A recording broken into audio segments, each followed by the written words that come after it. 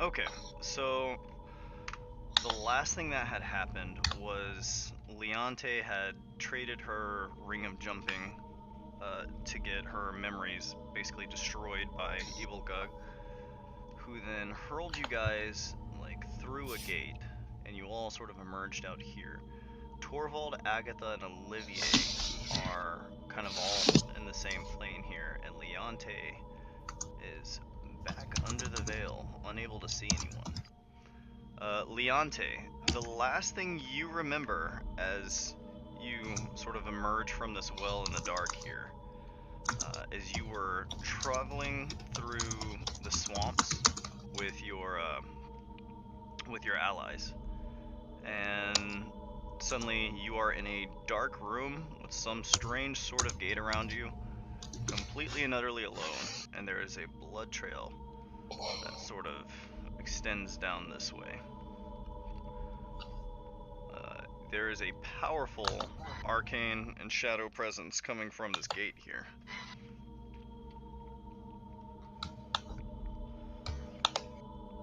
And as you were sort of looking around, trying to take in your surroundings, something catches your eye, and you see a tall, horned figure standing before you. And it's just sort of observing you. I'll move them out of the way for the sake of this. Can I point my rapier at the figure, just kind of in a defensive way? Yeah, sure. Yeah, I do that. You're just pointing your sword at it? My blasto sword, yes. Okay. It doesn't seem to make any movement. It's just sort of watching you curiously. And it kind of steps aside to allow you to pass. And I do, and I don't break eye contact with it. Okay. As you pass this away, make me a perception check.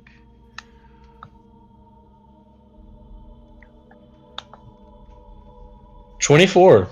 24. And my continued streak of rolling pretty dang high numbers continues. Nice. Looking back, just for a moment, you swear you see Torvald, Olivier, and some random old woman here. But after a moment, the vision is gone. And this thing is still staring at you. It kind of like steps back into the darkness and just sort of seeps in. Since you can see through darkness, what you see is it just sort of like dissipate. So it just melted itself? Yeah, it just kind of like melted into the air. I'm taking that as a personal victory. I killed the thing by being strong and not flinching. Good job. This is a really weird place for you to find yourself in. Oh, yeah, no, I'm going until I find stairs. Yeah, Torvald and Olivier, can you guys make me a perception check?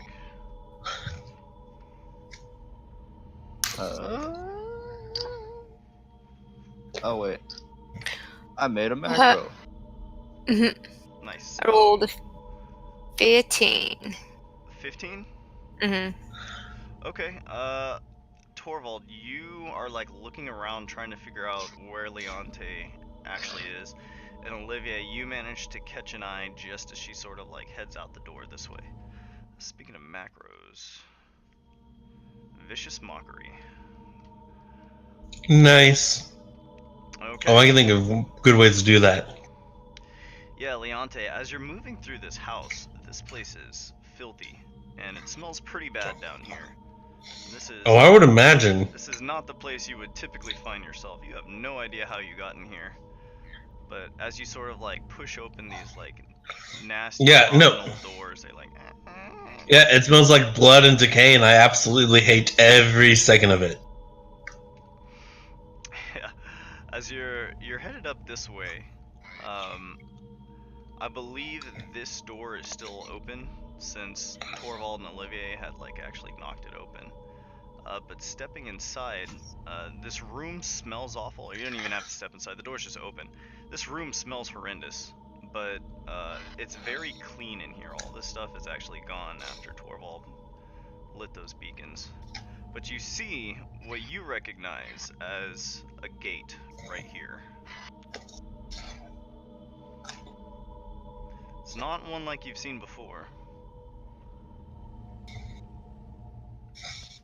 I knock one of the torches over and book it. I saw some stairs. I'm going up those stairs. Okay. Let me turn this over sideways. It just like kind of clatters to the ground. Alright, and you run up the stairs. Yeah. Okay. No more ritual spellcasting for you, Torvald. Not that I remember any of that. Not that you remember. Or was... Torvald, Olivier, and Agatha, you guys are all kind of standing there looking around.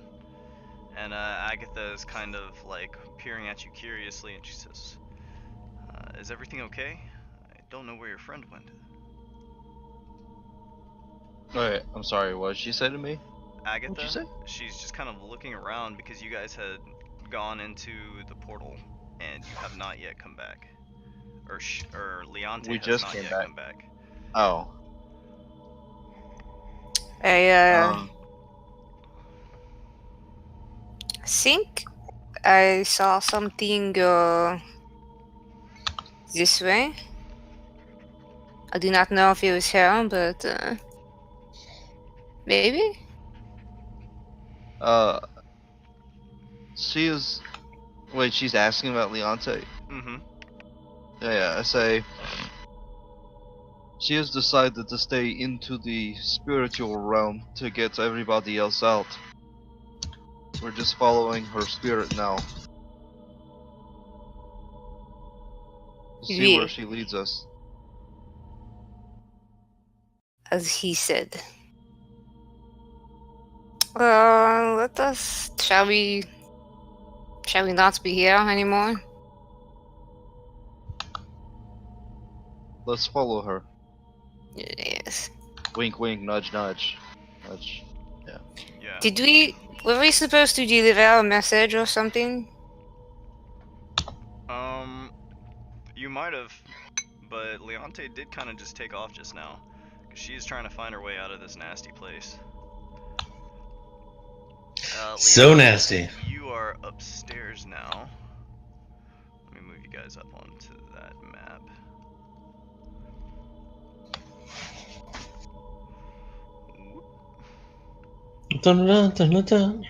So you would be coming out of here. Torvald and Olivier, make me another perception check just to kind of catch where Leonte is going. Another 15. Another 15. Okay, Leonte, as you're kind of coming around, or Olivier, as you're coming around the corner of the stairs, you manage to see Leonte, who is like just wandered to the tops of the stairs up here, and she is like just stepping through into what is a putrid, nasty kitchen. And I do want to point out that Torvald and Olivier, you guys can see like how filthy this place is now. Cool. But you don't quite see like all the flesh art and stuff that Leonte is able to see. So they're now able to see the stuff I'm seeing, like the bones and the chairs and whatnot? Yeah, so as you're coming up out of the basement, Leonte, you're looking around like, what the hell? That was weird. You find yourself in like a kitchen, and there's like old like rotten meat, and stepping into like some of the adjacent rooms, there's like leathery skin like laid out across the table. Looking out from the kitchen windows, you're able to see a crowd of people who all seem to be staring anxiously at this house. Me or them? You are able to see them staring anxiously at the house. No, I meant me as in me, or them as in Olivia and Torvald. Do they see that anxious people? No, Torvald and Olivier, there's nobody outside the house. They are in the material realm right now. Alright, cool. I check to see if I'm in human form. Okay. Because I don't know what's going on. If I'm not, I switch over into human. that easily enough. Yeah, and I kind of make my way out this front door. Okay. As you do, you notice like the bones and the skin on like the furniture here, and you're just like, what on earth is going on? And as you step outside, That's literally the sound she makes. Torvald and Olivier, make me one more perception check to find out where Leonte is going. Okay. Oh, 6. actually, no, it's not.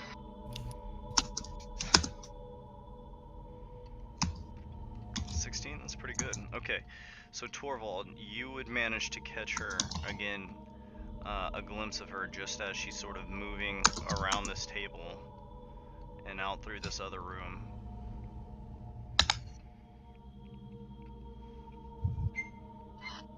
Follow me, I say to Olivier.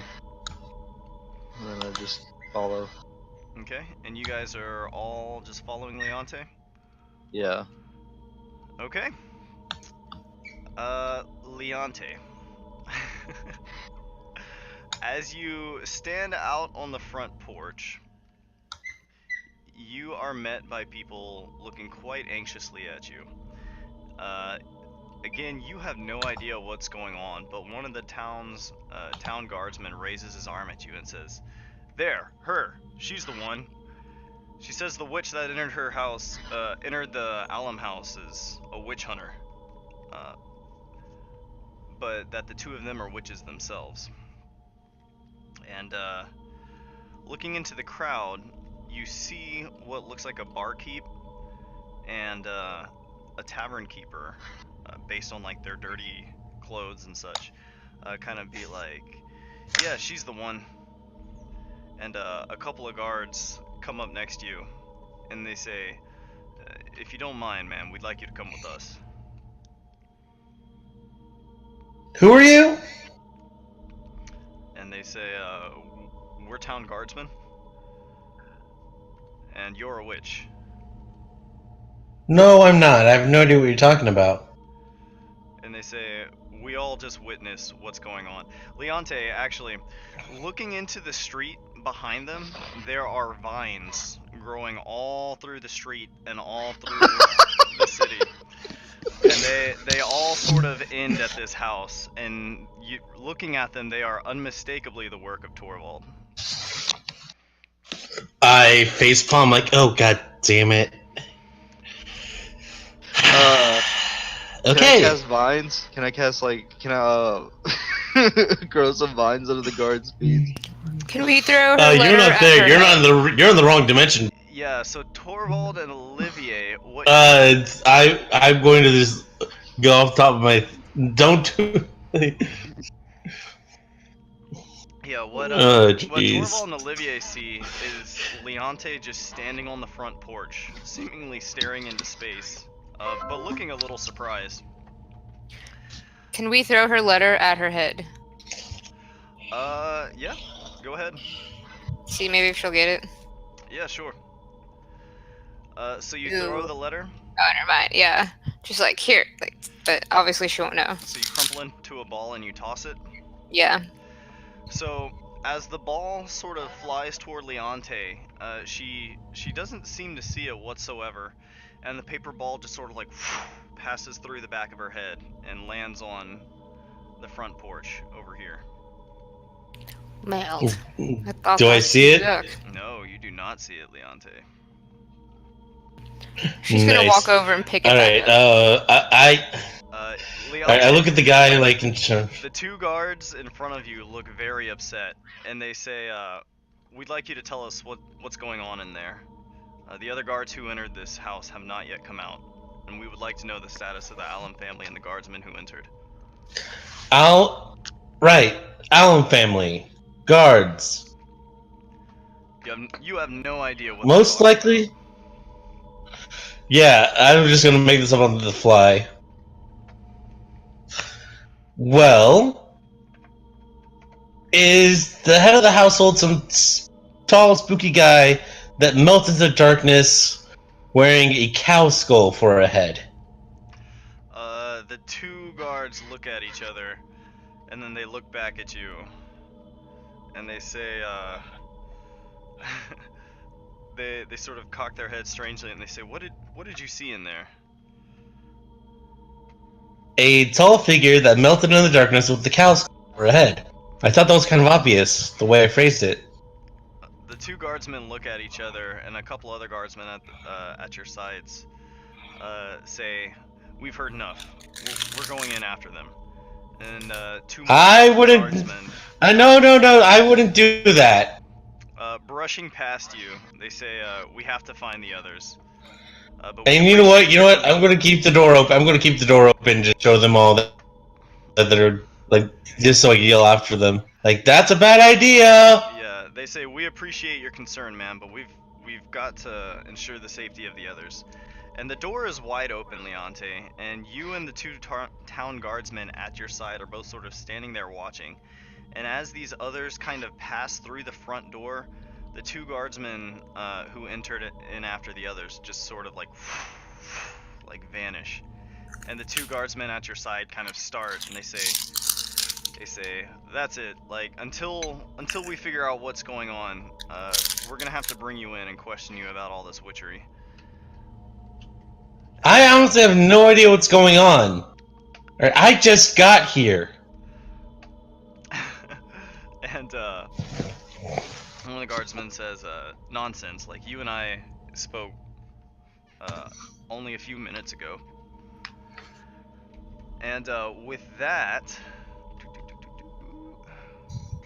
the 2 of them are each going to take you at your side and be like, "Once this is all sorted out, we'll release you back into town, not to worry." Hold on. Hunter, quick question. Yeah. Does this count as kind of a... Well, I won't say an attack. I know it's not exactly attack, but it's a grapple is of attack, correct? A grapple is a special attack that doesn't trigger the same reactions that attack attacks do. And this is actually something that they have clarified. So, like, if you have the extra attack feature, for instance, you cannot grapple a second time. You can only, like, attack with that. Oh, no, I understand. But this does count as a grapple and thus counts as an attack, correct? No, grapples do not count as attacks. But yeah, them taking your arms, if you want to consider that a grapple, I'll let you consider that a grapple. Oh, no, I was asking because I wanted to try to do the whole Fae turn invisible and teleport thing. Do you have Misty Step? I don't have Misty Step per se, but I have the Fae Warlock version of that. If you get where it turns me invisible. Yeah. That's yeah. what I'm asking. No, this wouldn't quite be an attack. You can try and get them to attack you if you like. Alright. Are you gonna go in quietly? Stop right there! Stop right there! I would, but on the other hand, I have magic powers. Alright, well, each of the guardsmen is like kind of taking you by an arm, and they say, "We'd like you to come with us until we sort this whole thing out." And they start waving at all the citizens. Alright, so they're dragging me away. I'm going to use my other Phalok ability, the one that lets me charm people. And I'll just be like, "You really... Remember when this happened earlier when I was sneaking into the Fastener's base? I'm doing that again. You're like, you really don't want to, bring me in for questioning. What proof do you have that I did anything?" Well, we have about 150 witnesses. Okay, but can you have them make a wisdom saving throw? It's everybody within 30 feet. Is that right? No, just these two. Just these two that are grabbing me by the arms. Okay, sure. Yeah, we're a good distance away from the crowd. Okay, as you guys are being moved towards, Yes, yeah. Okay, so that's gonna put you guys, like, over here. Torvald and Olivier. So, Leonte, you're kind of being dragged from, like, over here off this way. But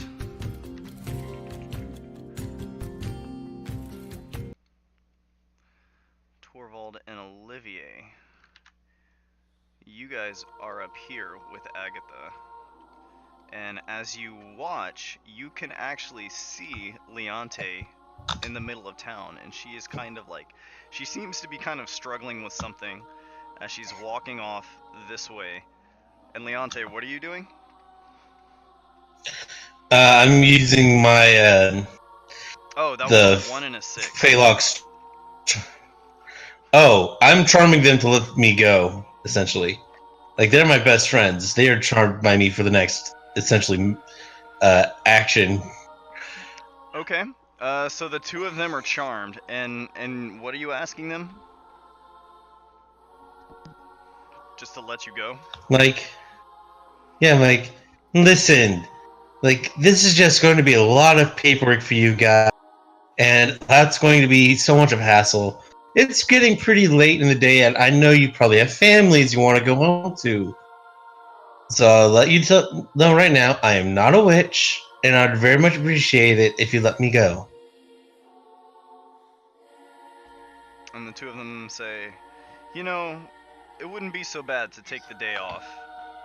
I think I could live with that. And the two of them are like, yeah, let's grab a drink. And kind of like dropping their arms, they sort of let you go. And Torvald and Olivier, you see Leonte sort of like straighten up and relax again. I guess the quickest way should and just I start making my way downtown back towards the and I start making my way downtown, following the vines, walking fast and homebound. Okay, so you are going this way. Oh yeah, definitely. All right. Olivier and Torvald, you are there with Agatha. I got two of you guys here. And all three of you can see Leonte moving alone through town as she like kind of wanders off this way. Also, just so it looks like I'm not myself because they know who I look like, I'm going to change my looks. Okay. Yeah. Make the hair a little longer, different color. Okay. Tweak the facial features a bit. As you guys watch Leonte walking through the streets, sort of aimlessly, she seems to be moving downtown. Her hair grows and changes color a little bit. Leonte, you're not quite sure what this place is, but as you are moving through town, you do see a very large tree. And here, let me move you back to these vines here. The walls are like sort of covered with these vines. People seem very disturbed. A lot of them seem like concerned with the house, and there are still citizens that are sort of giving you the eye, like not too sure what you're doing walking around since the guards just hauled you off.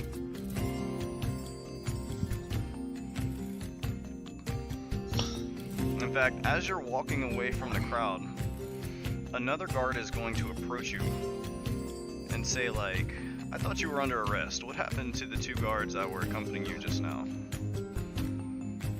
I have no idea what you're talking about.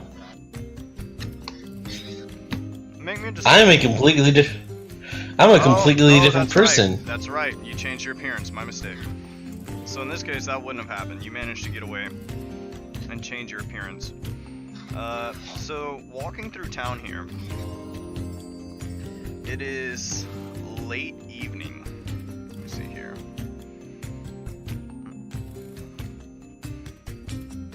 It's late evening. It seems like things are starting to wind down a little bit. You see a lot of people sort of like investigating these vines that are all kind of just like here. And there is another small group of people who are all kind of gathered around this large tree that has just appeared in the center of town. And they're all just kind of looking up at it.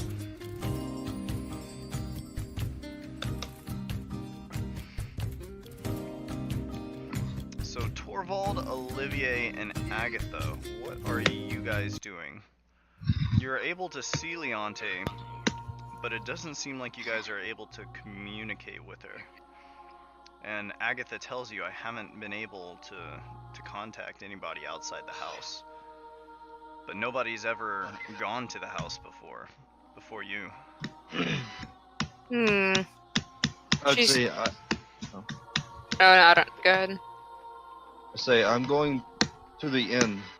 I have a plan, so I'm gonna go to the inn. Okay. Moving back to the inn, it's gonna be like ruined and decrepit. Yeah, But I you're go going up to back the there? room. Okay. Yeah, I go to the room where I think Rorkball is. Okay. Moving upstairs to the room. All three of you guys, I take it, are gonna be there.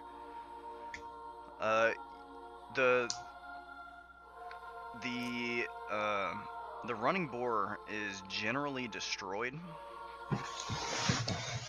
but going upstairs, you find past like a rotten old door. You see like a ghostly Rorkfall just sort of like sitting in the corner. Weird. I walk up to Rorkfall and I try to see through his eyes. You're not able to make that connection, and he does not seem aware of your presence. Is my eyeball looking at him? Yeah, your eyeball is looking at him. Can I throw Leonte's letter at him? In fact, let me check something real quick.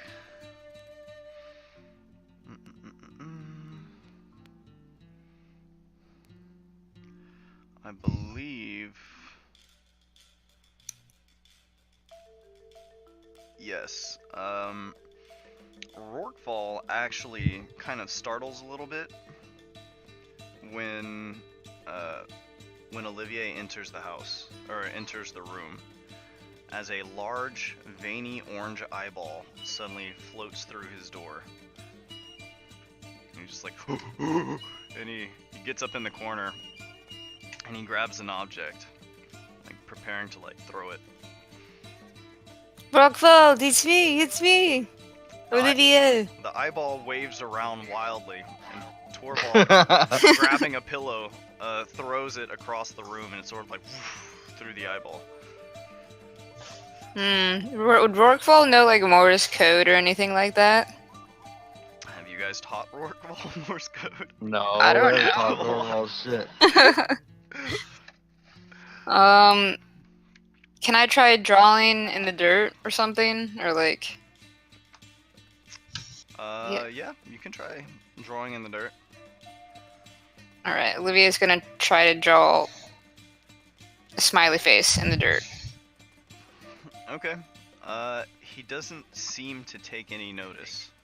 I'm gonna throw Leonte's letter at him. As you throw the letter, it just sort of like passes through Rorkfall. Mailed! Alright, she walks over and picks it up. Can she like... I don't know. She's gonna try to move her arm in the shape of a heart. In the shape of a heart? With the flesh eye on it, yeah. Okay. Alright, hang on. This. Okay, so what are you doing, I'm sorry, with the flesh eye? Moving it in the shape, or like the outline of a heart. Hoping that the eye will kind of like wander in that pattern and maybe he'll recognize it. Rorkfall, make me an insight check at disadvantage. As this strange, veiny, ghostly eyeball sort of bobbing and waving around in the air.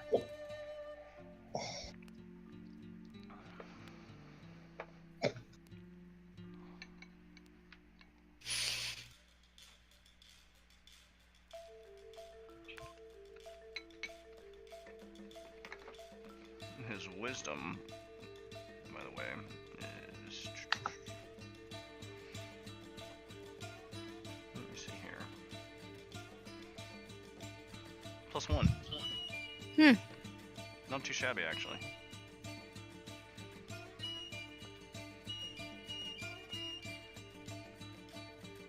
be a d20 plus 1, because he's not proficient in that. Is this for? This is for Rorqual. Oh, okay. It's like, was I not paying attention? Shit. I think you might be muted, Barrett. What? Yeah. There you go. Can I get an insight check from Rorqual? Certainly. 14. 14. Okay. Oh, I'm sorry. It's at disadvantage. 3. 3. Oh. Okay. At this point, Rorqual becomes very alarmed and begins hurling objects across the room. Yeah. I'm just gonna leave. Each of them Dude. kind of pass through the eyeball, and he's just like, and he's like, kind of spinning around and throwing foliage. Alright, I guess Or that foliage. it's a no-go. Yeah. I just leave. Right. There's gotta be. Okay. Can I carve high into the bar stool or counter? Yeah, you can carve high into that. Carving high. As you're doing so, he seems to take no notice of the noise. And he doesn't seem to regard anything that you're doing. Okay. So you guys are exiting, or are you staying in here? I guess it doesn't quite matter, does it? Yeah, he can't get the picture, so... Leon, yeah, there's no point, yeah. Okay. Okay. So, you guys exiting the running boar are going to step back outside. Leonte, what are you doing right now? Let's see. Oh, I guess I'm just following the vines to wherever the thing is. Okay. So, Torvald and Olivier, as you guys step outside the running boar, I'm gonna have to address this here. You guys actually see something kind of interesting. Stepping outside, you see another person wandering through town, coming through this gate here. Like, in the old version or the new... In the material world, this road is empty except for this girl who is sort of wandering in with a hood over her head and sort of looking about herself and Leonte. And the two of them each kind of just pass each other by without taking notice of each other. I stopped there. Hey, it's like, hey! Hey! She doesn't seem to notice you. Oh, it's a ghost. Shit. Hello? She's like looking around. As she steps to about here, or I guess about here, you see her turn her head and look over in this direction. Oh, she can see it too. The darkness. And she sort of like squats down, and she seems to be investigating the vines that are growing in the road. Is there Wait. a guard? Is that Edward guy? Can I see him? No, you cannot see him. This town is basically completely empty. Everything in it is dead for you and Olivier. But you Wait, do so- see the ghost of Leonte, the ghost of this traveling girl, and the ghost of Rorqual was upstairs in the inn. I was gonna You know say... what, Hunter? I have a question for you. What do I see from this traveling person? I mean, you see plenty of people, Leonte. So she doesn't really look any different than anybody else. But There's okay, so many here's people in town that I'm not sure that you would necessarily take notice of someone entering like this. okay. Here's I should rephrase it differently. Is she freaking out like maybe the most here? No, but at this point, most people aren't freaking out either, because it's been it's been about 45 minutes at this point. And everyone's kind of, there are lots of people like her who are all kind of curiously investigating these vines. So she wouldn't necessarily stand out. There's not really any reason that you guys would be paying any attention to one another. But for Torvald and Olivier, she sticks out like a sore thumb. And Agatha kind of points her out to Torvald and Olivier, and she says, "Look, another outsider." Yeah. I'm tempted to follow that one. Yes, let's follow her. Bye, Leonte. Au revoir. Okay. Alright. So Leonte, everybody everybody seems to be pretty alarmed, pretty curious about what's going on. There are lots of people kind of investigating these vines in the streets, trying to figure out what's going on with that. So, what are you up to? Are you going back inside this inn? It seems the vines seem to originate from the front door. Oh yeah, I'm going inside. Okay. Okay. I'm determined to find out where the hell Torvald is. But you do not look like yourself, correct? I do not. Okay. So, I am real quick gonna bring you back here to the running boar. Stepping inside the running boar, Leonte, you see the vines are covering the floors and the walls, and it seems like Torvald is likely the one who did this, but this would be very unusual for Torvald, as this place is absolutely covered. They're across the tables, across the bar tops, and Jacques and Idana, who you don't know their names, but you do see them, they seem to be kind of like worriedly cleaning everything up. And as you step in, they say, "Oh, welcome. Please don't mind the mess. We're trying to clean all of this up." But question: have you seen kind of a big-looking guy? Looks like he's really needed of a shave, probably carrying a spear. It sounds like you're talking about that strange group of people who were here this morning. Don't know where they came from, but they made all this mess. As far as I know, the town guard's taking care of it. And they say, fortunately, the rooms upstairs seem to be okay. Or the entire upstairs floor, rather, seems to be okay. If you need a room, we can provide you lodging for the night. That probably won't be necessary. Okay.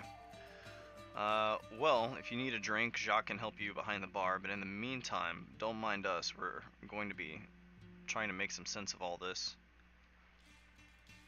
And as you're watching Leonte, they're like trying to pull up these vines, but these vines are very thick and sturdy. And strangely enough, many of the vines seem to be coming like directly out of the wood itself, and they can't seem to make heads or tails of it. Do I feel Rourkefall in the area? Do you feel Rourkefall in the area? Yeah. In what sense? You don't typically sense... Fine, how about this? Do I sense myself in the area? In that kind of way, do I sense Rourkefall in the area? What do you mean, like, sense? Are you trying to, like, magically detect... Phylactery, kind of, like, would I know where my phylactery kind of is? No, you don't have a sense of where your phylactery is. You just know that Rourkefall is your phylactery. Alright, do I hear crazy gorilla noises then? No, but Jacques and Idana may or may not know something about that situation. After all, they are running this place, from what you can tell. So there's no sign of anyone here? Anyone from that group here? Jacques and Adana both shrugged and they say there may still be members. Or they say, as far as we know, they were staying the night here because they came down the stairs early this morning. But we've been so tied up with this that we haven't gone to like investigate the rooms or anything like that. Like, we need to make sure our business looks presentable.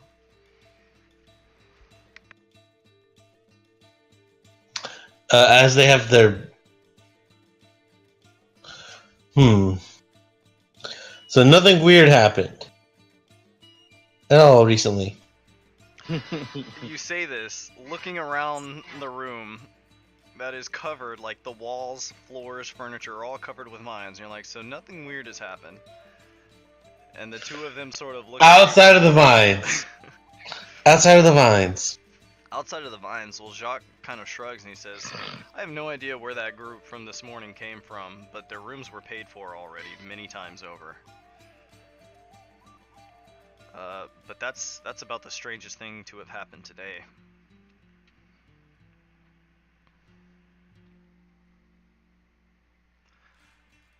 So it is getting to be late evening. Things are kind of winding down outside. Torvald and Olivier,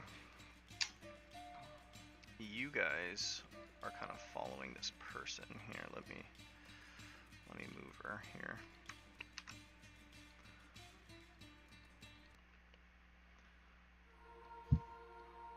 All of you are kind of following this traveler who is kind of wandering alone through town, though she can see plenty. And as she kind of approaches this like large tree that's way bigger than normal, she kind of pauses and looks up at it. Walking over to the tree, she rests her hand on it and kind of like scrapes at it a little bit, seeming to study it, before moving on towards the house.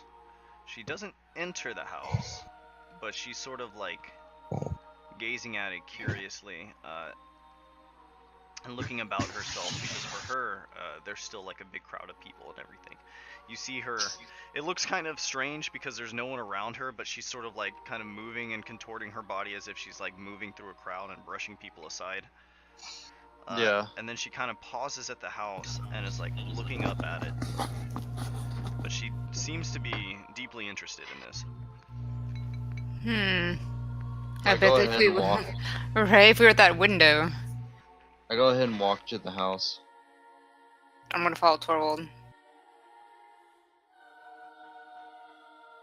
I think if we go back to the window, we could Yeah. spark a memory. Oh my god, we've become what's her face?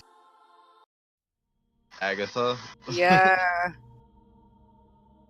If I remember, there was one window up here somewhere where you could see the town. Go upstairs.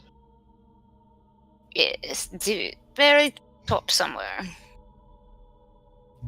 Although I don't remember which one it was. I think it was this one, maybe, or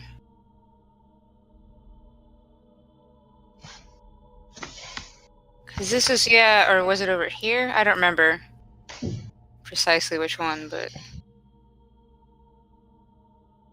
do you see anything?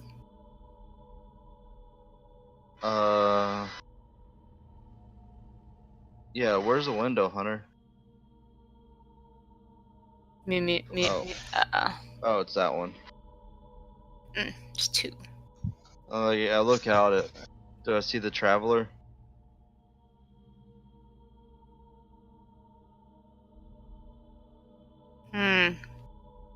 So there's a crowd still outside. Oh, there's a traveler. There are people everywhere. Look at them. As you guys approach the window, many of the people in the crowd all kind of look up anxiously, and you see a lot of people pointing at the window, and the traveler looks up at the window as well, seemingly surprised. Waves. As you wave, many people now are getting pretty excited, and there's an anxious murmuring in the crowd as a large number of people are seeing you and Torvald standing in the window there. Zero. Zero don't even know what is going on. This is funny. Can I open up the window and throw the letter out the window? Yeah, you can open up the window if you like. Okay. Please, yes. Is it? So reaching over, you like undo the latch and you open the window, and as soon as the window opens, the vision of the entire town just sort of like and vanishes. Oh, man. wonder what Wah, they wah, see. wah. I wonder what they see when we did that. I see you guys standing in the window. Oh. I guess close the window. Yeah, As cool. you close the window again, the town, like as the windows close, the town becomes visible again. Weird. So you think it is his class doing this, or something about a window? This is not my specialty. I don't know anything about this house. Can I roll Arcana just for the hell of it? Yeah, go ahead and roll Arcana. Just because I don't know. Hold on, 14. 17. That's pretty good. What exactly are you trying to roll Arcana for? To see if there's like a spell on the window or what, just something that glows different, or like a scribbly inspection, or I don't know, just something that makes it different. This is not exactly your specialty, but looking Yeah. around, it seems to be an ordinary window. It's dirty and nasty, but you don't seem to like detect any. Not that you have the ability to detect magic, but looking at it, you don't seem to detect anything unusual about this window, other than the fact that you can see the town through it when it's closed.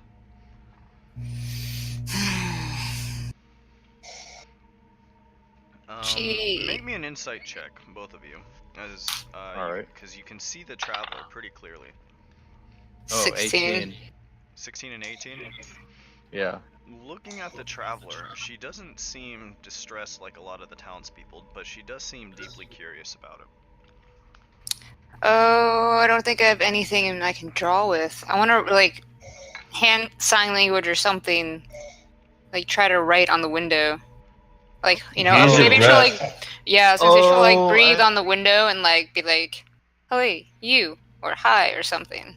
Okay. What if we put in big letters on a sign that says, "You are all dead"? You want to try that? Yeah. Let's do that. There's paper over here somewhere. We can just grab paper. Yeah, there's plenty of Yeah. paper in here. Agatha has used it before and was using it to communicate with you guys. I like it. Okay. But Olivia's still gonna blow a little thingy on the window and put a Winky's face. I'm kidding. They don't know what that is yet. Okay. So you write in big letters, "You are all dead," and put it on the window. Like press Yeah. it to the window. Mm-hmm. Yeah. As everybody looks up at the witch that just passed through town, he looks up. They all look up into the perfectly normal alum house, which likely contains the family. Nobody actually knows because people are like not entering this house with Torvald inside it. And they see Torvald, who had just entered the house a while back, hold up a large sign that says "You are all dead" in the window. And with that, many of the people sort of like cry out. Some of the women kind of like wail. They start like kind of shouting and getting quite agitated, and several more guards try and rush into the house. Why would you do that? But Torvald and Olivia, you guys don't hear anything from below.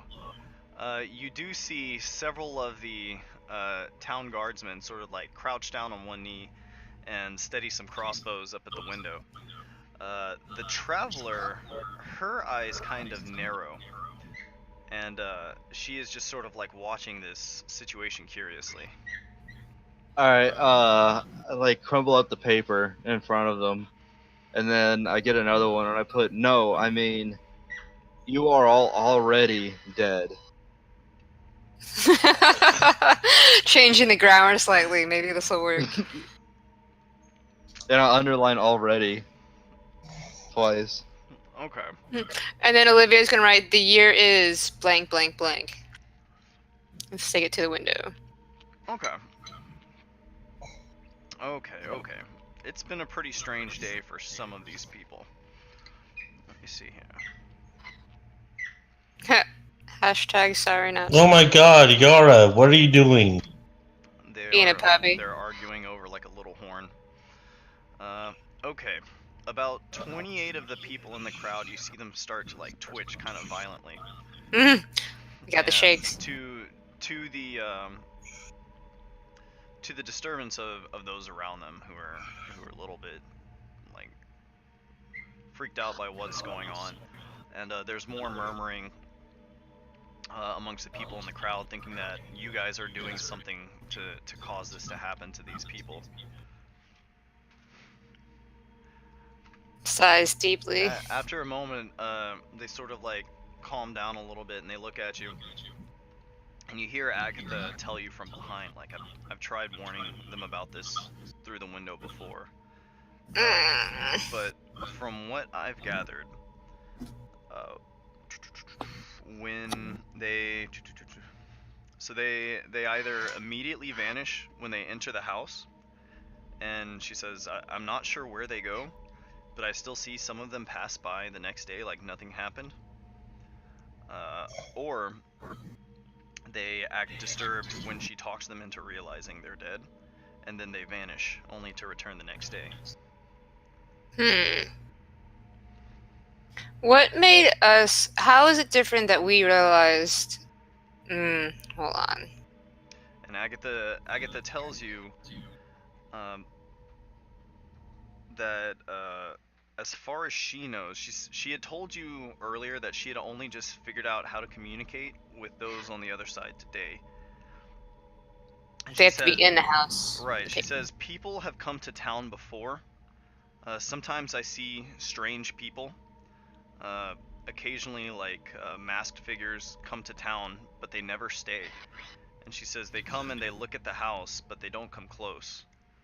And Okay, can I write stranger, come in here, and like tap at it and tap at the traveler as she's telling the story? So you write stranger, come in here, and you press it against the glass? Yeah, but I like try to lock eyes with the traveler and like point and follow or whatever. Hooded stranger woman, come inside. Yes, I don't know, whatever would be succinct. Okay. Like try to like lock her eyes and be like, you. And you are pointing at the traveler and saying, you come inside. Yeah. Upstairs, like. This might be bad. Okay, let's see. This is a pretty tense situation because she's in a crowd of some very anxious and disturbed people, and you guys are telling them to come inside. Yes, but not to the point of commanding them. I'm just morally suggesting. She seems to think about it very carefully, and but looking at all the chaos around her, she looks up at you, Olivier, and the two of you lock eyes, and then Torvald, you and this traveler lock eyes. But not wanting to like make a scene of herself entering this house, she does not enter the house. How about I write on another paper, come back at midnight, or something, or whatever hour is appropriate. Later? Question mark? Seeing that there's something going on here, some of the people in the crowd are kind of like taking a look around, like the people in this area, to figure out like who you guys are communicating with. But the traveler doesn't really stand out. She's not really a member of the town. But you can see that she sees very clearly what you are trying to tell her. And some of the guards people outside are kind of talking about like wanting about the people inside the house wanting somebody to return at midnight. Okay. The traveler... She's just gonna shrug and then, yeah, leave it at that. Yeah, the traveler looking at you guys is clearly very curious. But she is going to, in the meantime, kind of step back and survey the situation from behind this very anxious crowd who was quite disturbed to see you guys in the house there. What do you make of this, Torvald? I don't know. I don't know how I can reason with these people. I do not think we can, at least not on this side. I mean, we can only speak through that through this window. Maybe Leonte will have better success, or maybe this traveler will help. Je ne sais pas. Okay. I don't know how I can get Rorqual back. Speaking of Rorqual, what is Rorqual, or what are Leonte and Rorqual doing? Is Rorqual I'm trying to. sitting in his room all day? Leonte, they did tell you that the group seemed to come from upstairs that morning, but they've been so occupied with dealing with all this that they haven't been able to really do that much. Alright, then I guess I head upstairs. Okay. The traveler outside the Colmar house, you guys see, turns and sort of leaves the area. Dang. Okay. Alright.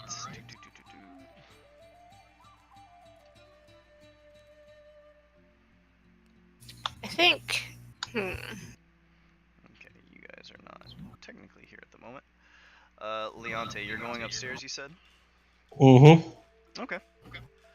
Let's see. Torvald, I think you had actually made vines that like stretch all through the upper floors after all, because I see there's all kinds of shit up here.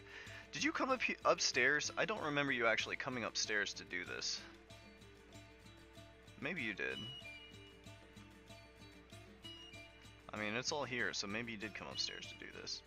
But there are a great number of vines that sort of snake through all this here. And Leonte, you kind of approach the door here of Torvald's room, but the upstairs floor seems otherwise empty. There are the unmistakable druidic vines that kind of grow through here.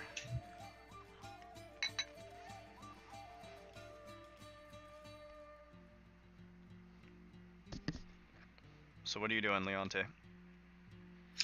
There's a Ripple is right there, ready to go.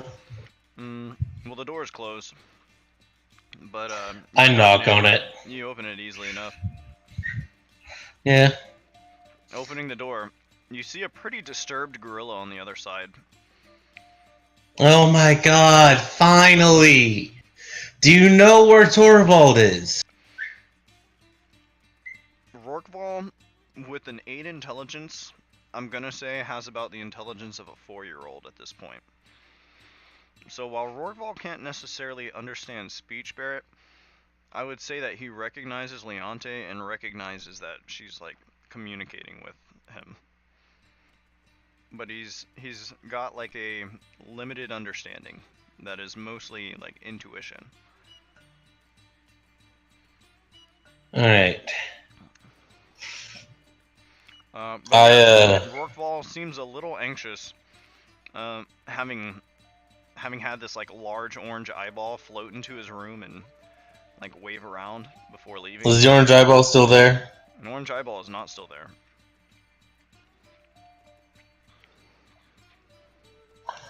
Alright. Actually, I don't think he would have seen this eyeball. I don't think anybody would have seen this eyeball, because otherwise there'd be a large orange eyeball floating through town. That's a mistake on my part. But Someone say large orange eyeball? Anyways, you find Rorqual in the room here.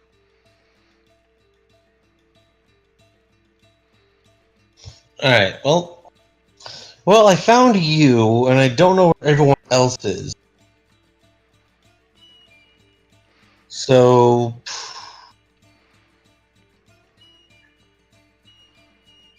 the vines led me here.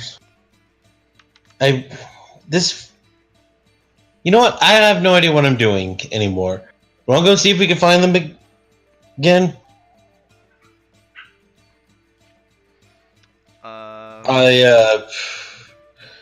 I take this time to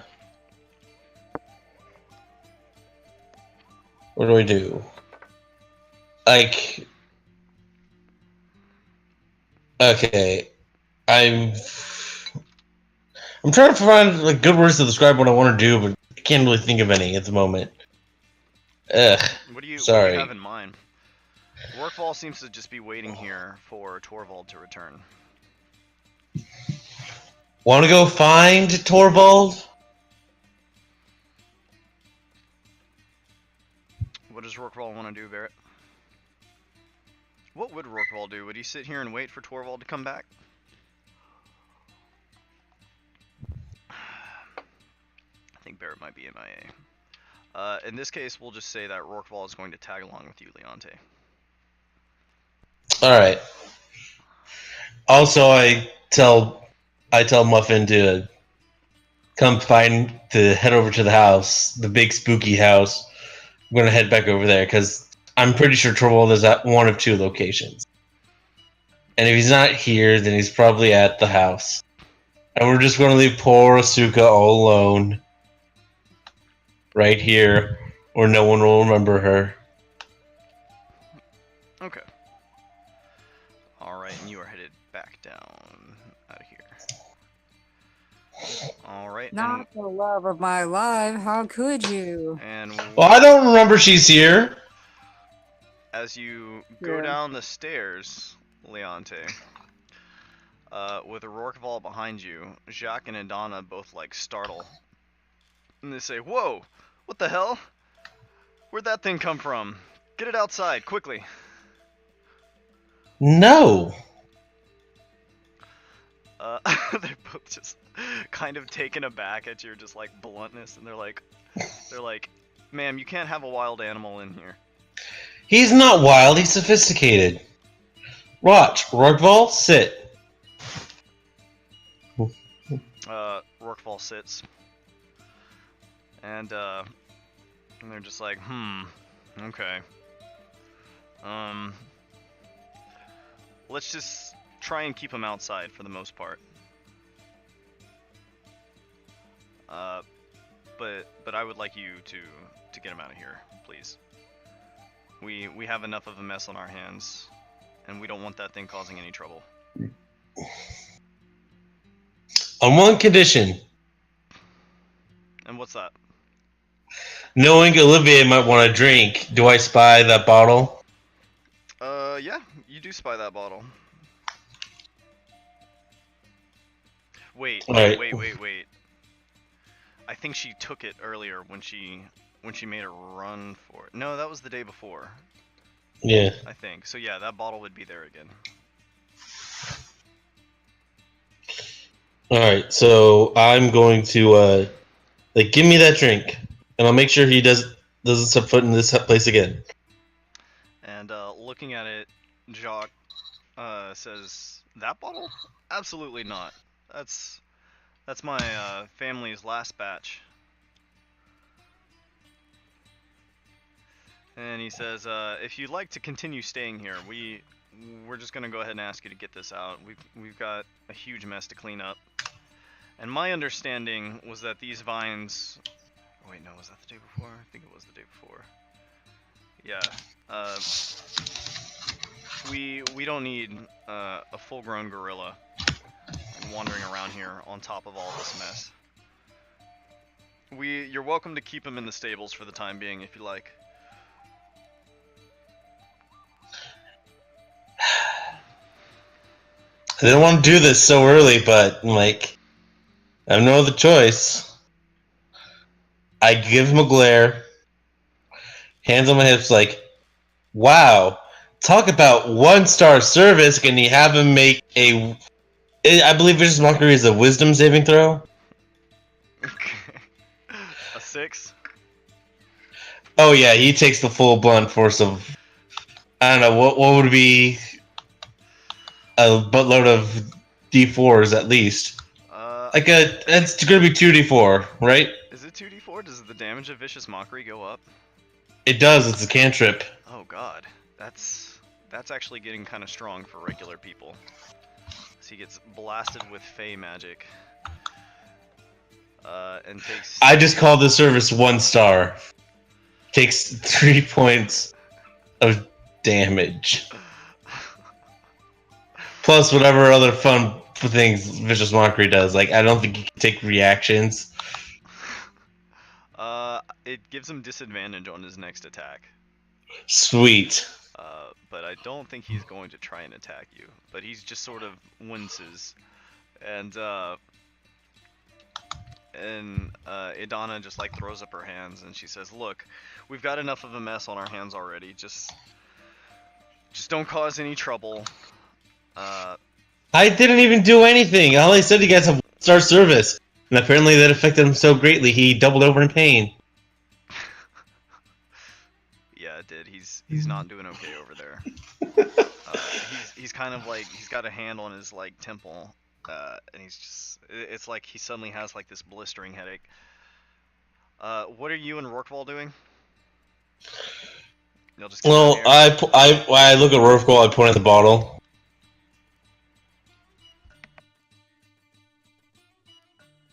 Okay, Rorqual looks at the bottle. And I kind of look him over like I'm trying to get him to understand, take it. Who's gonna argue with the gorilla? Okay. So. And I'm just walk out the door. You like point at that bottle and nod, and Jacques and Idana watch as this like full-grown gorilla with no regard for anything like climbs over the bar, knocking over several like mugs and bar stools. And Jacques like, hey, and the gorilla like runs over, grabs it, and then like runs out the door behind you, with Jacques in tow, and Idana kind of like chasing after behind him. There's a town guard who's just kind of like standing outside, and you guys are just making a bolt past him. Oh no, I'm calmly walking out. Like, who will willingly get in a fight with a huge gorilla? Let's be honest. Okay. So the town guard kind of just like watches in amazement, in stunned amazement, as not a dog, but Leonte and a full-grown gorilla with a bottle of alcohol in its hand come like barreling, or the gorilla comes barreling out because he's being chased and he doesn't like that. And you're just kind of like waiting for him out here. Meanwhile, back in Ruin Colmar, Torvald and Olivier. That was worth it. I'm not going to lie. Torvald and Olivier, at this point, you guys have lost track of the Traveler. What are you guys doing?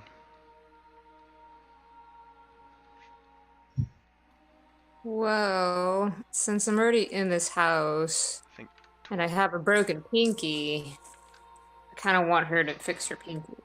Okay, so you're just gonna wait in the house? Maybe at least for a little bit, you know, just to... Cause like, what if the Traveler comes back? What if people leave? Like, she's gonna... Since, you know, they'll have to wait for the party and everything, Mm-hmm. they don't know where Leonte is, like, it's not like they're gonna go anywhere, so she's like, whatever, might as well just chill here. Like, at least you can see into the other world, you know? So. Okay. Barrett, are you there? She's like keeping a lookout, if you will. Oh yeah, you said BRB. Okay. Okay. In that case, I guess Torvald is going to wait with you. Agatha offers to give you guys a place to sleep. Her home's a little more tidy, as it is getting pretty late at night. Do the ghosts come back in this world? And Agatha says, "Ghosts? What ghosts?" Never mind. Maybe next day we will take you up on your offer, but I wish to sit here for a little bit. Okay. If you do not mind. Okay. And she says, "Well, it's getting awfully late for me. I wish you the best of luck with this new person, and I'll come check on you in the morning. But for the time being, I'm gonna retire for the night. These old bones need some rest."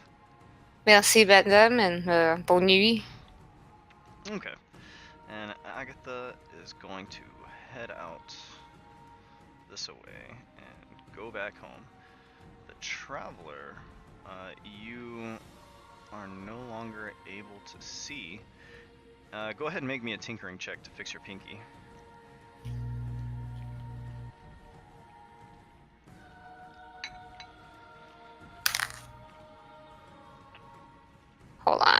was D20 plus intelligence plus proficiency. 12, 13, 14, 18. 18? Mm-hmm. Okay, that will definitely fix it. It's just like a little piece of metal that you basically have to like reattach there. So I'm gonna move you guys back into the Colmar house. So it's getting pretty late. You're upstairs working on your pinky, right? Mm-hmm.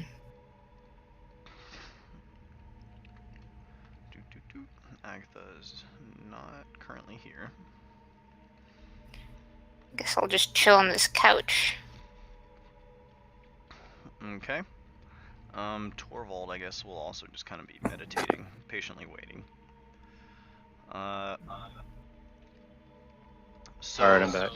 it's not long after Agatha leaves that you guys are kind of like doing your thing and you're working on your stuff, and you kind of hear a creak, Olivier. And looking up from your work, you see kind of like crouching from behind this chair is like a ghostly little kid. And I he's guess just kind of like peeking at you from behind the chair. Olivier's gonna wave at it. And he kind of like shyly like waves back. And Okay. like kind of like taking your eyes off of him for a moment.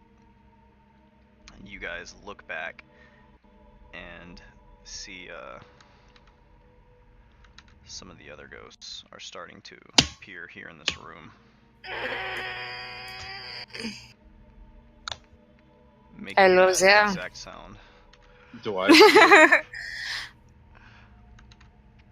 Yeah, Do you I can see those ghosts? Yeah, you can see them, Torvald. I thought they were not supposed to be in this world, this realm. I like walk up to one of them. I guess the big one right here. The tall one. Yeah. Okay. She doesn't seem to look at you. She's kind of just staring straight ahead. But she's sort of standing in place, and as you approach, her head kind of like turns and looks at you. So creepy. I asked, "Do you remember me from the basement?" They don't seem to say any. She doesn't seem to say anything. She hasn't. I use my druid craft and summon a flame and hold it close to the wall like last time. As you do that, there's a kind of like hissing sound from all the orphans in the room, and the flame like goes out in your palm.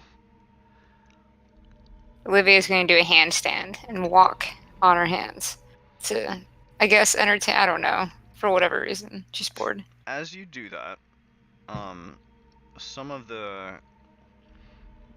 this little girl back here kind of begins giggling at your display. But Torvald, you had tried to burn down the house before, and you now see it was these orphans who were stopping you from doing so. Oh yeah, I knew that last time. They dragged me down into the basement. Mm-hmm. Oh, creepy. Olivier's gonna roll into a hunched over position, then jump, and then do a flip. She's just gonna do acrobatics, I guess, for a little bit. Okay. Okay. Go ahead and make me an acrobatics check. Just to entertain the children so nothing creepy happens. Acrobatics. 15. 15? Okay. Okay. So you are sort of like doing your thing, putting on a display. Some of the younger kids here are all kind of watching with great interest, standing from behind the stuff. This kid here in the corner is still kind of hiding behind this chair. And this ghost here who's kind of hunched over. Isn't she, though? Or he, or like whispers back to Torvald and says, I remember you. Why are you all here? What happened to you? She shakes her head and she says, we don't know. What No. is the last thing you remember? And kind of, this hunched over figure like kind of raises an arm and points directly across the room at this kid over here. And she says, Yeah. he is not one of us. But we do not know where we came from. Weird. Alright. I will be right back. Olivier's gonna take on an offer hat of disguise and just change people shape.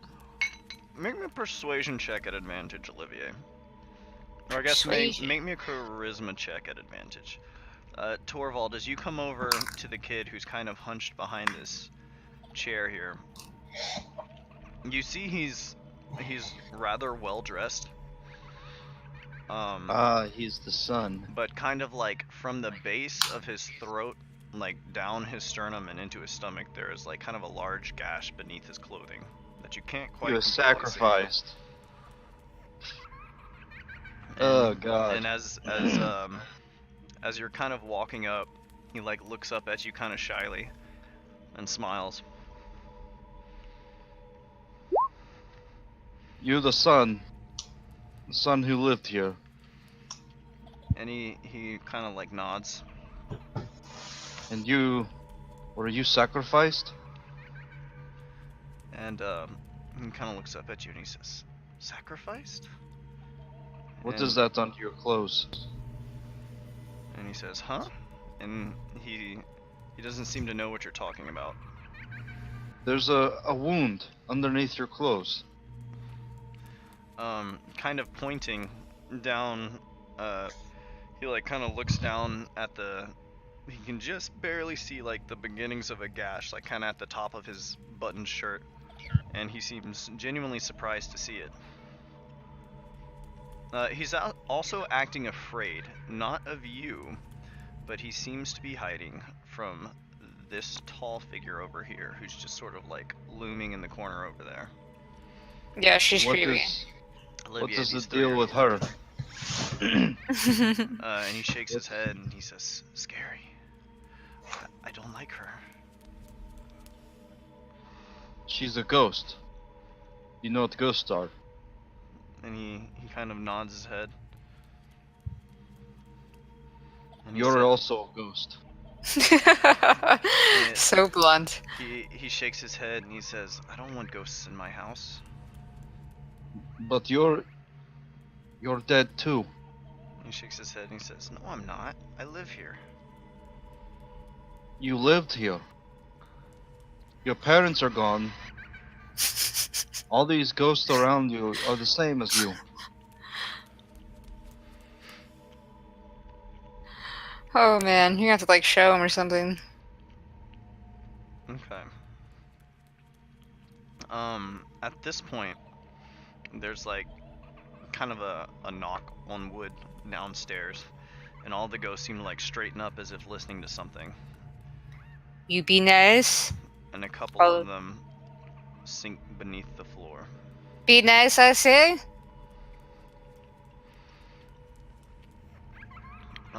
A moment kind of goes by as the traveler downstairs enters the house.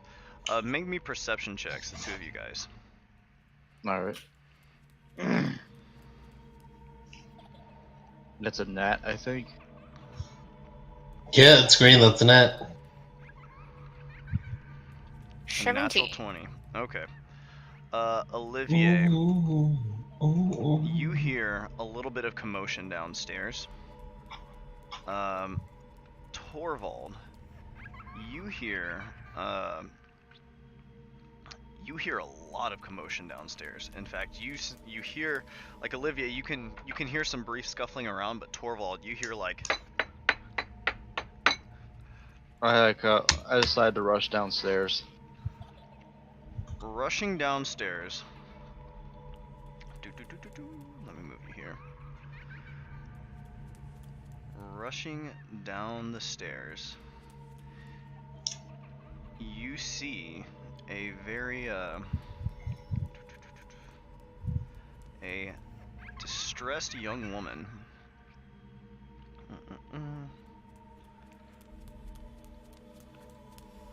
Oh shit, the big one's dead? Oh shit, are they dead ghosts? Wait. Like, are they... Let me follow. What's happening?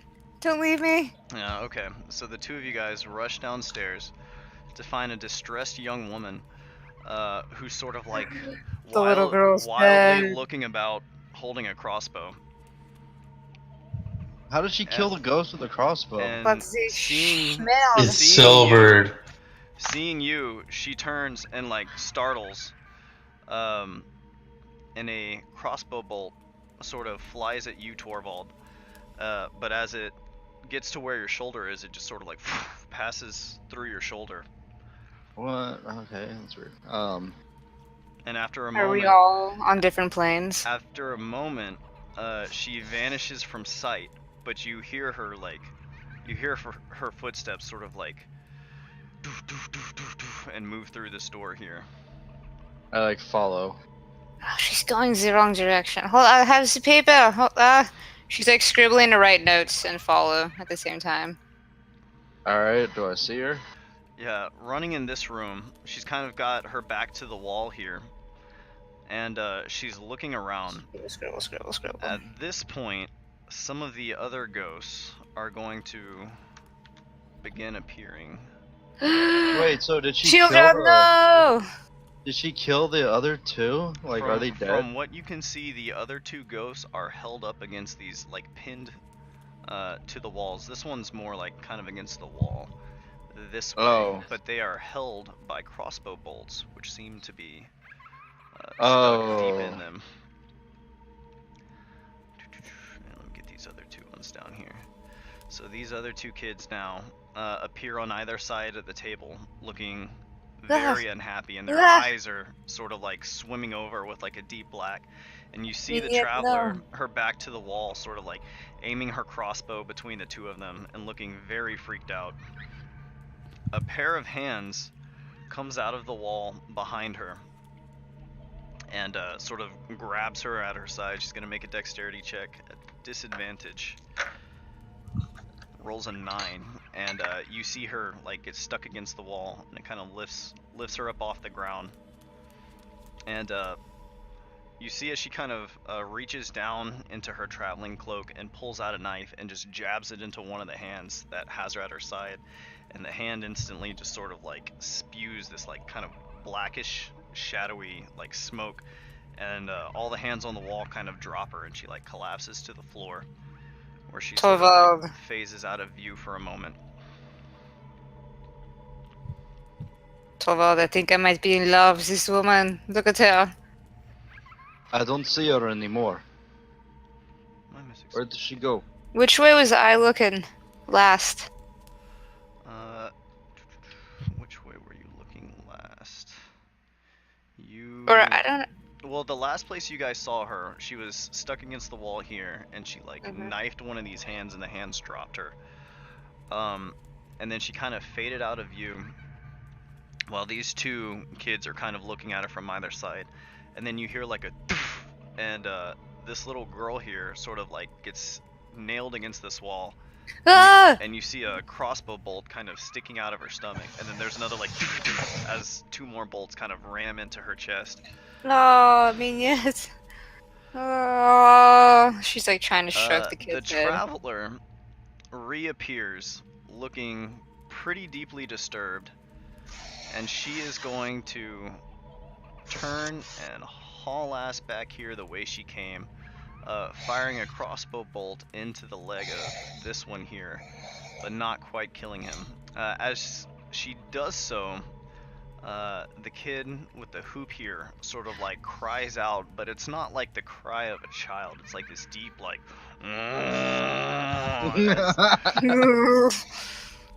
and she is like hauling ass down this hallway. I'm gonna use Entangle.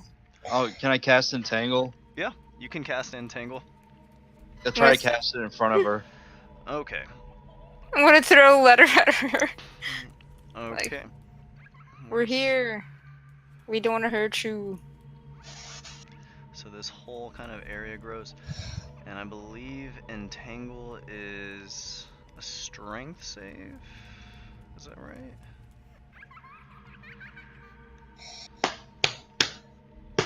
Okay. So the traveler enters this. Let me have her make a strength save here. An 8. Okay. And as she does so, vines suddenly appear out of the ground, like wrapping around her legs, and she's looking wildly around, darting everywhere. And you see she's got like a crossbow in one hand and like a knife in the other. And Can I like she doesn't have the vines seem like to pry see those you. from her hands? Throws letter. Your vines can't. You don't have enough control over the vines to disarm people. All right. Well, can I try and disarm her with my? Actually, no, I can't. Never mind. I mean, you can run over and try and wrench it from her. All right. Yeah. Okay. Running up to her, you see that she's like deeply alarmed, and it's not until like you kind of like grab her arm that she suddenly like looks over to her arm, her eyes wide, and deeply alarmed. And Torvald, you sort of like appear out of nowhere for her, kind of turning her arm to the side, and you're trying to disarm her. Yeah. Take the crossbow. Okay. Does Torvald change in any way according to Olivia's vision? Not according to Olivier's vision. You and Torvald can see each other perfectly. I yelled, Olivia, get the other arm. Okay. But as you're coming to grab her here, and Torvald, you appear at one side, and Olivia, you grab her other arm and appear at the other. You see her eyes go wide in shock. It's okay. It's and okay. a Ah! large pillar of darkness suddenly appears over the area. Oh my god, what? Oh, this is so familiar. Oh, Meld. And there is Hey, question. What time do I appear? See all this Can you happening? break my aren't my grab? Oh, fuck. you guys are both kind of like grabbing her arms at her sides, and suddenly your arms just like and they seem to vanish from sight. Damn it. I was gonna grapple her, then be like, nope. What? What? Hunter, Wait. quick question. Is she moving in a direction away from me? Not that you can see, you're just grabbing something and then she's gone, and you hear the door like swing open wide, like as she like kicks open the front door, and she hauls ass outside, and you guys Wow. There's two travelers. as she's headed out this way, you hear the footsteps like across the front porch, and she is getting the hell out of there. Question, what did I see? I wasn't making my way there. So You know, Torvald? you and Rorkval, Leonte, what were you guys doing? You guys were trying to come back here? Yes. You can Absolutely. You can see that this town is there's this house that's like emitting this like smokiness in the center of town. But Leonte, as you are headed back with your dark vision, you can kind of see, and you've got like this gorilla behind you. You can see pretty clearly that there is. Hang on, where's Rorkval?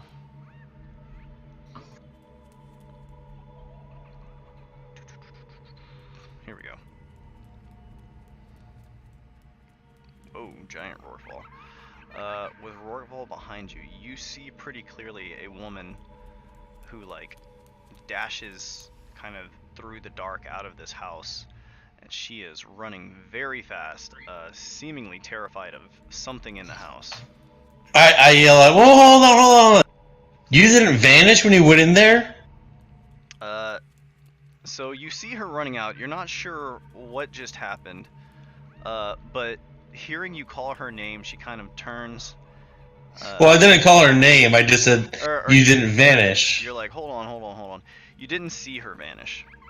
because you guys are like approaching the house. You just see her. No, what I meant right was now. like she's not. I thought she was just a regular town NPC at the beginning, but I just clearly saw her just kind of bolt out of the house. Oh yeah. Okay, so yes, you did see that she was able to like come sprinting out of the house. And as you say this to her, her eyes kind of go wide. And she is sprinting in the other direction.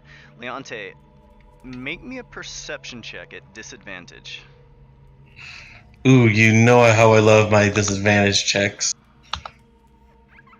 That's a 10. A 10. Okay. Before you manage to get too close, this traveler is bolting in the other direction.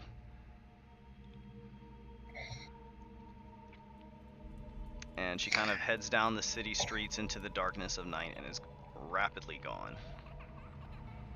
Can I? She doesn't go too far away from the house. Or like you guys, Torvald and Olivier, you guys hear the door like kind of going off, or the footsteps across the front porch as she's headed out, and after a little while, the darkness just kind of drops. To be fair, I was terrified when I first came in this house, so. Oh, I I just. wonder if the ghosts are permanently dead. Damn. Find out. Hunter, I just realized something and I hate it. Silver's gonna hate me doubly as much now, ain't it? Who? Silver. The, like, silver tip thing. It already hurt like a bitch because, of Faye. Now it's gonna hurt even more of a bitch. No, I wouldn't double that damage. That would be insane. Oh, Jesus. So, Torvald and Olivier and Leonte. Leonte, you lose track of the traveler, but the door is like clearly like hanging open. As I turn in there, do I see the darkness fading? The darkness faded kind of as she was like headed out this way. It would have already been gone. But what you do see are, you briefly see the ghosts, just for a moment, of a bewildered Torvald and Olivier. And you can also see the vines very clearly here on the ground. Zatliante? I think we found them, Rockwell. Yeah, Torvald and Olivier, the two of you sort of look over just in time to see Leonte and Rorqual kind of materialize inside the living room here. I think we found them. You're all kind of surprised to see each other.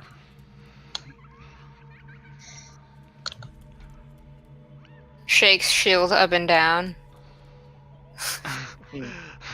Yeah, Leonte, you can very clearly see like just a large orange eyeball. And it's attached to Olivier's arm, but whenever Olivier does like occasionally fade from view, the eyeball persists in place. Yeah, that eyeball's freaking me out. I'm going to poke it. Roll me a d4. With my rapier. I'm going to poke with my rapier. Not stupid enough to touch bare flesh. It's that thing. Okay, 3. 3. As the tip of your rapier kind of pokes this eyeball, you're kind of surprised to see that even though it looks like flesh, it's got like a hard... Glassy is not the right term, but I suppose it would be glassy. It looks like flesh, but it's as hard as like a shield would be. And as you touch the eyeball kind of like twitches a little bit, and there's like kind of a smoky, like necrotic, shadowy, like magic. Does it start crying? Off. Nope, it does not. But it doesn't seem to enjoy that. I keep poking it until it starts crying. As you do so, you are noticing that the tip of your sword is becoming damaged. Roll me another d4. 1. Jeez. So the very tip of your sword is starting to like erode. As it's being I stopped eaten away doing by that. necrotic magic. I stopped doing that. I don't want to damage my sword even more. Okay. Torvald, I just wanted to make an eyeball cry. Yeah, you guys are all kind of in this room. Torvald and Olivia, you're not totally sure what just happened. But looking into the hallway, these ghost corpses are very clearly still in place here. I like go and pull the bolts out of each one.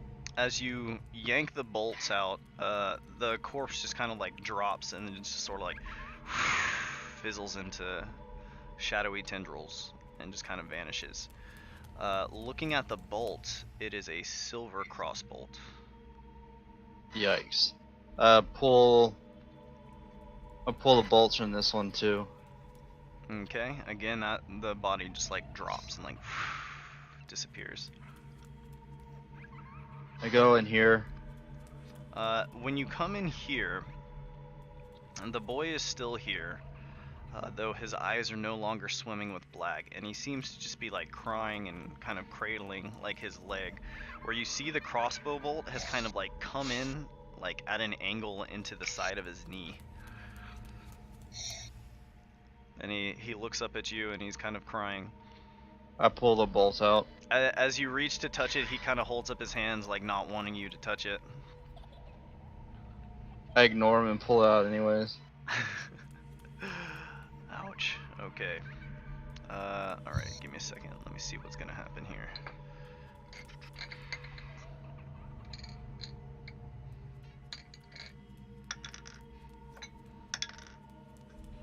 Oof. Okay.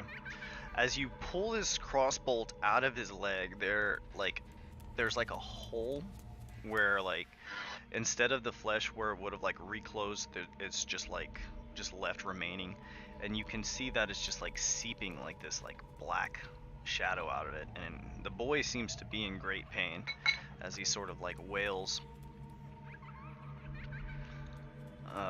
But he's going to like kind of crawl away from you a little bit and vanish. But he doesn't like fizzle away like the others. He's just like vanishing from sight. Alright, and I pull the bolts from this girl right here. Okay, again the corpse drops to the ground and fizzles away. And you now have 3 silver cross bolts. 4. 4. Oh yeah, you have 4 because you pulled the one out of his leg. Technically I should have 7 because you shot like 3 into that one. Well, there are others like kind of like in the wall around him. Or in the Yeah, wall I around take some of these those. other ghosts. There's various ones here. Oh, well, I'll take all that I can find. Okay. Let's see, that would be about 7 cross bolts then. And they are all made of silver.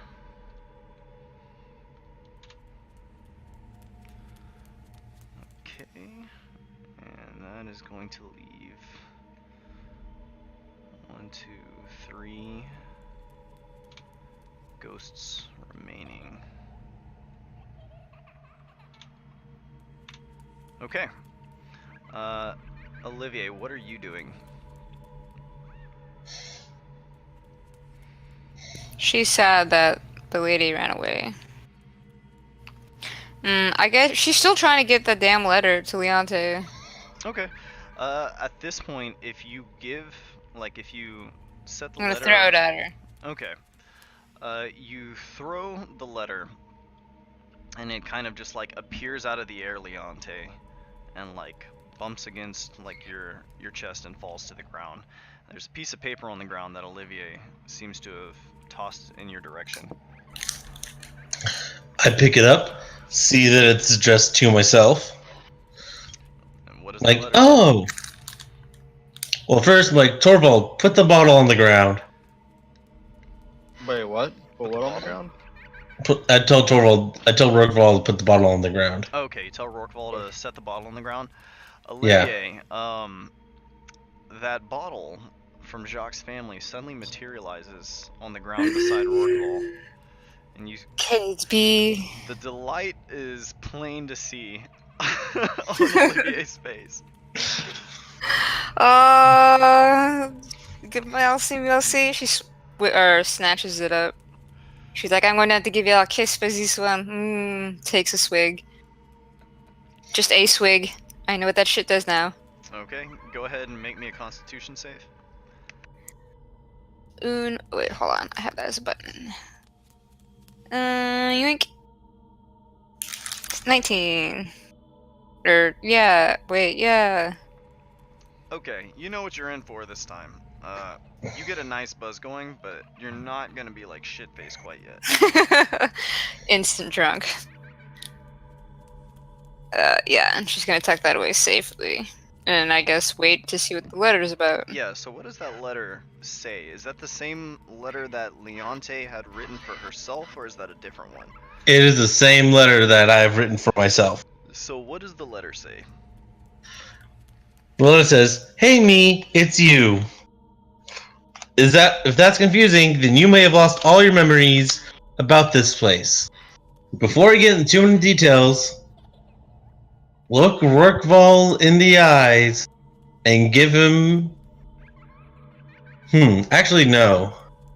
Like, don't tell Rourkeval anything about this point. Like you're saying, because the shit you have to do first.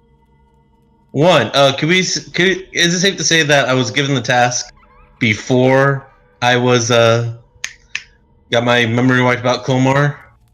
This just kind of streamlined this. Well, you know, your original self knew knew the task. Knew that you were going back to pull Rourkeval out of the Veil. No, not that. I meant the task that Deliana gave me. Oh, no, that has not yet been issued. Shit. I was kind of expecting that. Like, you were going to try to offset this entire... It may take a few days, but honestly, I think this town deserves it. Don't you? Here's what's going to happen. 1. Drink the mare. You're probably pretty thirsty, right? When was the last time you, indulged? Okay. I look at this, I smile, I'm like, I don't want to do this, but I have to if I want to stay alive and fresh. Do not read any more until you drink the mare. Torvald and Olivier, as a side note, you guys saw in the letter that Leonte had given you for herself that she intends to quote-unquote drink the mare and she needs to indulge. Neither of you are quite sure what this means. Olivia just gonna kind of giggle thinking about sex, like Jinxie Male, huh? The mayor's an old man, in case you guys forgot. Ugh, vomits. Leonte, what are you into? You forget, I'm old too. Still a young sapling by Leonte's standards. Yeah. True. Gross. I'm older than all y'all. Well, except maybe Olivier. But she doesn't remember that anymore. Right, doesn't count. She's always there. So, to be clear, Leonte, this letter does not directly say that everybody in the town is dead. Not yet, at least. I told myself to stop reading after this point until I've done the mare. It's a multi-step process. Okay. So far the only thing that you have told yourself to do is to drink the mare? Yeah, because as far as I know, I'm getting pretty short on the days needed to invenerate someone. As far as I remember. I think you had used innervation like just 1 day ago. Oh shit, that's right. Yeah. But you don't actually know this, because you just woke up here. And your letter doesn't explicitly say, so you better play it safe and just drink somebody, because your letter's telling you to do so. Yeah. Okay. Torvald, you kind of like walk back into the room at this point with a handful of cigarettes. I was on P.S. Yeah, P.S. Tell Rourkeval to stay with Torvald, who is here. Okay. Okay, so Torvald, Olivier, Rourkeval, and Leonte. Leonte, you have read your note. Are you guys gonna say anything to one another? They can't quite hear what you're saying, but you guys are able to like write messages for one another and such. I write down, if you guys want to talk to Rourkeval, he's right here. And he's going to try to stay with you guys no matter where you are, so... I walk up to Rourkeval and I try to see through his eyes. You are unable to do so. Actually, Actually, no. This is a really weird gray area. I'm gonna say for the time being, no. You are unable to do so, but he is right here in front of you. You guys are technically on different planes. Alright. So he's gonna stay with us, though. Yes, you are, however, able to communicate just as easily by giving things. I think she's gonna write a note that there's a stranger that's like a huntress or a crossbow woman in town, and she seems interesting. Oh, I saw her. If she uses silver, she's probably like Mizoon, and I don't want any part of that. Although I am curious.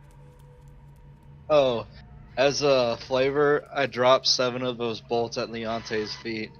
I'm instantly jumping back and hissing at them like I'm full on cat mode right now with those.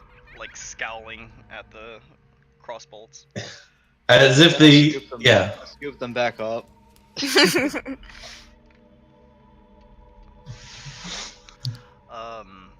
So you guys have successfully gotten Rorqual to the Colmar house. Torvald and Olivier, if you so choose, you are now able to communicate with Rorqual. And Torvald, Rorqual is pleased to see you, but is a little disturbed and very confused about why you keep appearing and disappearing.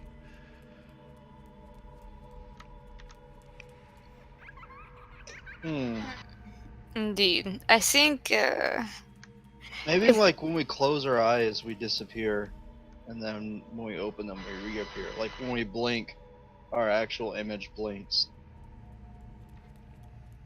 That's not how the spell blink works. Oh my god. I'm sorry. So like when you blink, what happens? I'm sorry. Like maybe if we blink, that's when we flicker in between realms or whatever, or I don't know. It was just a theory. It's just kind of like you guys like fade in and fade out like every like 30 seconds or so.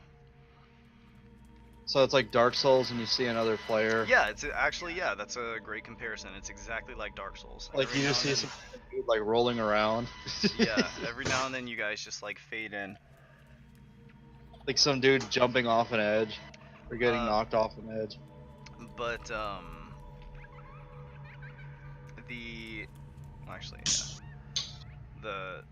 the crossbow bolts kind of like remain constant, haven't been like dropped on the ground at Leonte's feet. Oh, so though I did not hiss at them in terror / anger. Well, no, you definitely would have, because they dropped it there. But like they're just not fading in and out. Ah, that explains it. The silver. Yes. Okay. So, what else are your plans for this evening of Colmar? Because at this point it's getting pretty late. Well, I'm going to run over to the mayor's office, to the town hall, and I'm going to disguise myself as one of the guardsmen on the town guard. Okay. At this point, it is approaching midnight. So I got to make tracks. So, I'm gonna move you back to Colmar here.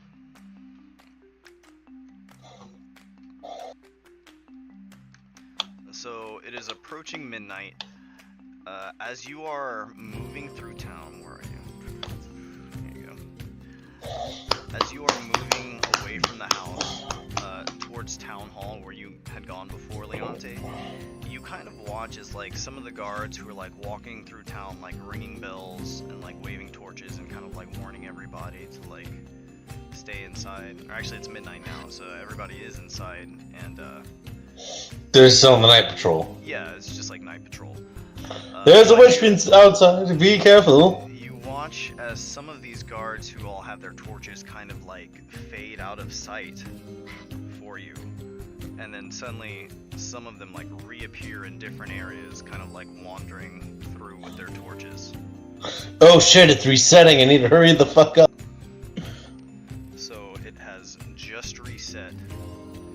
Ah, damn it. And, You know what? This could work. This could work. and as you're moving towards Town Hall, right as you're approaching it, you start hearing like kind of a bell going off. And it seems to be coming from Town Guard, from the barracks. It's like some kind of alarm bell. Huh. It occurs to you, it may or may not have something to do with these vines that are growing through the streets. Because you guys had actually planned on using these because they persist. So this is, Alright. this is your plan, like, beginning to work. Okay. So, you are headed off towards Town Hall. It's quite dark. You look like a town guard. What are you doing exactly? I am knocking furiously on the door. Okay. Banging on the door. It's kind of like a large residence slash building. Yeah. Another town guard kind of like opens. He's like, "What? What are you doing this early, making all this racket?" I need to speak to the mayor. And the town guard who answered the door, kind of like now hearing the alarm bell going off, says, "What's going on?" I have urgent news from the barracks, straight from the top, straight from the captain, that the mayor needs to hear right now. And he turns, and he like kind of like shouts out to like a maid, like, "Get the mayor quickly! Something's happening!" And No, I'll go inside and meet him. yeah, no, he invites you inside, but he just tells the maid, like, go get the mayor. And he says, "I'm gonna go to the barracks and figure out what's going on." And he takes off.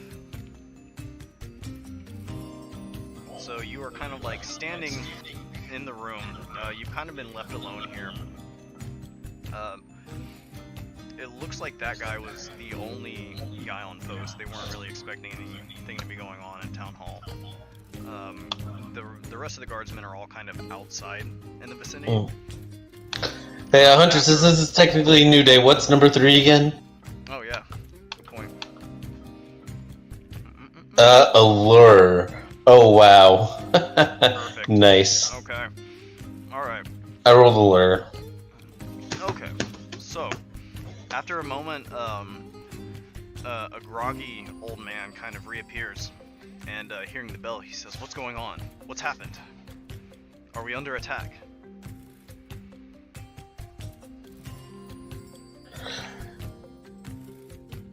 Sir, I can't lie to you. I think there might be a witch present. "A witch? Here?" He says, "Well, quickly. We've got to get everyone together and take care of it before she does anything drastic." No! The last thing we need is to create a huge panic within this. Peace is what we need. Peace. And he says, If we make it appear as if nothing is wrong, the town will be happy. Right? he says, "Are you mad?" Is ignorance not bliss? And that is when I start to slowly change.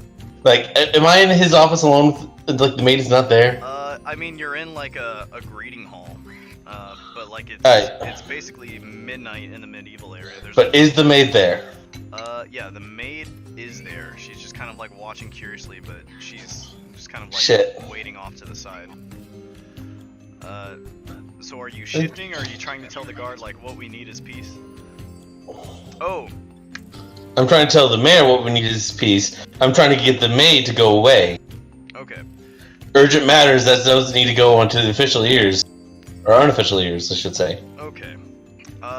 Leonte, for the sake of this, because I know why you're doing this, I'm going to say that as you were sort of exiting the house, that was when like everything kind of like slowed down and gets dark like it does when Nadeliani starts calling in a favor.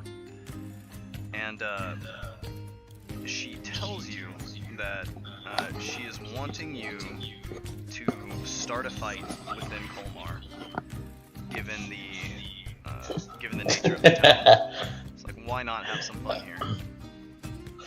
Oh man, that coincides with what I wanted to do. Anyways. Yes, so now you All are right. here. Alright, so... is the maid out of the greeting hall yet? Do maids do? Well, the maid's just there in case the mayor tells her to do anything. Like, I really don't want to say, like, disturbing facts to someone not of your stature. And I kind of glance over at the maid. That's so rude. Okay. The maid, like, scowling at you, kind of like gathers her skirts and like sticks her nose in the air and like goes to wait in a nearby room.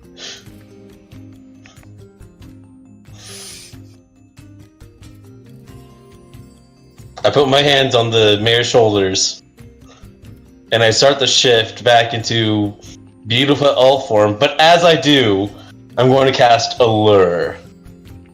Okay. The trick to allure is that they can't be paying attention to you when you use it. Shit. Alright, I'll do it. I'll do it some other time, but... Okay, so as your face starts to shift, the guard kind of like his eyes. Oh, I thought the guard went to the. I thought the guard went to the not the barrack. guard, the mayor. The mayor. His eyes go wide, and he says, "You're the witch." I put my hand over his mouth, like. Shh. We don't want to cause a ruckus. Make me a grapple check as you attempt to cover this man's mouth. Make a what? A grappling check. Grappling? You're cutting out. So athletics. Yeah, it's a grapple check. You rolled a 12. I got. It's not showing up for me. Hold up. It's athletics. I got a 12. Yeah. Oh shit! I got a 10. Okay. I got 10. The mayor, in a panic, says, "It's the witch! It's the witch! Someone come quickly!" And Suffice to say, is this guy scared? yeah, he's pretty scared at this point. You are shifting in front of him. Alright, Are you gonna intervene? I cast Innervation As the maid on the mayor. As the maid steps back into the room, her eyes go wide as she watches Leonte in her like ebony-skinned, like silver-haired, like form. She watches as tendrils of shadow sort of link the mayor to her, and the mayor is just like, ah! And you watch as his skin like ages and his mouth like sags open. And he just sort of like gets whisked away and like sucked through these like shadowy figures as you basically just like eat this guy. And God it damn. is No. shocking. It is extremely shocking. Near The maid screams at the top of her lungs. near the end of it, near the end of me drinking, I turn into the mayor. Yeah, the maid is like running like she just like runs out of the room, and she like tries to. Can I blast her? I want to blast her. Oh yeah, you can blast her. What the fuck?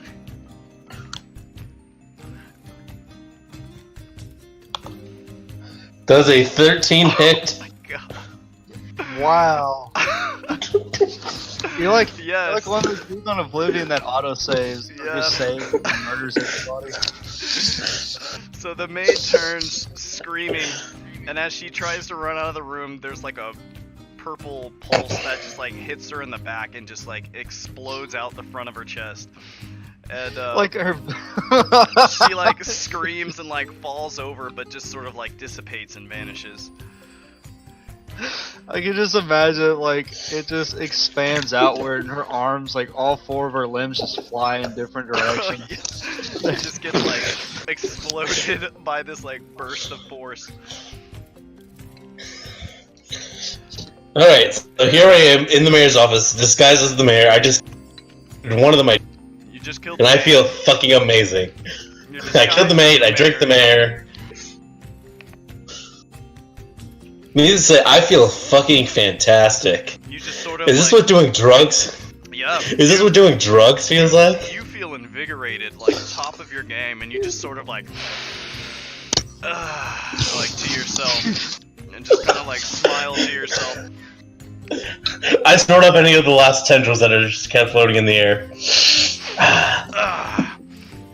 And you like God damn it. wiping your nose a little bit. You're just like, all right. And you are now disguised as the old mayor. After a couple. And I'm ready for it. After a couple of moments, a couple of the town guards rush through the front door, and they say, "Sir, is everything okay? We heard some screaming." Yes, everything is fine. Sorry, must be coming down with something. The maid, she heard some distressing news about. I'm sure you've noticed the vines by now. And the town guards say, "Well, we've heard the alarms, but we haven't left our post. What's going on?" It's rumored that a witch has entered this town. You watch. Or maybe the witch was here all along. The blood kind of drains from their faces, and they say, "A witch here." And they say, they say, "What makes you think this? It's not the beast from the north?" Beast from the north. No, it's not that similar. It's what's happening is not similar to those incidents. And they say to themselves, "How did this witch get through the wall then?" Witches have very sneaky magic. And they say, "Well, should we get to the barracks?" Actually, yes. Round up all the guardsmen and tell them to arm themselves, prepare for full onslaught and a witch hunt. A witch hunt, by the gods. And the two guardsmen say, "Right away, sir. We'll get everybody here." And the two of them bolt out the door.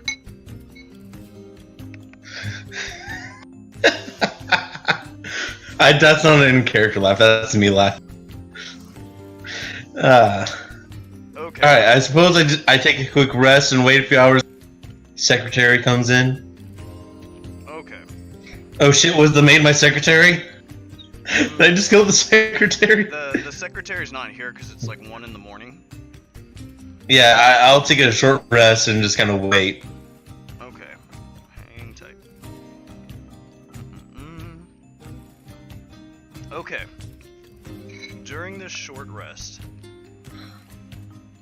Actually, we will get to this momentarily. Let's switch back to Alright. Torvald and Olivier. You guys. All Torvald's gonna do once he realizes that Leonte is doing all this. Oh man. Oh, you just wait. Plan. Okay. So Oh man, it is beautiful. Leonte is not currently here, and we are kind of crank time back an hour to where you guys were when Leonte left you. So Rorqual is now sitting here.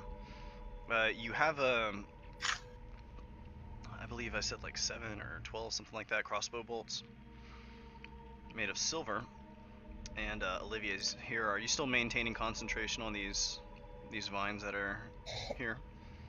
No, I'm done with them. These grasping ones. Okay. Okay. So the three of you guys are here. Rorqual's quite excited to see you. What are you gonna do from here?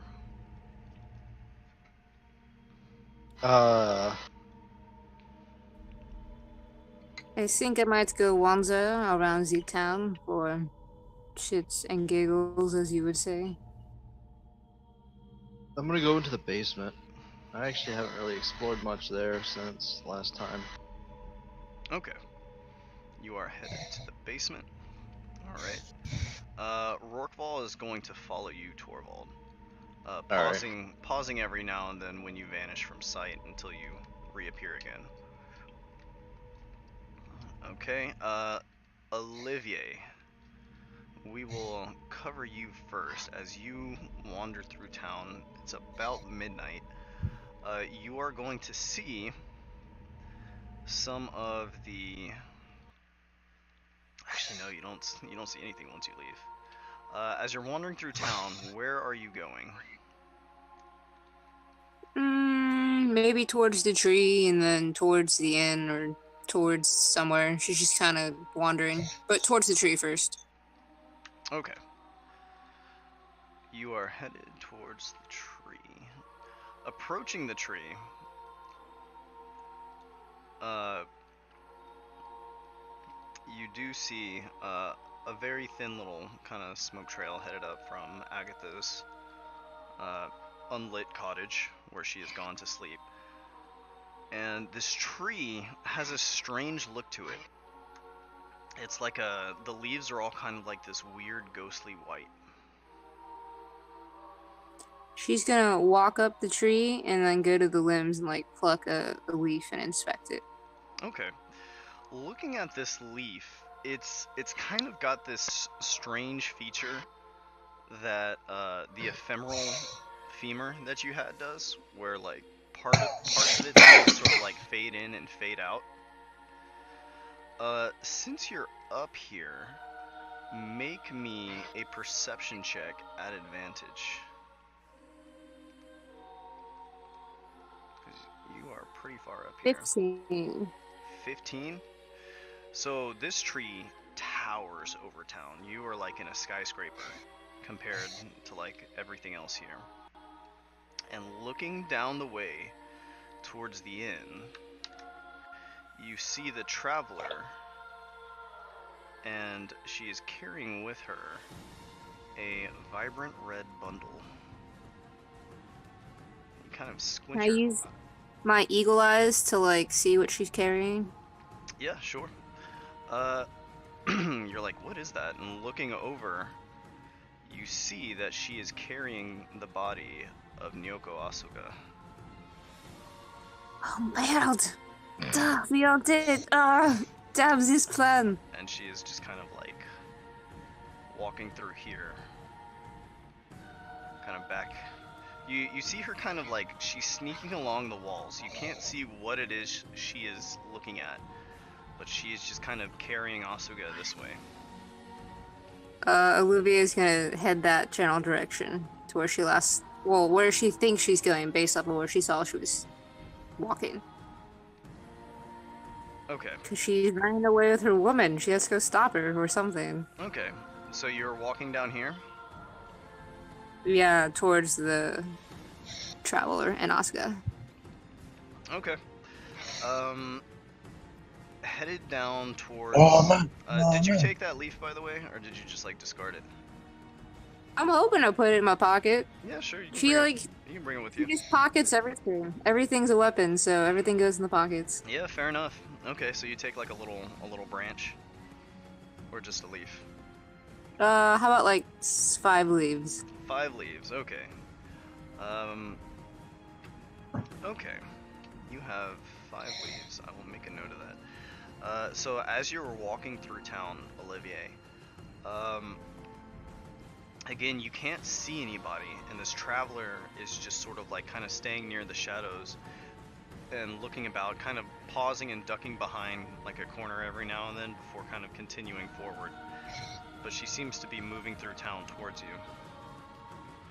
And as she approaches you, she takes no notice of you and just sort of like continues. Can I grab past her you. arm? Grab her arm. Yeah, you can try and grab her arm. Reaching out to like get a hold of her, your hand just kind of like and like kind of passes through her as if she's made of smoke. She seems to take no notice and just kind of like continues, like kind of sneaking along this way.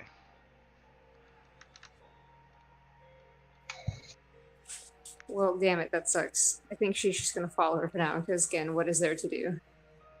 She's gonna keep trying to figure out a way to intervene, or she knock over things in her path, or like have no contact with that world outside the house. Not that you can see. This traveler Okay, well, doesn't seem to hear you or anything like that. well, she's just gonna follow and watch and see what happens. Okay. So the traveler kind of makes her way off this way and kind of looks around for a moment before swimming out to this island over here. Oh, that island. It is a pretty good swim, and it is quite a feat of athleticism that she is carrying this body I'm the gonna whole way. follow. Right? I'm gonna follow her. Okay. Actually, I feel like swimming would be a little bit hard for Olivier too, since she's part metal. your arm's not like a heavy iron. It's actually reinforced with very light chitin plate. No. So you actually would not have very much difficulty, especially given your tremendous strength. Let me see. I'm gonna have to kind of like make a quick map on the fly for this, because I don't have as much free room as I thought I did. Or actually, I don't need one, because you can't see what's going on here. Never mind. Okay. So, Olivier, swimming out to the island here, where you see the traveler has kind of like snuck off with Nyoko Asuga. Mm-hmm. The traveler kind of sets her on the ground, and you watch as she's sort of like studying her, trying to figure out like what's going on with her. And she kind of closes her eyes and just kind of sits there and meditates. And after a moment, like her eyes kind of like snap open again, and they're just like a pale white. Hmm. She's Pale white. Mm-hmm. And she sits there, studying Asuga for a little bit, like kind of with her hand like over Asuga's face, and then opens her eyes again, and they kind of return to normal, and kind of moving beside Nyoko Asuga, begins drawing on the ground. And it looks sort of similar to Leonte's circles, but they're a little different, and they seem to resemble kind of an eye shape. What is this? She's gonna like creep What on the over and fuck? inspect it and watch it as it What the happens. fuck? You watch as this figure sort of stands in the middle of the eye, and after a moment the gate kind of like blinks as if it were an eye, and the ground beneath her kind of like a shadowy like spot just kind of like grows, and she sort of like sinks beneath the surface of the ground, What? as if the ground were made of liquid. She's gonna stand on it just to be like, can I? Okay. Like follow after her. Standing in the gate that she made, you find yourself. Because would gates not connect all realms? You find yourself here.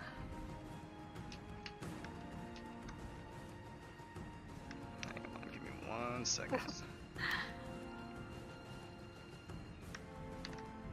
Oh man, just dashing through portals, like whatever. You might just incinerate, but you know, here's hoping. Give me 1 second.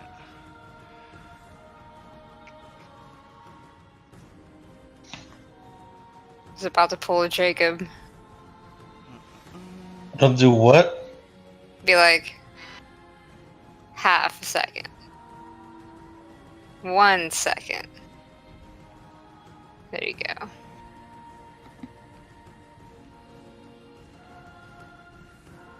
What's this music from?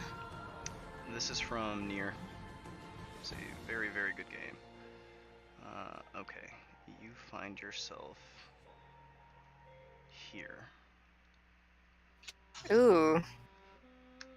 Does she control everyone? Oh snap! Why are you there? I don't know, because I went through a portal. And walking in the distance ahead of you is Mazun the Witch Hunter, and he is just sort of like walking through this darkness. Oh, it was him the whole time. God damn it! The struggling figure is not here. And Olivier, Oh, you jeez. sort of watch as Mazun is like kind of walking through this pocket of dark and approaches this house. And as he does so, a door sort of like swings open and he steps inside. I want to like enter stealth and sneak up behind him and like listen on in. You're trying to listen in? Yeah, like maybe I'll move towards a window or somewhere where I can try to hear, or like walk up the house. I don't know, go by a window. Yeah. Okay. Or I guess I could just walk in, but I want to listen first. There are no windows, but you can press your ear to the wood if you want to try and listen in. Okay, yes. And if I can't hear anything, I might just walk in. Okay. Go ahead and make me a stealth check. 18 plus, hold on. Sneaky. 20, non-natural. Sneaky, sneaky. Sneaky, sneaky, sneaky. Okay. That is pretty good. And make me a perception check at disadvantage to try and listen in on what's going on here. Oh god. 10. 10. Okay. As you press your ear against the wood, you're kind of having a hard time, but you hear Mazun's kind of like raspy voice coming from inside, and you hear another kind of muffled voice speaking back to him. And this, you're not able to quite hear what they're saying, but they seem to be having an exchange of some kind. And after a moment, you hear like the footsteps on the wood, and kind of darting back behind this thing. Mazun exits from the little hut and makes his way back down towards this portal. Has only Leonte seen her before? Yes, only Leonte has seen Meryl Suhana. Okay. Watching, Mazun makes his way back to the portal, or to the gate rather, and standing on it, he sort of sinks beneath the surface. Better hurry up. I don't think I could make it in time. There is a moment where you're just sitting there like, what should I do? And you hear a voice behind you be like, it seems I have a visitor. She's like clutching her heart, like, ah! Turning around, you see a very tall, she's not like super tall, but she's probably like 8 or 9 feet tall. A tall, thin woman, sort of looking over you. And she says, how hast thou stumbled into my pocket of dark? Would you believe me if I said I just jumped through a portal? I was following someone and they went through these portals, so I followed. I was curious. You hear another voice call out behind you. And turning, you see this woman, a second one, say, please, come inside. Olivia like looks back and forth for a second. And then we'll follow the lady inside, even though this might be a bad idea. Kind But of like we're already here. You emerge from your hiding place.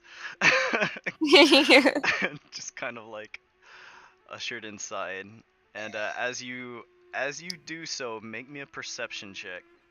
3. 3. Okay.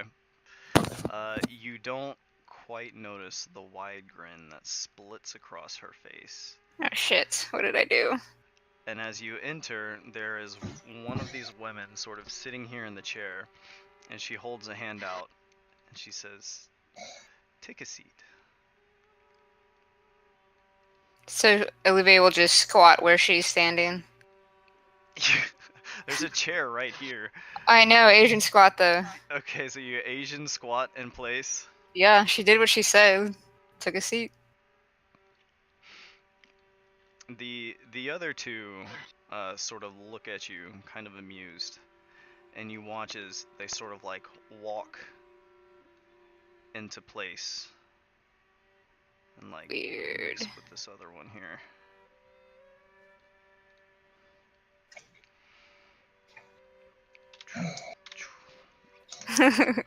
Okay. She does hold out a hand and like gesture towards the chair. And she says, "If you would prefer to stand, I suppose that's fine." Olivia will stand back up. And she Why says, would you?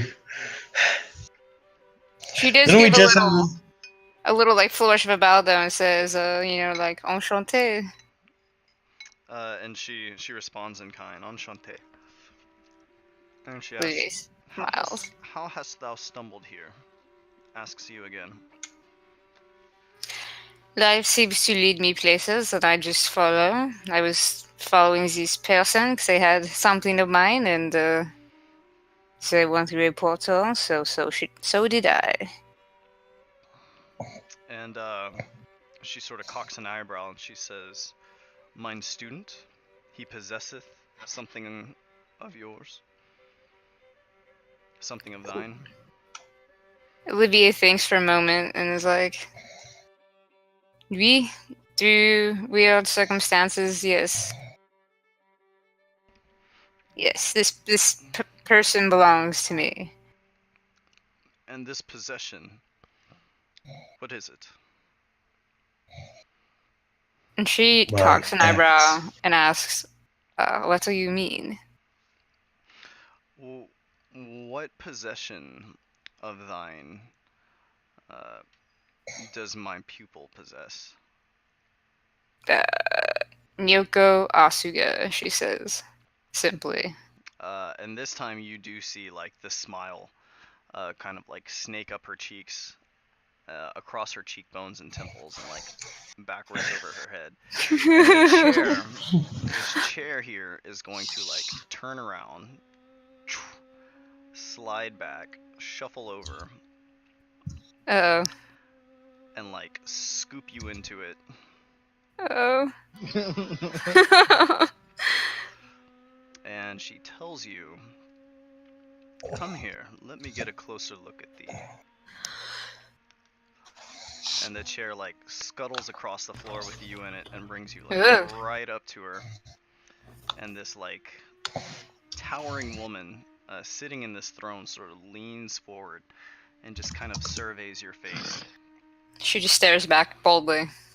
And she kind of murmurs to herself, "You're a brave one to come here." And the chair like slides back. And she says, "What seeketh thou?" Truth and knowledge and revenge, a lot of things. And Yeah, right. I've had to pick one though. and how great a price would thee be willing to pay in order to attain such lofty goals? Whatever it takes. And she smiles. Don't you do it. And she says, "Then perhaps it may be time to introduce myself."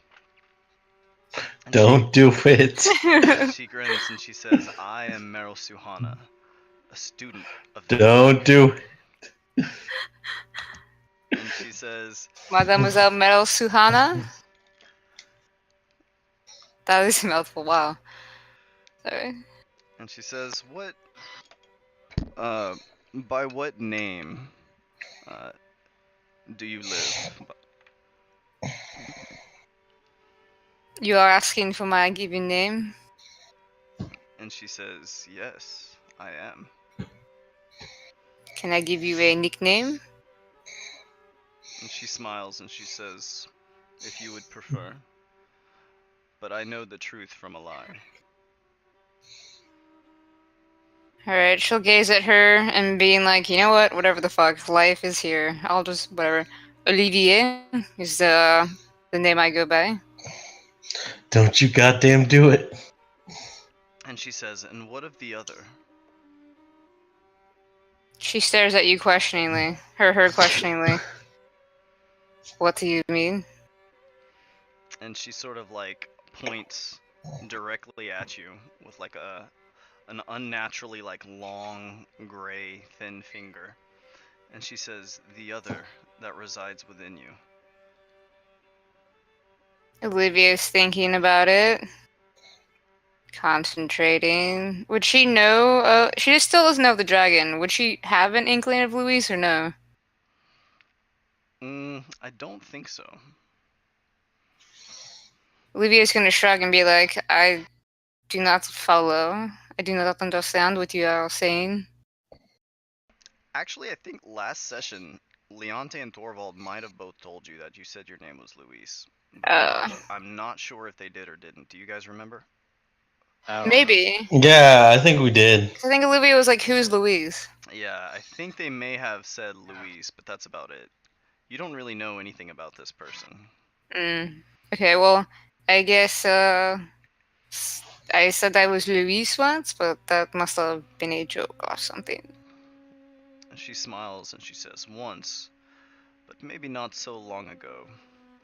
And she sort of reaches forward and sort of like grabs you by your hair and sort of pulls back. And as she does so, instead of pulling your hair, there is like a shadowy sort of like figure that she just sort of like tears out of you. Whoa! Neat! Weird! Don't you dare. And she says, Jumping into weird portals and making bad deals. and she says, "I believe this is the stranger you've yet to meet."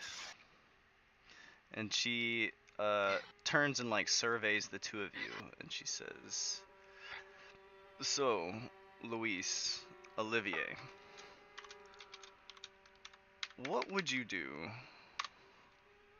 Or you desire truth, power, um, and what would you be willing to I put want to forth?" destroy this animal king and rid it of my country, and yes, truth, and yes, all that crap.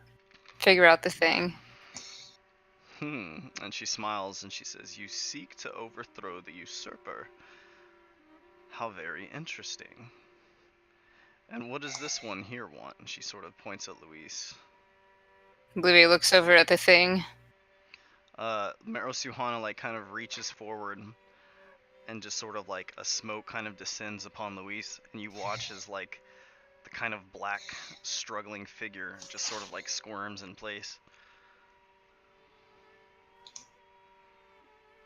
Was that speaking just now? And Maros Johanna smiles and she says, "Oh, it's nothing that you'd be interested in. But I have my answer." And she says, "Olivier, perhaps you and I can assist one another.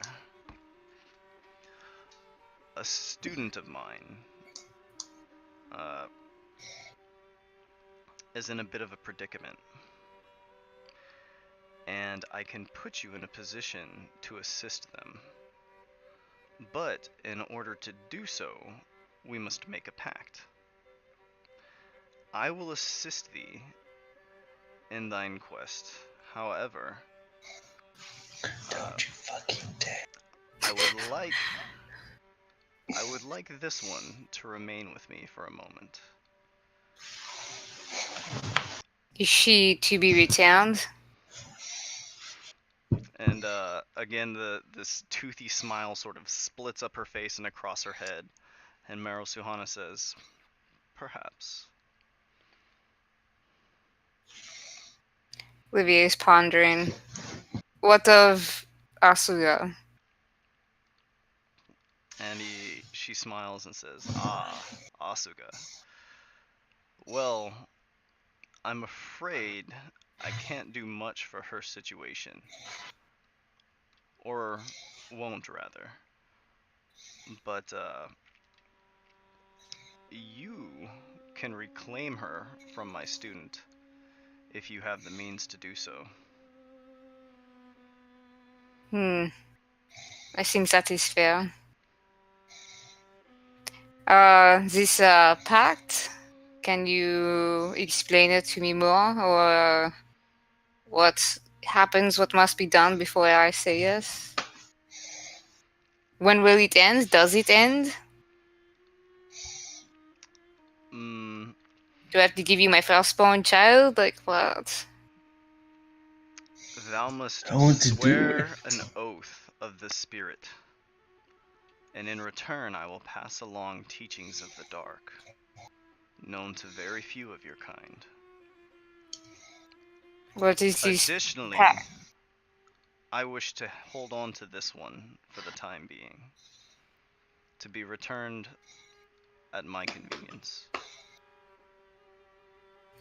Olivia, like, narrows her eyes a little bit and stares at her. She's deep in thought for a mild second. For a hot second. Oh, man. 1 hot second. You 2 hot promise seconds. that you can deliver? And Meryl Sohana says, "Oh, I always keep my word." And then she thinks more and asks, I guess, like, will you make me unstoppable? Like, like, will she become a force to be reckoned with, essentially? I mean, obviously, everything takes time, but Meryl Suhana grins, and she says, "A force to be reckoned with. I think I can do this for No. you." Olivia is thinking of all the darkness already in her, because she's like, life and things happened, at least until she dies again and becomes the next dragon. But for now, fuck it. She says, "The Do it." What do greater, you mean the next the dragon? greater the sacrifice, the greater the oath, rather, the greater your boon. What I ask of thee is to make an oath of the spirit, and thou shalt name it." What is the oath of the spirit? Is it like my soul? "I will make thee a force to be reckoned with, shaped of the dark. In return, thou must declare an oath of the spirit in the name of Meryl Suhana." Oh man. What oath will you make? So she is asking I get to you, choose? you get to choose, but an oath of the spirit is a a lifelong oath.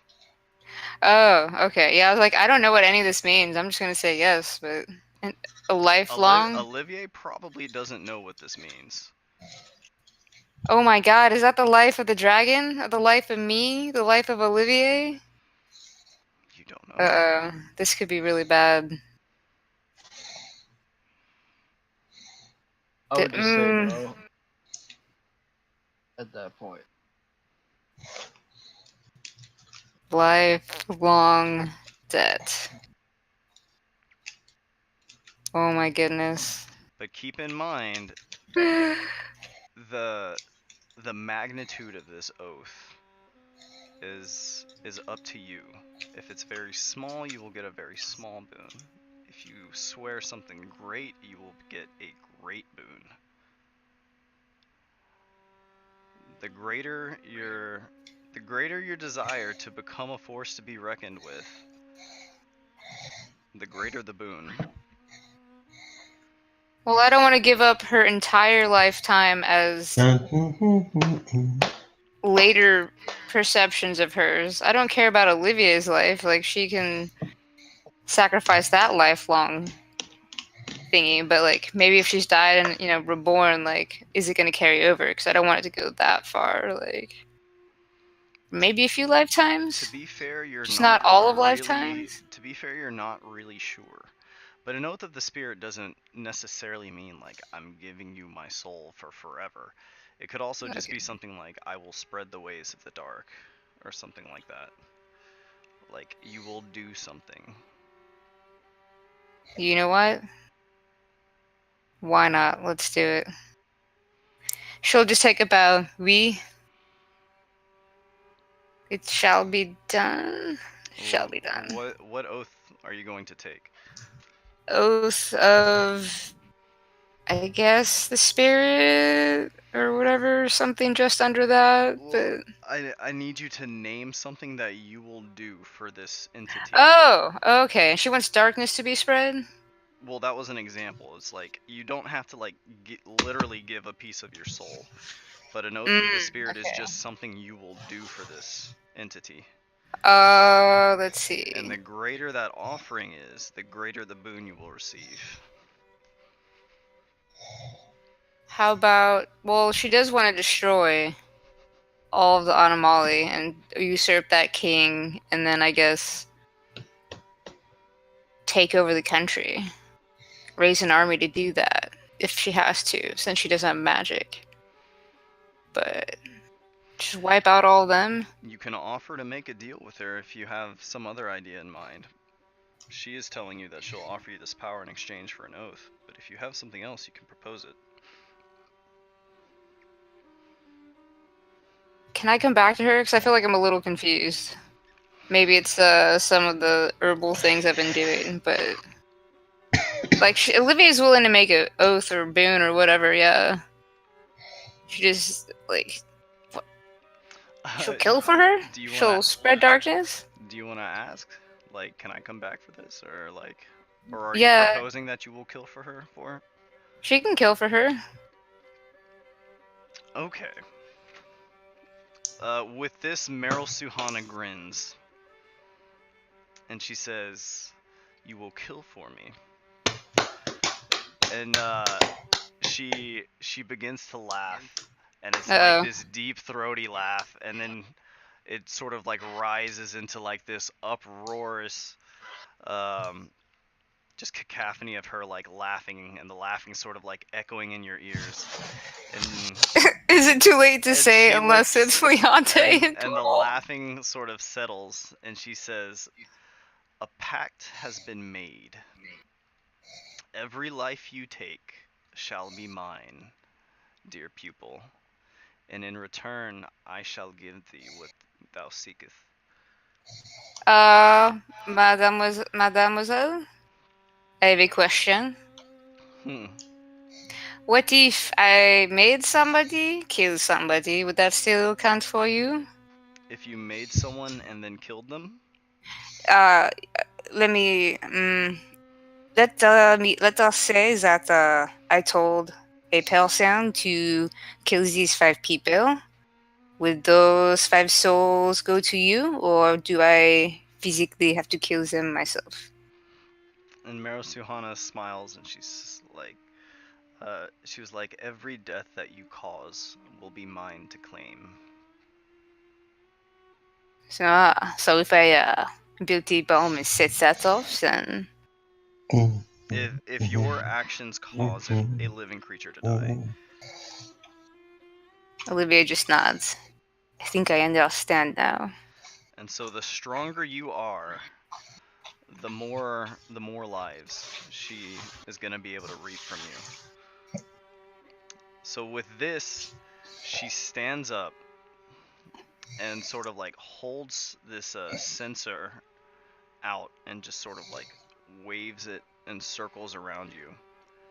And the smoke sort of just like rises up out of it, and as you inhale, like it just sort of like flows into your nostrils, and your eyes kind of close as like a sort of sensation overtakes you, and they snap back open, and they're like a black all the way across, and the blackness sort of just like narrows down into 2 twin stars, and then you blink again and the stars are gone.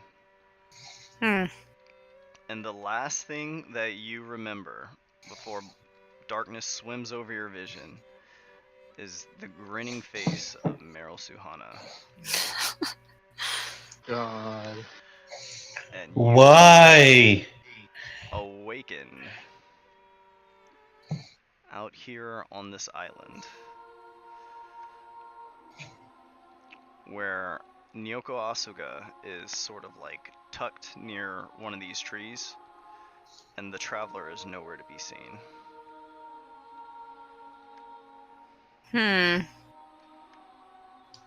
Tries to touch her. You touch her, no problems there. No. It's still just Nyoko. She feels a little bit cold.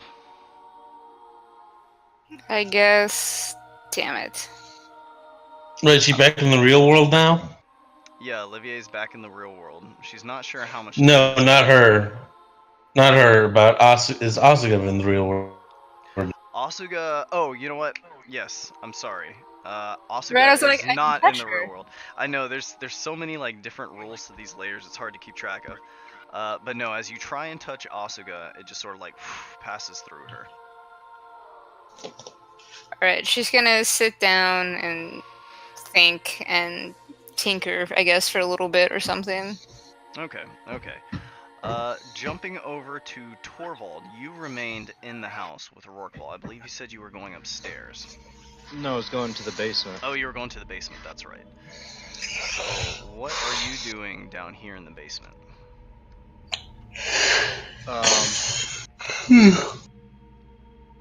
Just looking around. Oh, this door's locked. That's right. They're both locked. No, it's opened again because are you not able to get in there? You should be able to get in there. No. Maybe I just can't fit. We both can't fit. Okay. Yeah, it's because of the dynamic lighting.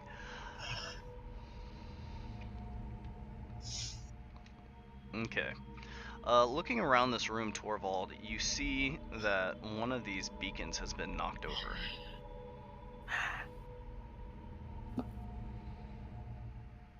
I put it back upright. Okay. No! Straighten the beacon and put it back in place. What's this right here? Well, that was a pile of bones before all of the organic matter in the room sort of morphed into a ball from which a demon was born. Oh, okay. So there's really no, this room's empty. Yeah, this room at this point is quite bare. All right. It does smell really bad, like burned flesh in there.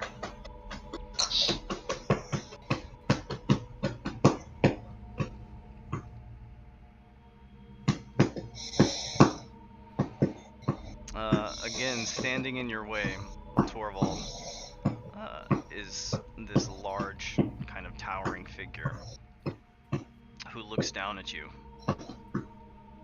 and sort of just like glides backwards into this room, not taking its eyes off of you.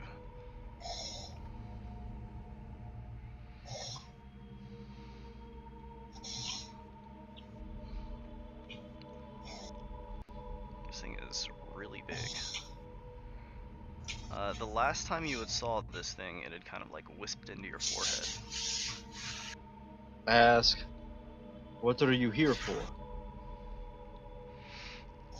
And the figure sort of ponders for a moment, looking at you, and you hear the voice in your thoughts as it was before, and he says,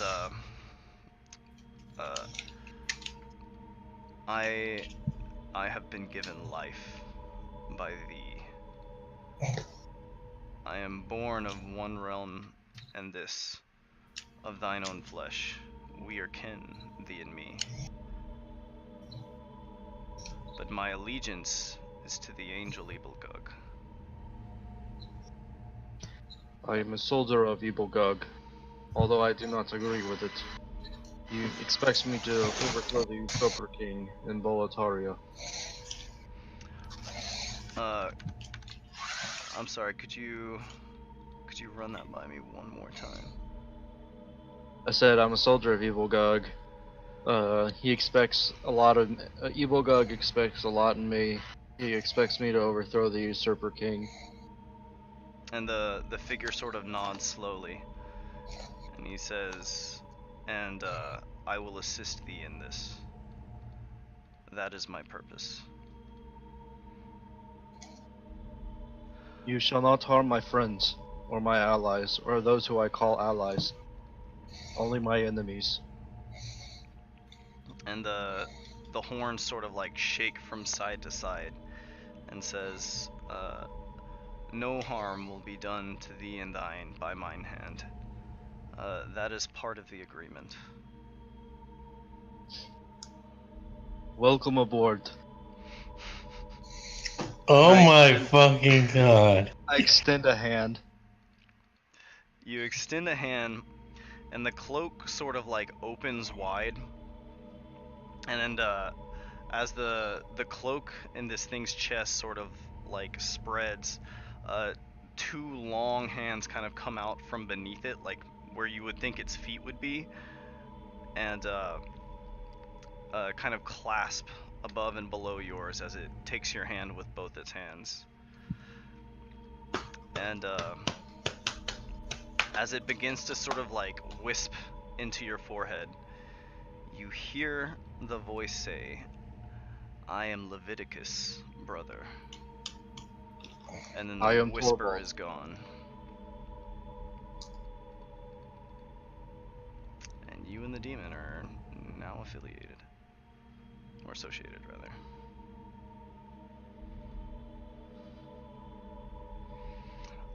Rorqual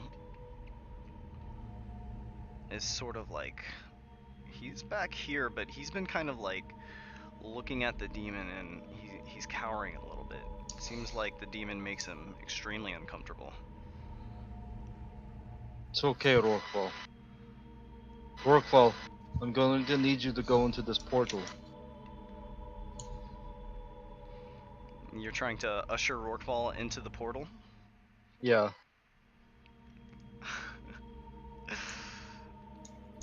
Okay, alright, you're directing him into the portal. Yeah.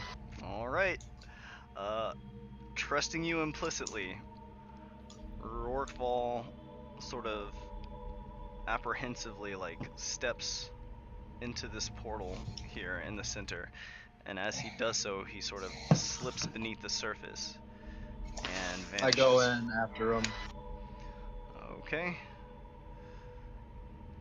Let's see, that's gonna put you guys. Where is it? There it is.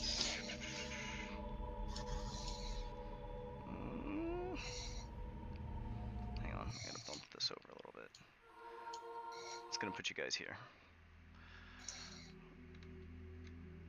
Okay. So this time, Torvald, you and Rorqual are here, but alongside you as well is Leviticus.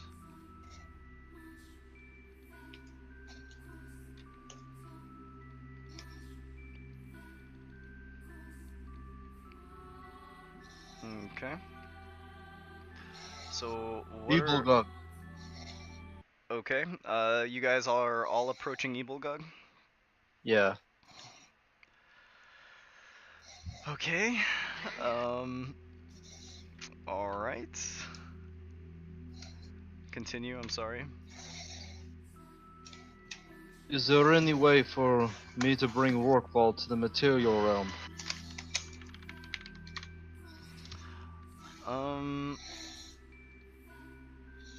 Kind of cradling you in your hands, you feel this god who... Ebelgug is not necessarily intelligent, but it is like intuitive, so it can kind of sense like the meaning behind your question, but it doesn't know, and so like you kind of feel as this god just sort of like worms its way into your mind and is sort of searching through your memories and discovering like the key to like getting out of here.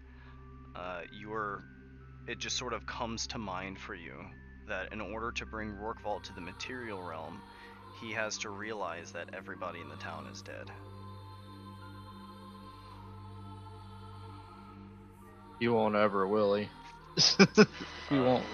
Leviticus, meanwhile, is like kneeling back here.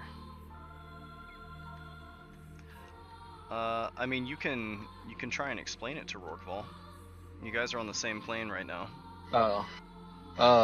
Brookfall, you can see me, right? He's just like, he's excited, and he's seen Evil Gug before. He's very uncomfortable with this giant creature that could easily kill him. And Leviticus is sort of back further up the beach, sort of just kneeling here. Okay, so I go to Rorqual. I'm like, listen very carefully. All those people that you see in the town aren't alive. They are dead. And I scoop up some sand as I'm digging a hole. Well, I am digging a hole. And I don't have any bones on me or anything, do I? I don't have anything in my inventory. Or actually, You hold could on. you could druid craft like a bone shape out of the sand. Yeah, I'll do that. I druid craft a bone shape, and then I pretend to be burying it. It's like dead. All the villagers in the town dead. Make me an animal handling check as you try and convey this concept of death to Rorqual without using beast speech. Or druidic, 15. rather. 15? Wow, that's pretty good. Okay. It takes a little bit, but after a while you understand, or you can see that Rorqual understands the concept of death, and that the people in the town, according to you, are already dead. He doesn't understand it, but he knows it. Alright, he knows that you say that at least. Evil Gug is sort of watching this whole thing curiously, still like kind of trying to like lift itself off the ground, but like kind of crashing in like its kind of weakened state as it is. Every now and then like a mile-long tentacle just kind of like whoosh, splashes into the ocean, sending up a large spray.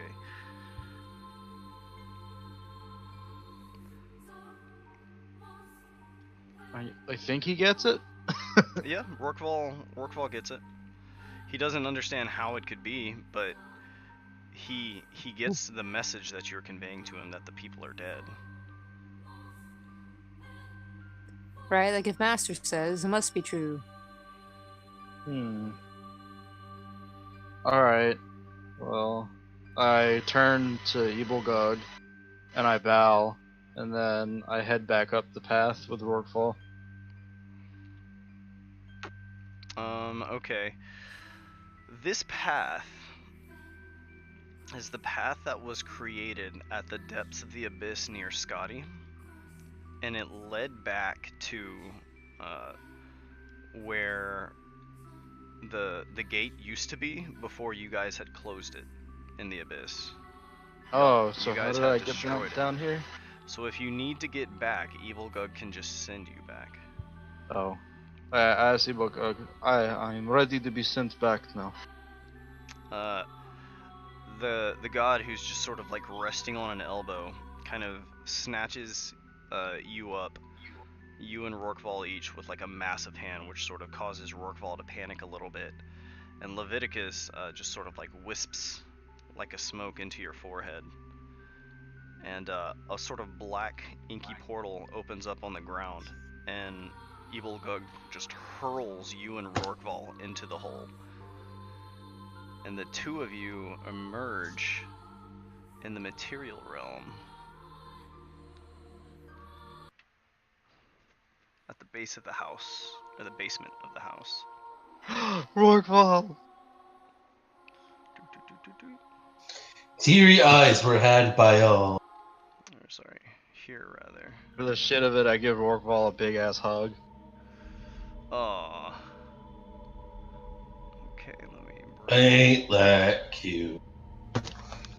And Rorqual, very happy to see you two, is gonna return his gorilla hug. He kind of tussles your hair, you know. He's just like, I thought I lost you. okay, are you guys gonna do anything else in this house? Nope. Actually, I'm gonna go up and talk to that boy again. Okay. Have you seen this boy? So you are going upstairs Yeah. to the very top. Mm-hmm. Okay, let me see who's left. When you get to Uh, the very top, some of these remaining ghosts are going to reappear, but they seem quite distressed.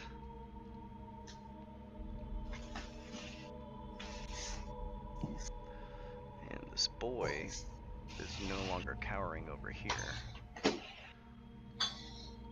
But they all sort of like kind of looking at you. And you see the hole in the side of the boy with the hoop. There's just like a smoking hole in the side of his leg. I asked him, that hasn't healed up any. Why? And he sort of whimpers and shakes his head.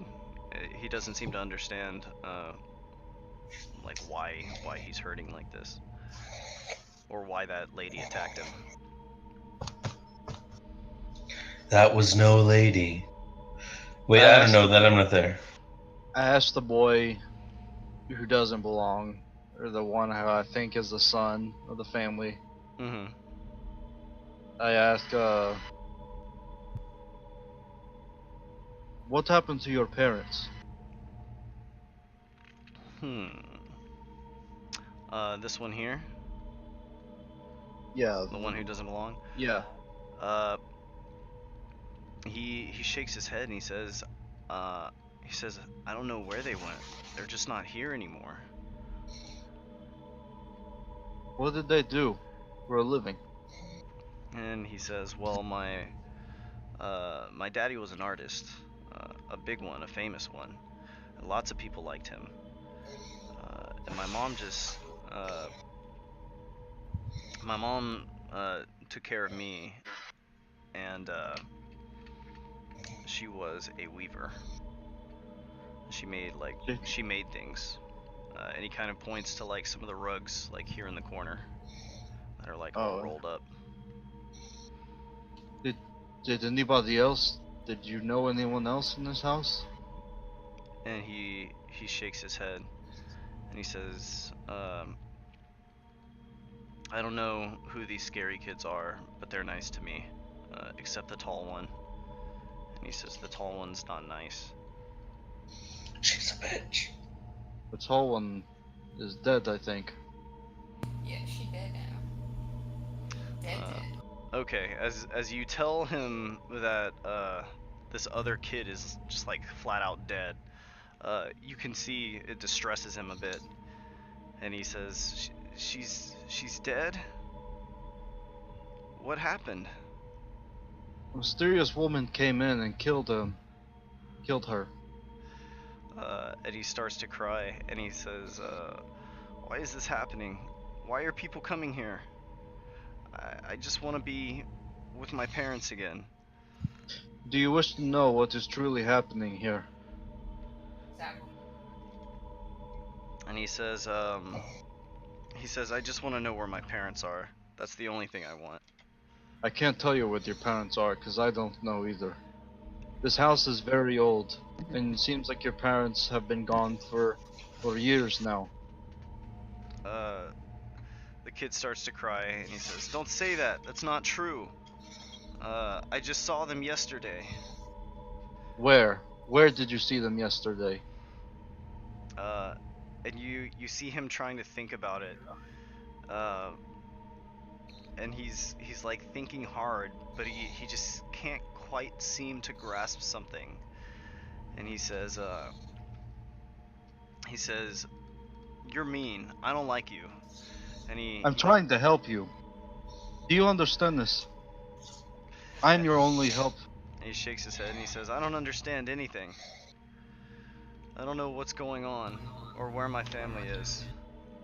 I Or who grab any like of a these handful people of are. silver bolts and just throw them at him. No, I'm joking. I don't do that. Don't. Oh god. You're a horrible person. Talking to this kid, Torvald, he doesn't seem to understand what is going on here. He knows he was with his parents yesterday, but he can't quite remember when the last time he saw them was. It's like right near when he would have gone to bed, things just kind of get hazy. I say, He's wait. part of the loop. Did you forget when you went to bed? Did he forget when he went to bed? Yeah, did you last see your parents when you went to bed? And he says, yeah, we spent the day together, yesterday, and then I went to bed. I don't really remember anything. What after were they that. doing when you went to bed?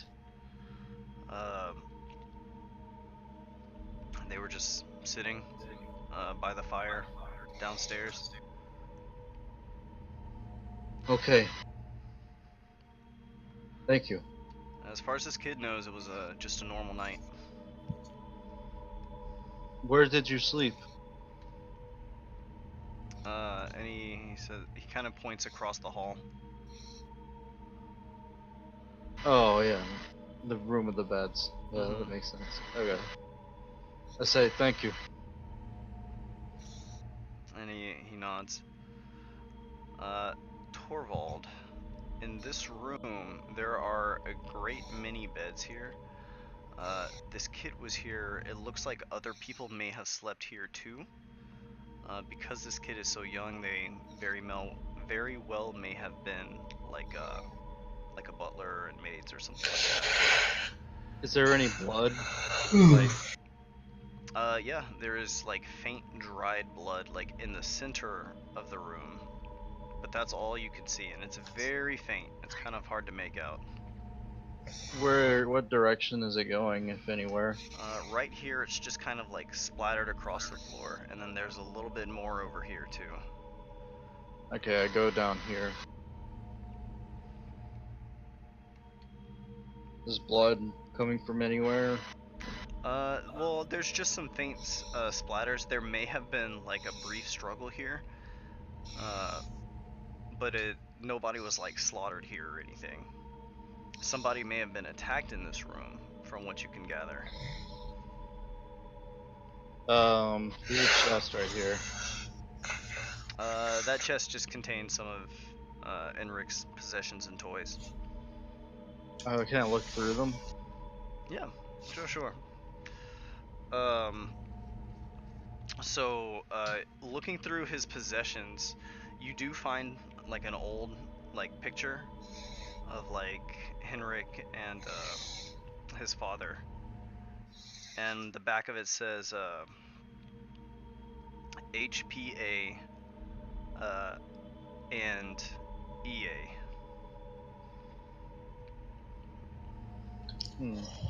And there's a little note kind of scribbled off on the side that says, like father, like son.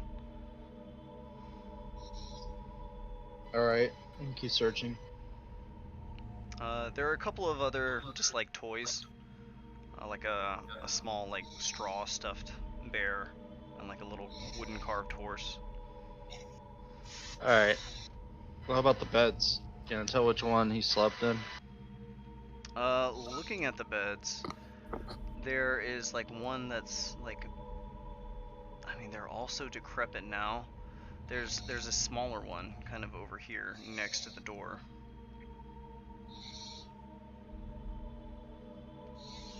And again, this is the room where Leonte was able to see like chains and bone art and stuff like this. Which means now that you're on the regular plane, you can see it too.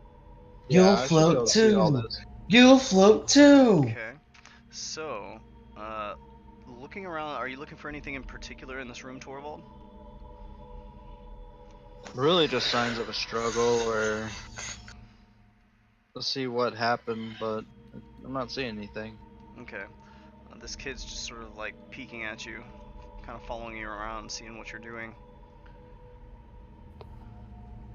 I go down to the fireplace, wherever that may be. Okay. Let me move you guys down there.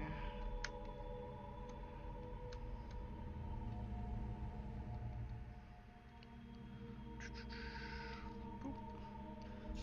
And Olivier is not there.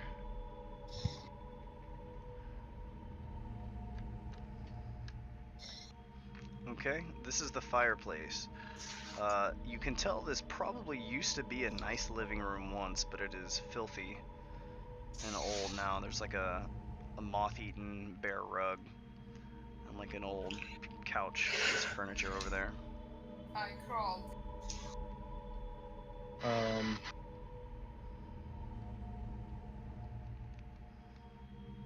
Hmm.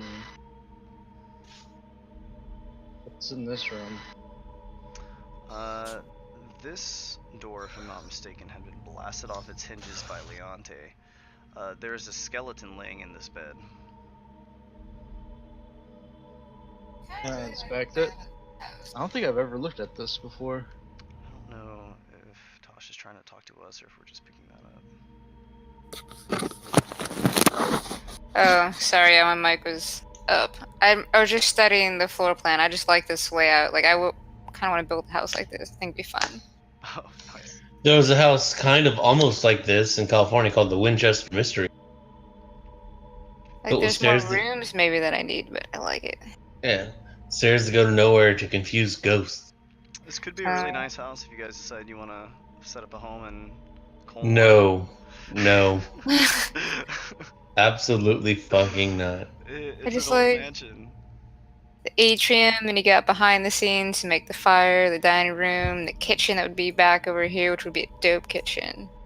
Storage room.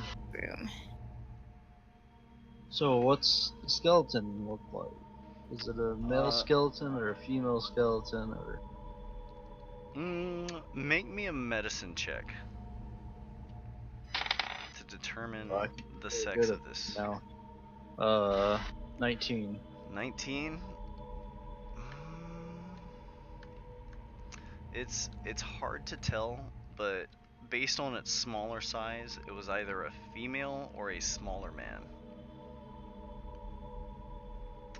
But the way that the body is sort of stretched across this bed, it looks like it was likely killed here. There's like an old blood stain on the bed beneath it. But at this point, it's like long since turned like brownish yellow. What's the boy's name? Heinrich? Enric, Heinrich, can you hear me? there's like a sort of like, and he's just like there. Whose room was this? And he says, comes inside and he looks around and he says, "This room belonged to my uncle." So someone did live in your house besides you and your parents. He says, "Well, lots of people lived with us, like the servants and a couple of my family members." So what other family members besides your uncle? He says, "Well, my uncle lived with us, and my grandmother, but they're the only ones." What was your grandmother's name? My grandmother's name was Elise. Elise. And he sort of nods. What room did she stay in? And he says, "She stayed upstairs with me." Kid in the attic. And what did these servants? Where did they stay? And he says, "They stayed with me and my grandmother, just in case something happened." She wasn't always feeling so well. Were these servants children or adults? And he says, no, they were grown-ups like you. Hmm.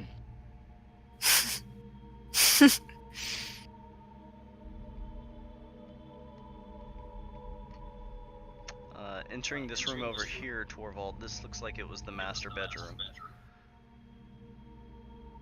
And like looking at some of the stuff over here, you see like a pretty painting, and there's like some paint over here with, but like the paintbrush is just sitting in like ordinary regular bowls filled with paint.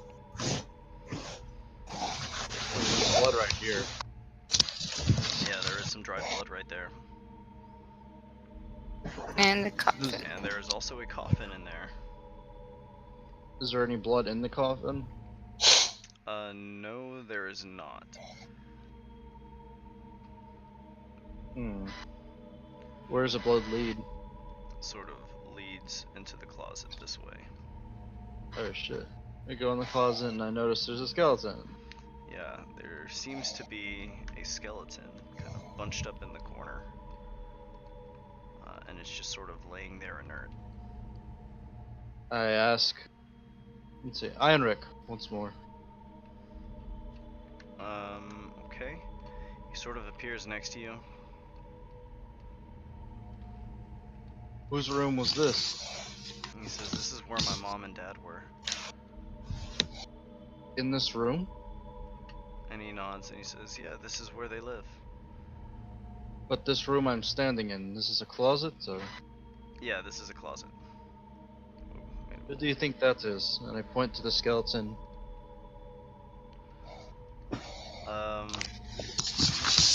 Henrik doesn't see the skeleton. Oh. He says, who do I think what is? Never mind. Oh shit. That could be one of his parents. Can I inspect it closer? Yeah, you can take a look. Go ahead and make me a medicine check.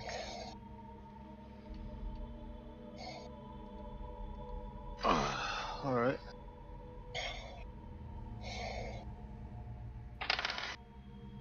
Um, 12. 12.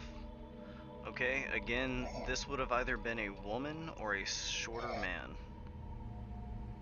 It is a smallish skeleton, but one of an adult. And it appears to have been stuffed here in this closet. Hmm. I grab the skeleton. Okay. I'm like, grab it and I kind of like show it towards the kid. The kid's face just remains completely static. He doesn't seem to see what you're doing. So he doesn't see me holding the skeleton? Mm-mm. He sees you Alright. holding your hand out as if you're holding something, but there's nothing there. Alright, I put it back then. The dust kind of like settles on the floor, and he kind of like starts. Alright. I walk back. What's this room to the left? This is a little storage closet where like chores might have been done, such as like doing the laundry and such. And there's some tools stashed in here as well. I go in it. Looking around, if there are any basic tools you think you might need, you would be able to locate them here. What's that in that bathtub looking thing? Leaning in closer, you see what appears to be a collection of bones that have been kept in this bathtub.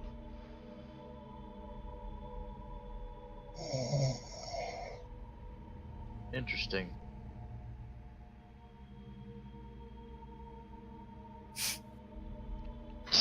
Okay, are you looking for anything particular in this house? Yeah, I'm trying to figure out like what I can show. Maybe to snap this kid out of his I don't know. The spirit sense. Set him free. You could put a silver crossbolt in his forehead. I don't have a bow. Just jab Just jab it into his head. through the eyeball. Yeah. It seemed to work on the other three. Yeah, but honestly, do you think solving the problem would be just killing him outright? It was just an option. This kid is kind of like tailing you. Seems to be fascinated by Rorqual. I think that's Jacob that we're That hearing is. breathing into the mic. Yeah, I was wondering. He's Sorry, yeah. Sorry, I was just kind of waiting till my turn again. Closing my eyes and resting. My bad. Yeah, no, you're fine.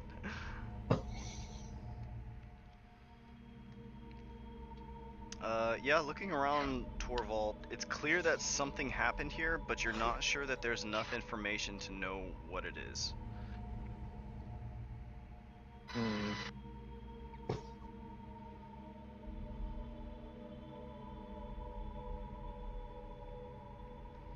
I guess I'll leave for the time being. Okay, cool. So you're headed out, and with that, we will all fast forward to the next day. Because at this point, the sun is beginning to come up.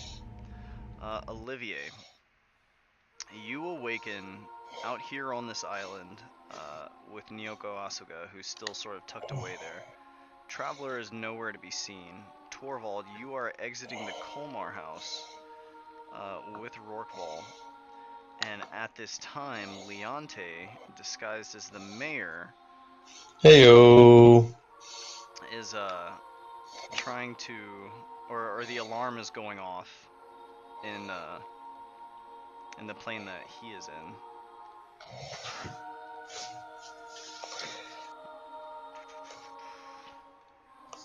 Okay.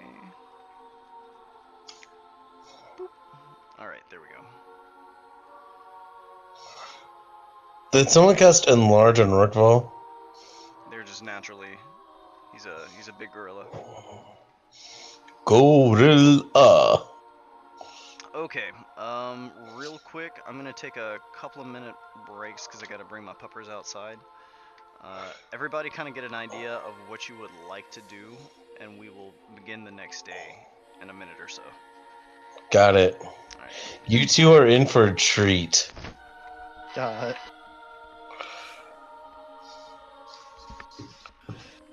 I'm getting on the escalator. Which direction I'm going? I'm going. And I just noticed, right up here, right here, that kind of looks like a face. Oh. Right here, see it?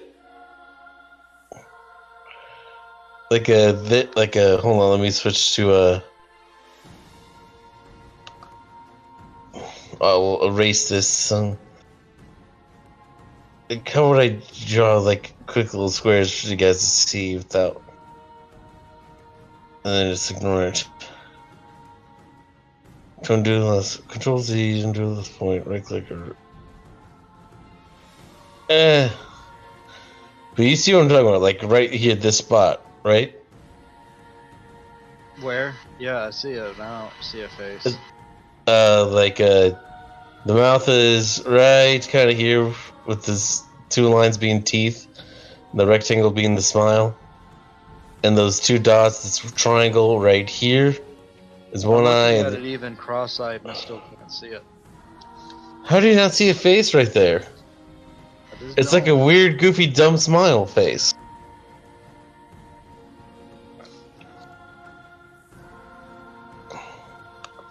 Here, let me draw it out. Like,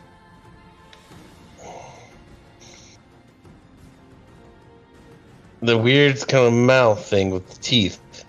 Sorry, I'm using the touchpad and thing. Eye number one is right here. Eye number two, right here. See it? Do you see the face now? Yeah, because you drew it. Now for the hard part. erasing it.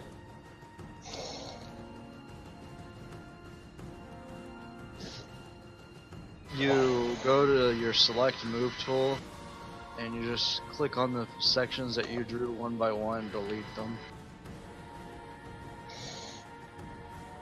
Oh, I got it. But you kind of see now that it's erased, right? Yeah. Tosh, are you still here? No. Kind of. I'm making food. Yeah, did you hear about my whole face thing? Yes. Are you... Okay, well that's a face, but only because you drew it has something on the actual map. That doesn't count. What are you talking about? And that's just rude right there. That is vulgar. God, think of the children. Alright, I'm deleting. Children.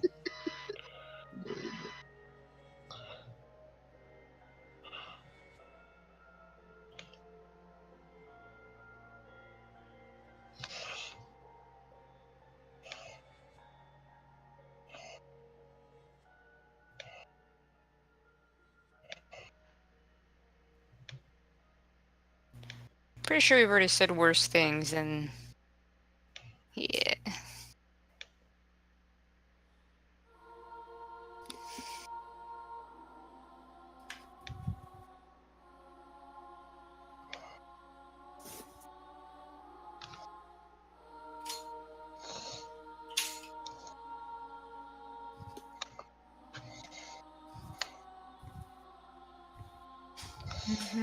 I wonder what happens if I just delete now. Where did Torvald go? It's a mystery. Is Asuga in the On the island in the middle of the lake. Well, yeah, because I'm there too. But is she in the real world or the No, fake loopy world? She's in Phantom World. Well, fuck. Oh jeez. Wait, how do you get rid of the things once you draw them? You just select them and then delete, like as if you're selecting your character. Oh, nice.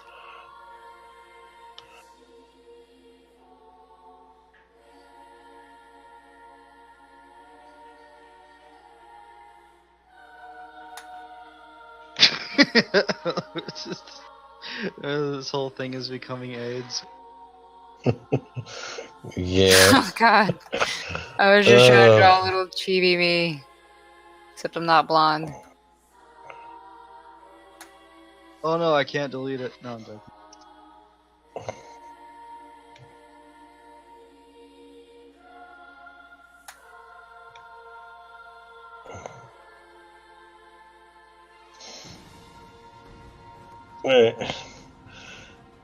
Yeah. I don't know, for some reason that makes me go like, yeah. It's too dark. I don't know, with your thing all I see is just kind of some kind of weird hair and leg. It's like your thing kind of looks like an angry Homestar runner.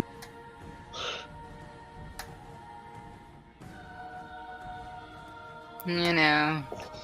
Laptop surface. Oh, I Oh, wait, know. I'm missing my hat. Hold on. You're also missing your shorts that you always wear. Well, it's getting colder, so.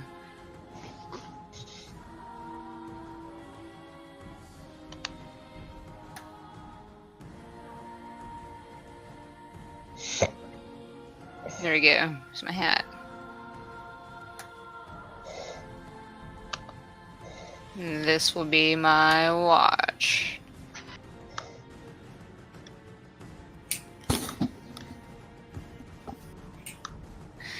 Okay.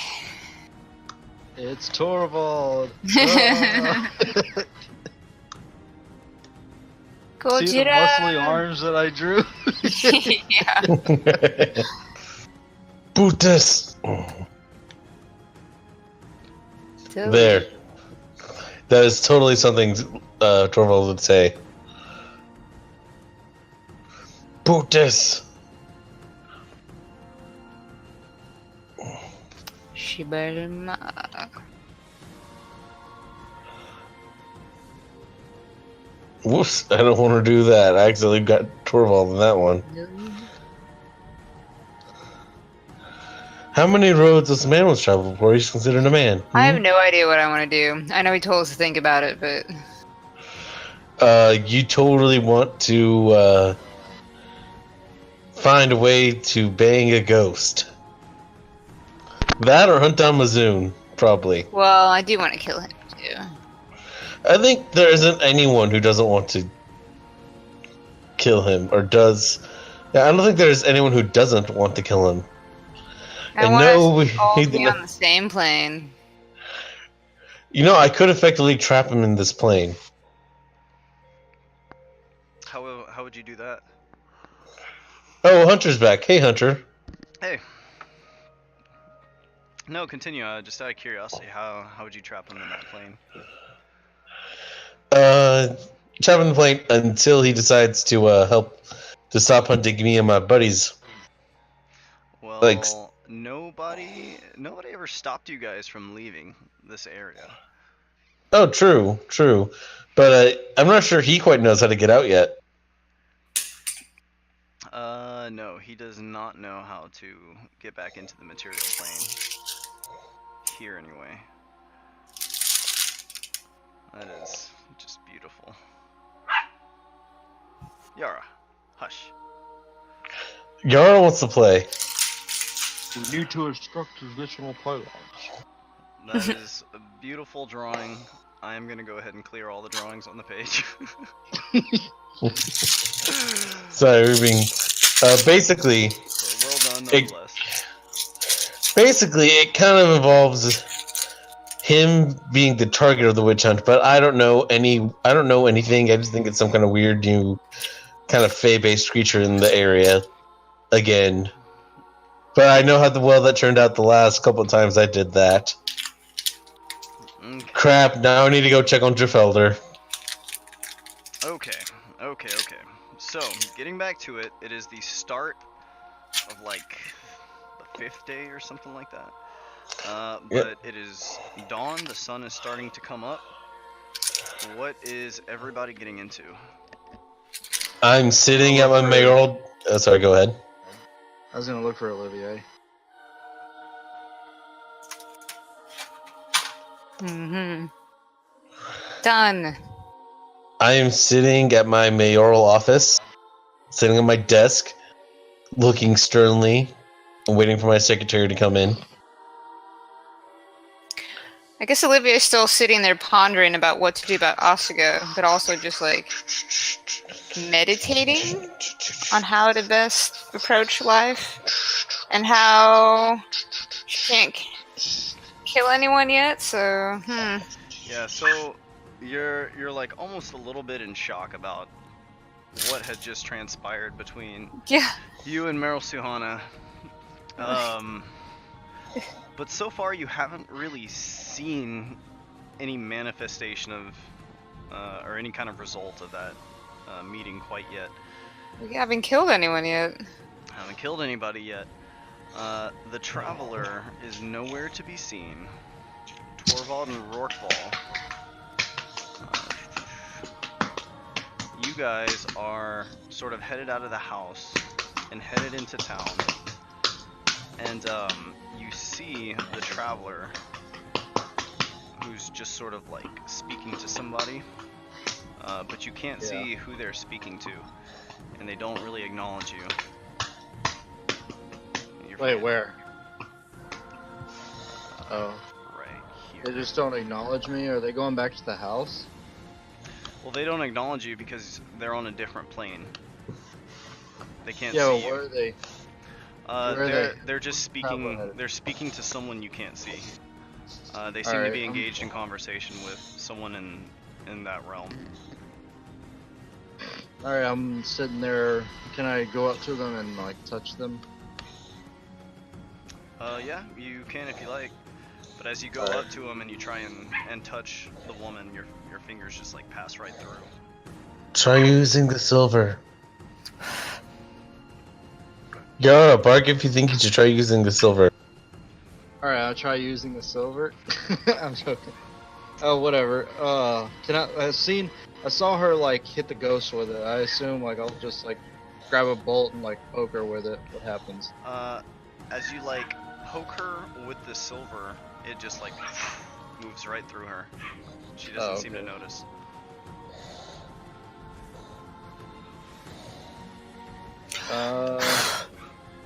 I'm gonna follow her or see like what's the deal.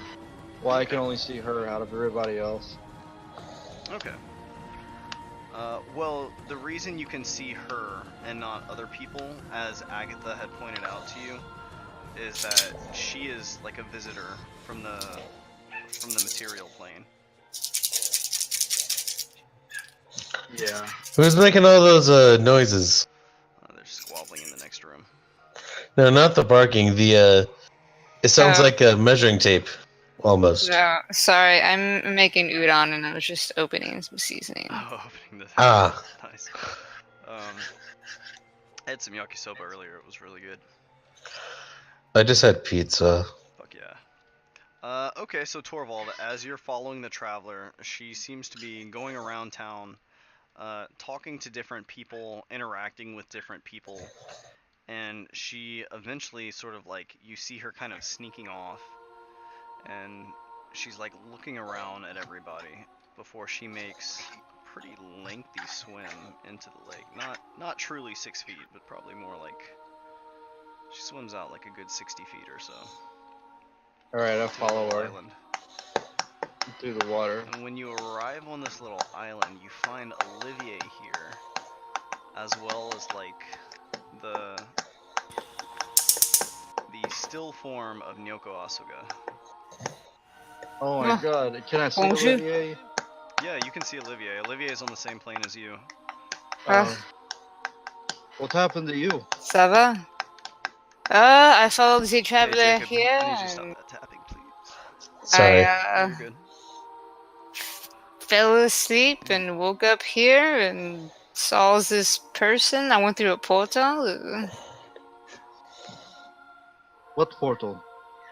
Je ne sais The pas. portal is actually still visible on the ground, though it is no longer active. It looks like Are an you talking eye. about this? Oui. Looks like Olivier is doing. I mean, Leonte is doing. Oui, that traveler person, guess what? What? It is Mazoon. Mazoon! Oui. Here! When is this one right here? When I followed him into this portal, it was him that came out the other side. Looking over. That explains the bolts. I hold out the silver bolts that I recovered from the house. I fired these at the ghost. He destroyed a few of them. Oh, that bastard.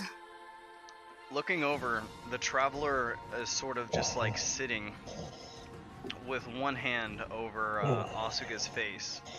He stole Asuga. And she's just like kind of sitting there and her eyes are milky white as she kind of stares blankly into the air. I followed him because he stole from me, so... What's in that portal? Olivia contemplates for a second whether she should say... I guess it would be bad to lie to your friend. That's your call. It was very dark, I do not know. He went into this house and, I don't know, I woke up here. Make me a deception check against Torvald's insight. Oh shit. Deception is what? It is charisma. Well, she's gonna win it because I got a 4. You never know. She rolled a 3. Deception. If it was intimidation, it'd be +5. I got 13. She's not too sure what's in there.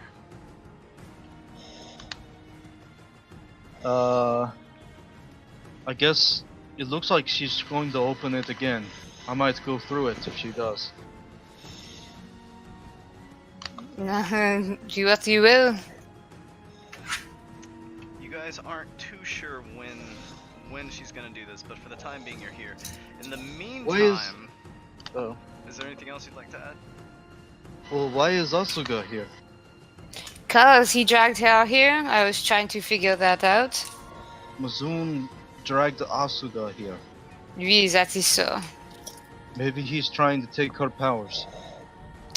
We need Maybe. to stop him. I know, I wish I could kill him right now. We will. Oui. We figure out where he's going. Maybe if we follow him, we will have a chance to kill him. Okay. Once and for all. Okay. So, meanwhile, back under the veil, Leonte, you're sitting in your mayoral office when the door bursts open and a young woman with glasses says, "Sir, there's trouble afoot." I'm aware. I was informed early this morning. And she says, "They say it's a witch." At first we were concerned it was Shrakil again, but it's not. There's plants all over town and a large tree where the old stump used to be in the center of town.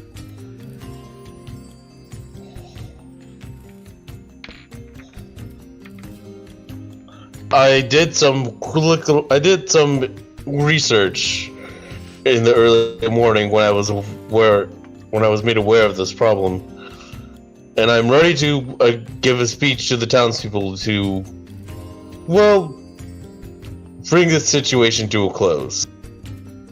Can you organize the town meeting, but don't let the guard know about it? I don't want to cause too much of a stir. She says, "Sir, you want me to organize the entire town without the guard knowing?" I don't want to cause too much of a stir. And where would this take place? By the tree. Where the stump once was. And she says, "I can organize a town meeting, but I don't think I'll be able to do something so public without drawing the attention of the guard." Which are yours to command, anyways. They will be preparing for a witch hunt. They're quite busy. She says, "Very well. We'll summon everyone to the center of town." And she immediately, leaves to go fetch, couriers and stuff to start knocking on everyone's door and, bringing them out to the center of town. I'm high-fiving myself. This is going so well. Okay. So, as this is happening, Ooh, as I'm walking, and I'm going to slowly make my way down towards the downtown as well. okay. With all the panache and all the charisma I can, which I should note is a fucking lot. It doesn't take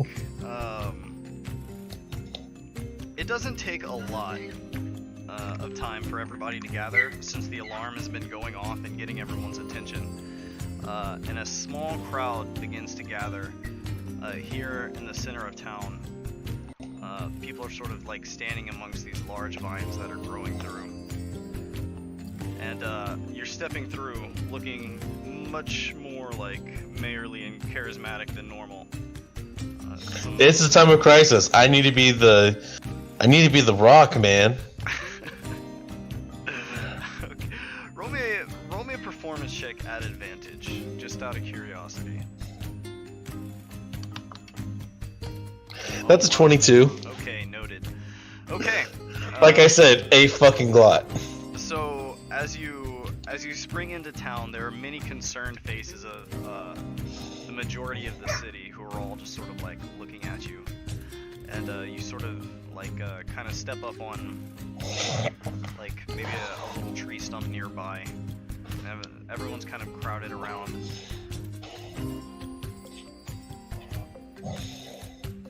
So what are you gonna tell them? Oh, you have a lure as well. Oh yeah, no, definitely. Can I use it as a mass kind of thing? Get everyone? Yes. That would be pretty dang crazy, but at this point, no, not yet. Shit. Alright, I just wanted to make sure because That would be. I'm going to use it on whoever. Is there any like young kids in the audience or teenagers just kind of looking away? Like, I don't want to be here right now.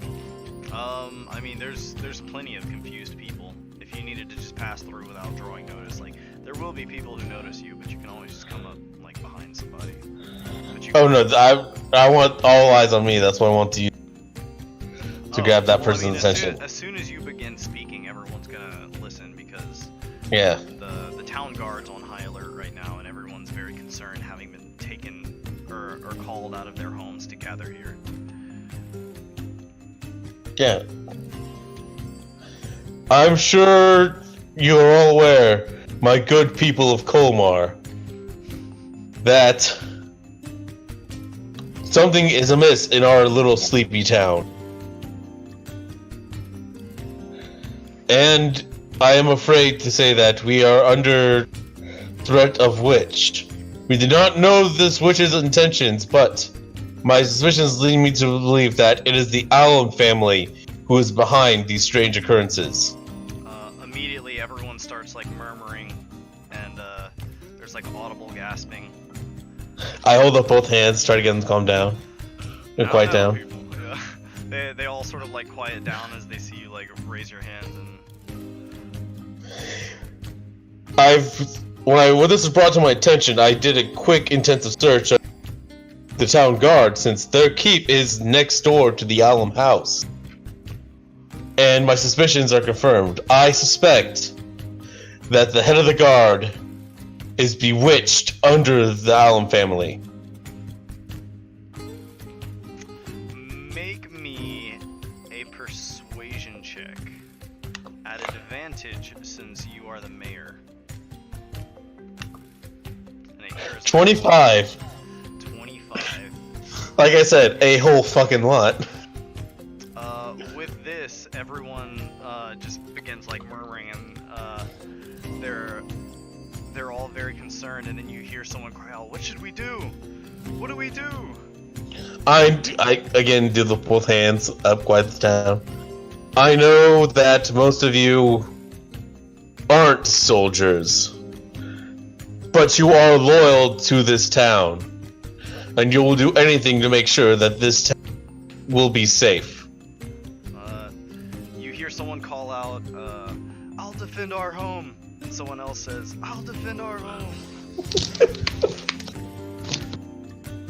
I'm not sure how many of the guard under the Alum's family control, or how many of them will blindly follow the head guard, but we must do something, and we must act swiftly. Please, all the young men who are able to fight, bear arms and march with me. And I pull out my rapier. There's a loud cheer, given the excellence of that performance check earlier in this persuasion check, and several young men step forth. People that are actually in pretty good shape, considering all the professions around here, like farming and smithing and woodcutting and such. Oh yeah, yeah.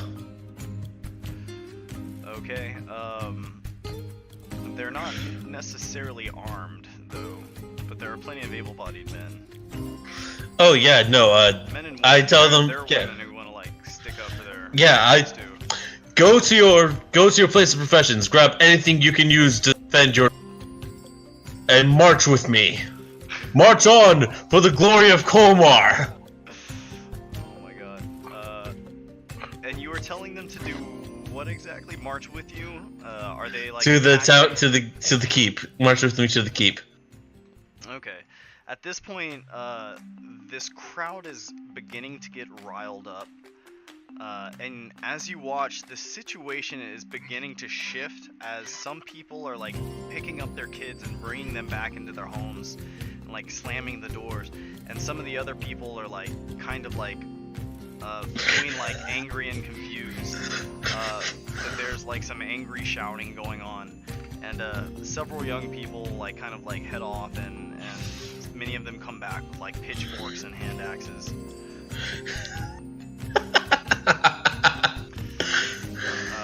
And they're ready. They don't necessarily want to hurt the guardsmen like right away, but they do want to find the witch and get to the bottom of this whole situation. Alright, so once they're all armed, I start leading my my one-town army. And the town guard, you had told them all to assemble here at the keep? Yeah, I told them to arm themselves for a witch hunt. Okay. So when you arrive, you find many of the guardsmen sort of standing together with weapons outside the guard keep, and there's kind of like an what is quickly becoming like an angry mob behind you. And the town guard captain strides up to you and says, "Mayor, what's going on here? Who are all these people? Or why are they here?" We know what is going on. The one who protects the witch. You see confusion like cross over his face, and he's like, "Sir? Are you talking about me?" You gathered your men to arm yourselves to protect the one. You get what I'm trying to say here, Hunter, right? Yeah. Sorry, I'm tired. I didn't get a lot of sleep last night, but the guard captain, distressed, like looks back at his men who are all like armed, and they look confused, and they're kind of like shaking their heads, and he looks at them and he says, "Sir, we followed your orders to arm ourselves to prepare for the witch hunt." I gave no such orders. And behind you, there's like an angry buzzing murmur, like in the crowd. And explain why these vines lead straight to the alum house. And the captain says, "We don't know, sir. They were just there when we woke up this morning." Are you lying to protect your mistress? My mistress? Make me a deception check. Or actually, make me a this is kind of a mix of performance and persuade. Go ahead and make me a deception check, as you are attempting to mislead all these people. Oh my god. I think we learned a valuable lesson here. Stop asking me to give you some checks. The angry buzzing behind you grows into a rather disturbed, heightened level of there's a much higher level of tension, as the guards are now beginning to look kind of nervous, and one of the guardsmen, kind of afraid of this angry mob, sort of like hugs his crossbow to his chest, which draws kind of a response from some of the people in the crowd behind you, and you hear a voice out in the crowd says, "He means to use his crossbow." And the guard sort of like holds up a hand. He says, "No, wait." And a couple of the men kind of like step forward, and some of the other guardsmen are like, they kind of step forward and try and like catch the guy's arms, like trying not to hurt anyone, but just like push this guy off. But somewhere in the middle, like someone like throws a punch, and it just clocks one of the guardsmen, and the guardsman like throws a punch back. Oh, jeez. And as you're watching, the level of tension grows higher, and once the people start fighting, several of the guardsmen who are all sort of gathered there kind of surge in to like grab their own guys and pull them out. But as the angry mob behind you sees the guards like surging in, they also surge in. I'm going to take a step out of the angry mob, locate the captain, and I want to cast Allure on the captain. I want his attention to be on. At this point, the captain is like busy trying to like get his men out of that. The guards are starting to like kind of like retreat into the keep behind them, trying to like pull their guys out, but like about half of the force is still like kind of getting swamped by like this mob that you've assembled. Alright, so in that case, I think it's time for phase 2 to keep escalating the situation. Remember what phase 2 was? I do. So what are you going to do? I want to try to create a mass hallucination on the, I guess, the village people's part. What do I need to roll again? A d20? You need to roll a d100, and it has to match your level, and for every multiple of 10 beyond that, you will roll. And I have level 4 spells, so I'm level 7, correct? Or 7 or 8, right? You guys are currently level 8. Cool. Like, either way, this is going to be amazing and help cheer. Okay, roll that shit up. I'm asking for mass hallucinations so that the townspeople believe that the guard are turning into demons as they speak. Okay. Roll this because Boom! wow, holy I holy fucking shit. Okay. Oh my god. Okay. Damn. As the townspeople watch, the town guardsmen all begin sprouting like tentacles and arms and legs, and some of the town guardsmen like sprout like these horrible monstrous wings and like fly into the air, as they believe that the guards begin shifting into demons. And at this, with a cry of terror, like, oh god. I would think at this point, because you said specifically demons, right? Well, demonic Like, and just kind of terrifying monsters. I think everyone would just scatter. They'd be like, "Fuck this!" Yeah, scatters. I'm going as they go. I turn to one of the biggest looking guys in the town guard, and I cast a lure. I'm like, "Stand your ground!" At this point, Leonte, a figure suddenly appears. Where is she? God damn it. She's up there, like next to or right below the plume. Oh, I'm looking for the traveler. back on the other map, I think. Yeah. By the island, wait, maybe? Wait, here she is. I found her.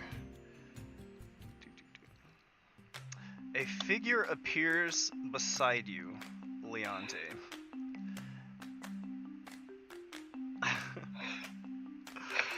And, Oh man. And you there's a moment where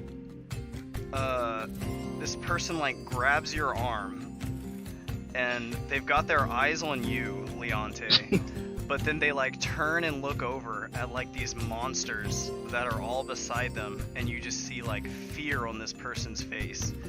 And then this traveler lets go of your arm and like pulls out their just produces a crossbow from their traveling cloak. Make me a perception check.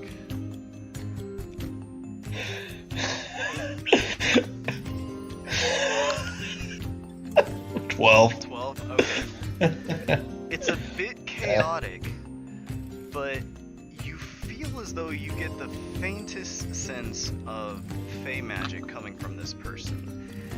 You can, however, clearly see the faint tendrils of black smoke that are just emitted from this person's shoulders. You know what? I think this is a good time for me to bounce. And I'm just walking away, and I just kind of walk away from all this chaos. The traveler just begins firing their crossbow into the crowd of demons. And many of the demons, in turn, sort of like surge forward towards the traveler. But seeing this, many of the townspeople sort of screaming are all like kind of fleeing.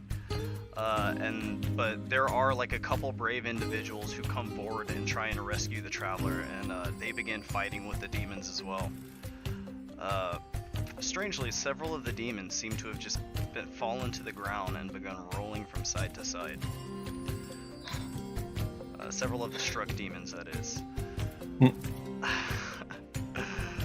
So the town is currently in complete and utter chaos. Leon. Yeah. I think I did my job quite well. Torvald and Olivier over here in when all of this is going on, you guys are all kind of sitting there waiting for the traveler to like reopen the portal when you suddenly hear like a loud screeching and and you all sort of like you're not sure what it is, but it's horrible and monstrous sounding, and the traveler stands up very suddenly like alarmed and takes off in this direction and starts like swimming back across the lake. I follow. I say, "Come, Olivier. We have to follow her." Or Mazun. We are missing the fun. Okay. And then as the traveler is running this way, you guys see up ahead a massive horde of demons. You can't see what they're interacting with, but they are acting very strangely. And they just sort of like appear they like grow out of invisible thin air. And there's just suddenly there, and they're freaking out.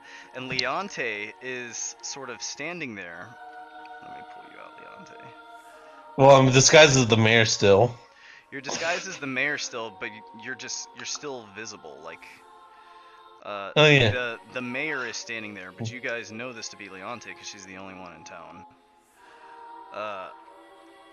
And these demons are all here, and the traveler runs up, grabs Leonte by the arm. But then you see her like turn and look at these demons and just sort of let Leonte go before firing into the crowd.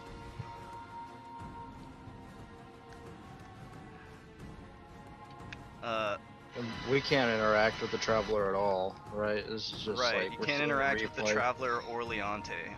But Leonte, where are you going? I'm heading down to these city streets down here, kind of away from all of that. Okay. So moving down here, the town is now in complete chaos.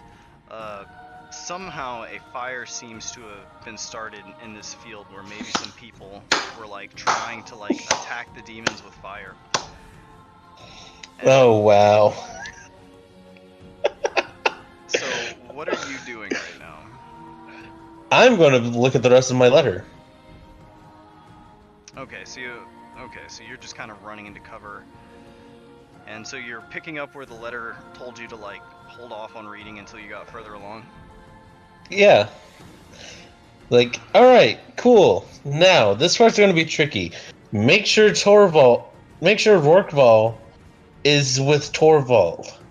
On the... make sure... It's confusing. Just make sure he's a ghost. Okay, have you done this?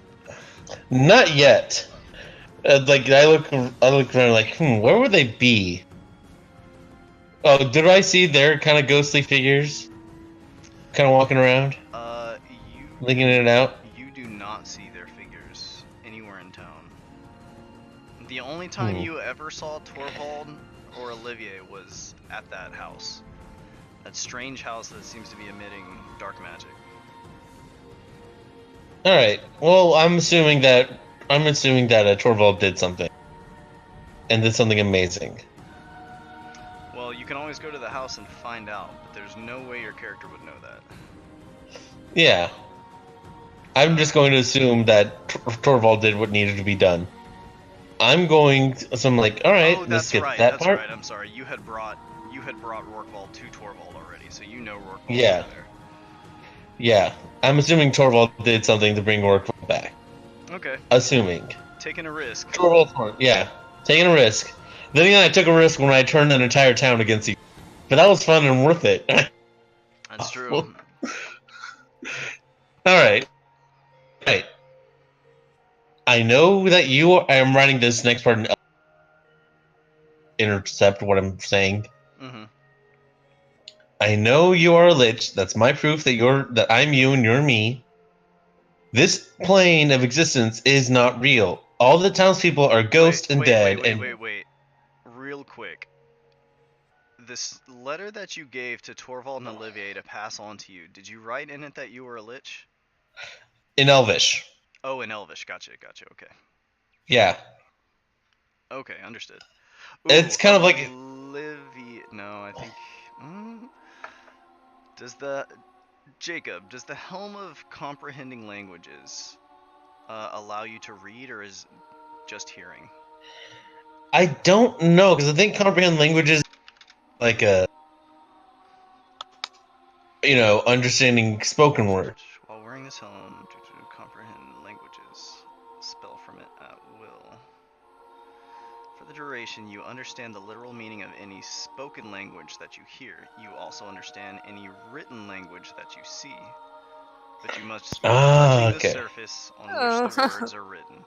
Oh, so like holding a letter. Olivier, would your character, if Leonte gave you a letter of that significance and you saw part of it was in Elvish, would your character read that? Maybe out of curiosity, because she always tends to hide things. Okay. And just because she likes to know things. Okay. You're not totally sure what a lich is, Olivier.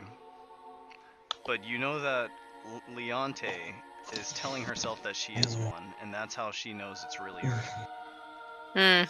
Just some kind of prank letter. Yeah, she'll keep that to herself for now. Okay. Yeah. The world you are in is fake. It's full of those townspeople are ghosts, which is why that they'll probably be reset after whatever you do. Except for that homeless guy you drink the other day, he's gone for good. And now without a mayor, this town's probably even more screwed. But we'll let that happen in the future. They're all dead. It's time for you to go home. So I tell myself in the letter that everyone in this town is... Okay, and with that, you just sort of like... And the town around you, rather than bright daylight, you are surrounded by night. Was that right? Yeah, it was the next morning. So yes, it would be night here. All right, cool. I'm going to throw up in the air a color spray, kind of like as a signal, like, "Yo, I'm over here." Okay. Torvald and Olivier, Barrett's cat switched off the power to his computer, so he'll be back in a second. But Torvald and Olivier, you guys can see like a brilliant spray of color kind of coming from over here. That is new. Let us go, Torvald. Not far from where all these freaking demons are. They're in a different plane. And he says, "Yes, that looks like Leonte." And you guys are going to kind of poor Asuga, she's stuck in the other world. You guys are running this way, and the group of you arrives here with Leonte. I see you made it back. Yep. Thank you for the whiskey. I figured you'd want it. Oh, I was delighted. And then she goes up and gives her a hug and gives her a kiss. Thank you. Merci. Question. Yes. How great do I feel that I completed Nadeliani's wish? You will be pretty heftily rewarded for how well that went over. I just need time to prepare for that magnitude of a success. That worked out really well. It did. Meanwhile, the traveler back here is still like firing at these things. And, you guys do see where at one point she just sort of like vanishes and appears over here and continues firing, and later on vanishes and appears over here and is firing with her crossbow. It's a shame I never really got a chance to talk to her. Did you see the traveler? Well, yeah, she grabbed my arm. Well, you guys can all see it. Her fighting right here with the demons. So the thing is that Traveler is actually Monsoon. I found this out. She just burst out laughing for no reason. Uh, Oh my god, that's actually. Nervous laughter. So he's trapped in this hellscape with a bunch of ghosts that will just show up every day. Oh wow, okay. Yeah, this is great. But you know what is not so great? Asuga is still stuck in the other world. This is amazing. No, I feel but she helped us. You can't even wake her up or something? I mean, no, because she doesn't quite understand what's going on, right? Chill. And I high-five Muffin, who was on my shoulder this time. I made sure Muffin was there. Olivier pouts. I do not want to just leave her there, but I mean, she'll get reborn anyway, right? we better. I do want to point out that none of you ever tried to leave this city before. You guys don't necessarily know if somebody is trapped in here.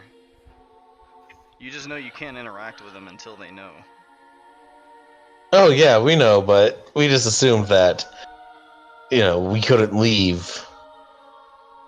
Actually, that's one of the first things I pondered, but I was like, there's a story here. Let's find it out. I just assumed you couldn't leave because magic bullshit, and that's generally how magic bullshit works. Magic bullshit is usually bullshit. Yeah. Also, right up here looks like a face. Where at? Right here.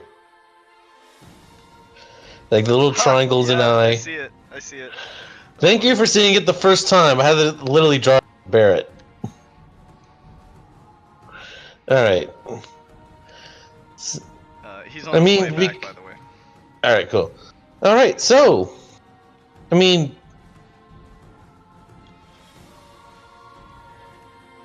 I have an idea. We can just talk to those ghosts. I start walking back to the Allen family house. Okay. I guess we should follow. And as I'm walking and I see the traveler, I just flip off the traveler. They don't see or acknowledge your gesture. I know. I also, just to be that kind of bitch, I turn back into like full on elf. Like, did you feel that? They just don't see it at all. You sense that? They continue on, like, laying down some pretty heavy fire into these quote-unquote demons.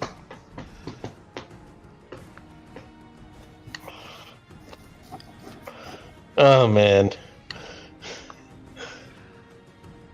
Okay. And so you guys are re-entering the house. What is it you intend to do here?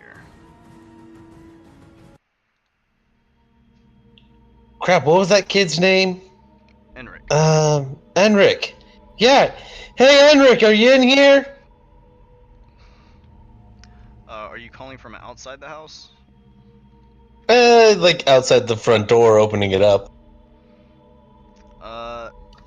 From the outside, you do not see anything.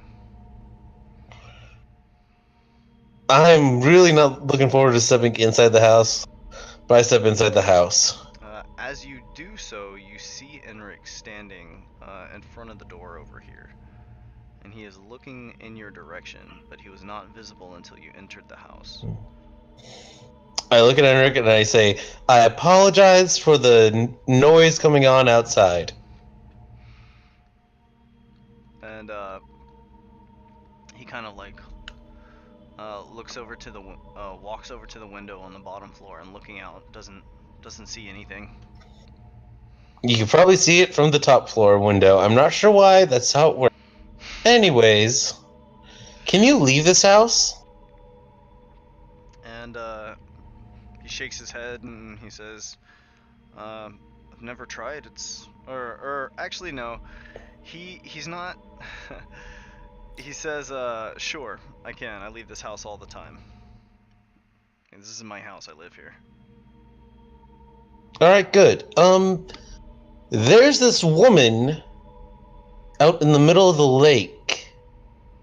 Can you get your, I want to say siblings, those other kids? Uh, They are not his siblings. They were from elsewhere. yeah. He is not like they are. But as you say this, the three of them are just like there. Oh, Hello? good. Children, I thought there were more of you. Standing a little too We- close. do not speak of this.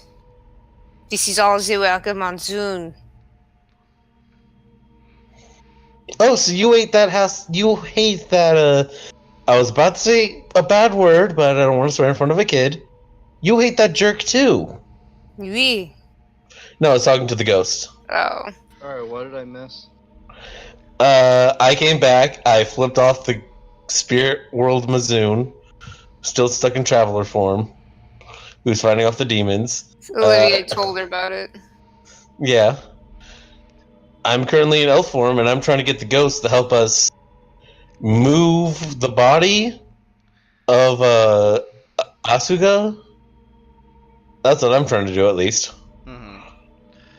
And Olivier knows Leonte is a lich, but she doesn't know what a lich is. Because she read a letter. Yeah. She read Leonte's letter. So Because you the Helm of understand it. Helm of Comprehend Languages. Anyways, so we promise we'll leave here and not bug you guys ever again, but we need your help moving someone we can't touch. I don't think they can touch. Wait, yes. Wait, no, they can't leave the house.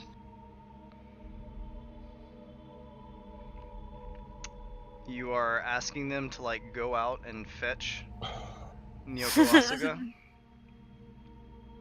If possible. Well, the kids have never claimed that they couldn't leave. They just said they stay. Oh. Well, yeah, then try and get them to go get So us. you're asking them to like wander out into town? Well, I mean, you might want to ask the three older ones. Can you see what's happening outside?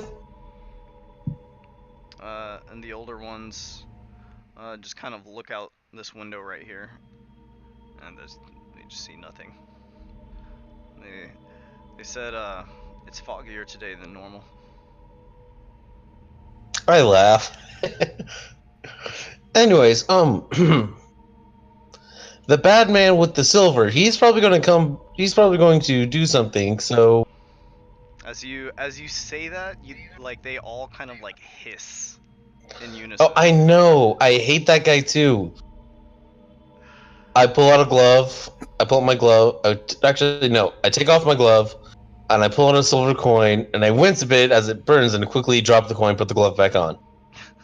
One of the same coins that you tossed on the tall one. Yes. Okay. Yes. Like, it hurts me too. I get it. That guy's a jerk. And okay, so go on. Like they don't want him coming back to the house. Well, as long as... I'm pretty sure he will no longer want to be in this house. You guys scared him off from this place. That's amazing. But is there any more of those big creepy guys with the cow skull heads in here?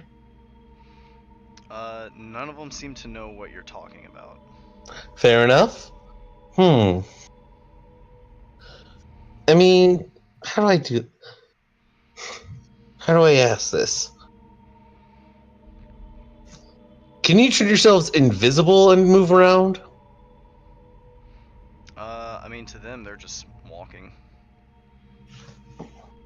The invisibility thing they just kind of naturally do without intending to do so. I have an idea. Can you, if it's an item in this house you have a connection to, can you guys transport to that object? The kids aren't. They tell you like you're not. They're not really sure what you're talking about. Like this is just their home. I know. I say, hold up here, and I go into this room, and I grab that mirror. Okay. You grab the fine mirror with HP on the back, and you bring it back. Mm-hmm. Okay. Does anyone recognize this mirror? And the little boy says, "That's my father's mirror." Enric says this. Right. I want to try something. Think of nothing but your father's mirror, and I head back outside And you head back outside. with the mirror in hand. Okay. I want Enric to think hard about his dad's mirror. Okay. He does so, and you head out the door. Yep. Does Enric kind of appear next to it or inside of the mirror? No. Shit. I thought that would have been amazing. Like, transport them via mirror. So, Oh well. So, just to sort of recap, what are y'all trying to do right now? Are you? I'm trying to find get a the way ghosts to get Asuka out of that situation. out of yeah. I'm trying to get the ghosts to help with that. Like, we promise we'll leave and we'll try to get that guy to leave too, but he needs to... Here's the thing. As far as you guys have discovered, the way out is to become aware that the entire town is dead. Asuga is not conscious to relay this information to. Mm-hmm. So she's stuck, I guess? Can you guys enter dreams? Again, nobody has ever tried to leave this town, so you guys don't necessarily know if she's like stuck in a. Oh yeah, no, that's part of the reason I'm asking the ghost. Why we can't physically interact with her, they probably can. Fuck it, maybe we should just leave the town. What more do we need here? We could solve the mystery, but... You could move on. What you have gathered thus far, it's pretty hard, and it doesn't seem like there's enough information to figure out what was going on here. But you guys were kind of curious about the stuff down on the bottom, and the only one who knows anything about magic or has the tools to study it has not investigated those areas. You mean me? Mm-hmm. You guys want me to go down there and study this area? Or that area downstairs? I mean, you guys can very well just like move on from this area if you so choose. Ain't nothing stopping you. I mean, what's a quick investigation? Alright, fine. Twist my arm, why don't you? I only turned an entire town against each I only turned an entire town against each other. What more do you want from... Yeah, no, I'm not saying you have to do that. By no means. These ghosts want help to you. You know what? Yeah, sure. I'll go and investigate. Okay. So roll me a couple Arcana checks. Olivier will go with just again to see what happens.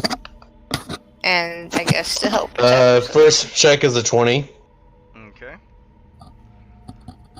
So, what are you looking at exactly? I guess first would be that circle where I knocked one of the braziers down. So this one, the brazier. Oh yeah. Or the beacon is mysteriously upright again. God damn it! Yeah, that would be the 20. Okay. What you can tell from this gate is it is an extraplanar gate. It does lead to other places, but this gate is designed to give form to something, in addition to just transporting it. So this is basically a full-on summoning circle, or a summoning gate, rather. Can you summon her body? I mean, maybe. Do you have anything of hers? Well, the crystal, I think, was destroyed. No, you don't even have a fragment of the crystal. Well, I don't know, would she? Were there fragments to be had? Of the ruby, Mm-hmm. the ruby became a gate. And it didn't go back to a crystal. It just stayed. Mm-mm. Hair. It You don't have like, any hair or clothing. She thinks about it. do you have any of her possessions? I can't remember where she got her pipe from. I don't know if that would have been... Because it's like a Gandalf pipe, you know, like their style. Yeah, I don't think Asuka had given that to you. Yeah, I don't think she has anything of Asuga's. She gifted. Oh wait, that purple... Oh wait, yeah, you're right. She gifted me that though. She gifted that to you, but it wasn't hers. No, I don't think I do. No, I do not. So, sorry. I mean, that's literally like the only way I could think of doing it is probably. Can you contact the other one? Merde. As you guys are kind of talking amongst yourselves, make me an insight check. All of us? Not Torvald. Oh. No. 20. 20. Oh And a my natural god, not one. one. Olivier doesn't notice it, but Leonte, you're noticing Torvald kind of like staring into the center of the circle, and he seems to be thinking hard about something, but he hasn't chipped in. Torvald, you want to share with the class? What are we... Wait, we're back at the haunted house, are we? You guys are here. Yeah. Yes. Oh.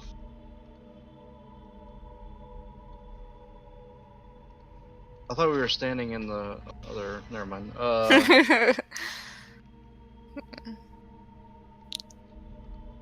Why are you I, staring at him, Leonte? You know, I have I a made the plan. mistake. I made the mistake. But I think it can help us. I could think of something that can help us too. Oh, Enric, darling. I asked for, Leviticus. As you speak the demon's name, uh, you guys watch a sort of like, and Leonte, you have seen something similar to this before. A sort of projection sort of comes from the center of Torvald's forehead. But out of that projection, the demon is produced.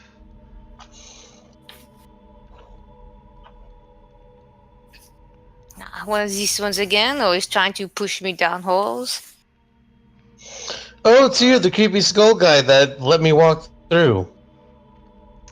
Yes. I accidentally made him. I lit all these torches. Damn it. Torvald, stop trying to use magic you don't understand. Well, he's here to stay. Olivier eyes it curiously. It eyes I- you curiously in return, Olivier.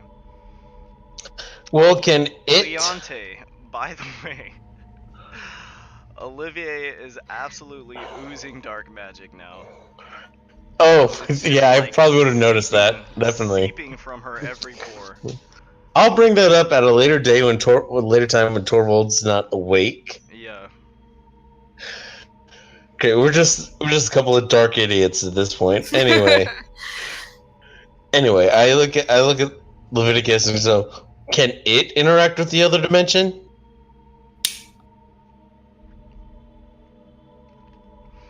Oh wait, you're asking me? Yes. Leviticus turns to face you, Torvald, and it tells you, I owe these people no favors, but will strike a deal if you so choose. You'll strike a deal with them? I'll strike a deal with you. What kind of deal? God, everyone's. One of equivalent exchange. I will do what you ask, brother, but always at cost. I go to the stairs and yell, Enric, can you come down here, please? I say, I have no deals to strike. They were only asking questions. And he turns back and he says, I will listen. I just want to know if you can interact with the other world. If you can't, oh well, it seems like you're a pretty big personal demon. Enric, can you please come downstairs? I need to ask you something.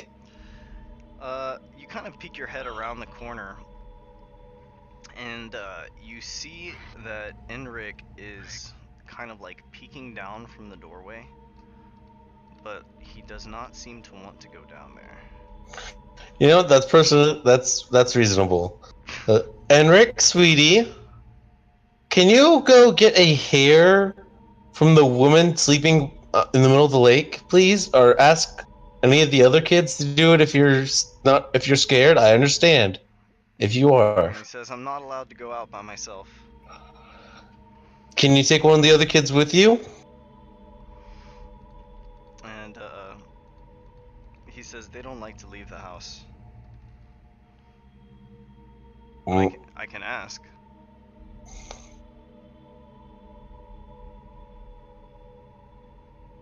Please do. It's important. We're trying to rescue a friend who's stuck in the world that we were previously on. The one where that bad man is. We're trying to save a friend from the bad man. Okay. What were you saying, Tosh? I just said yes also, so please try, yes. Yeah, okay. Okay. So his little face kind of like disappears around the corner.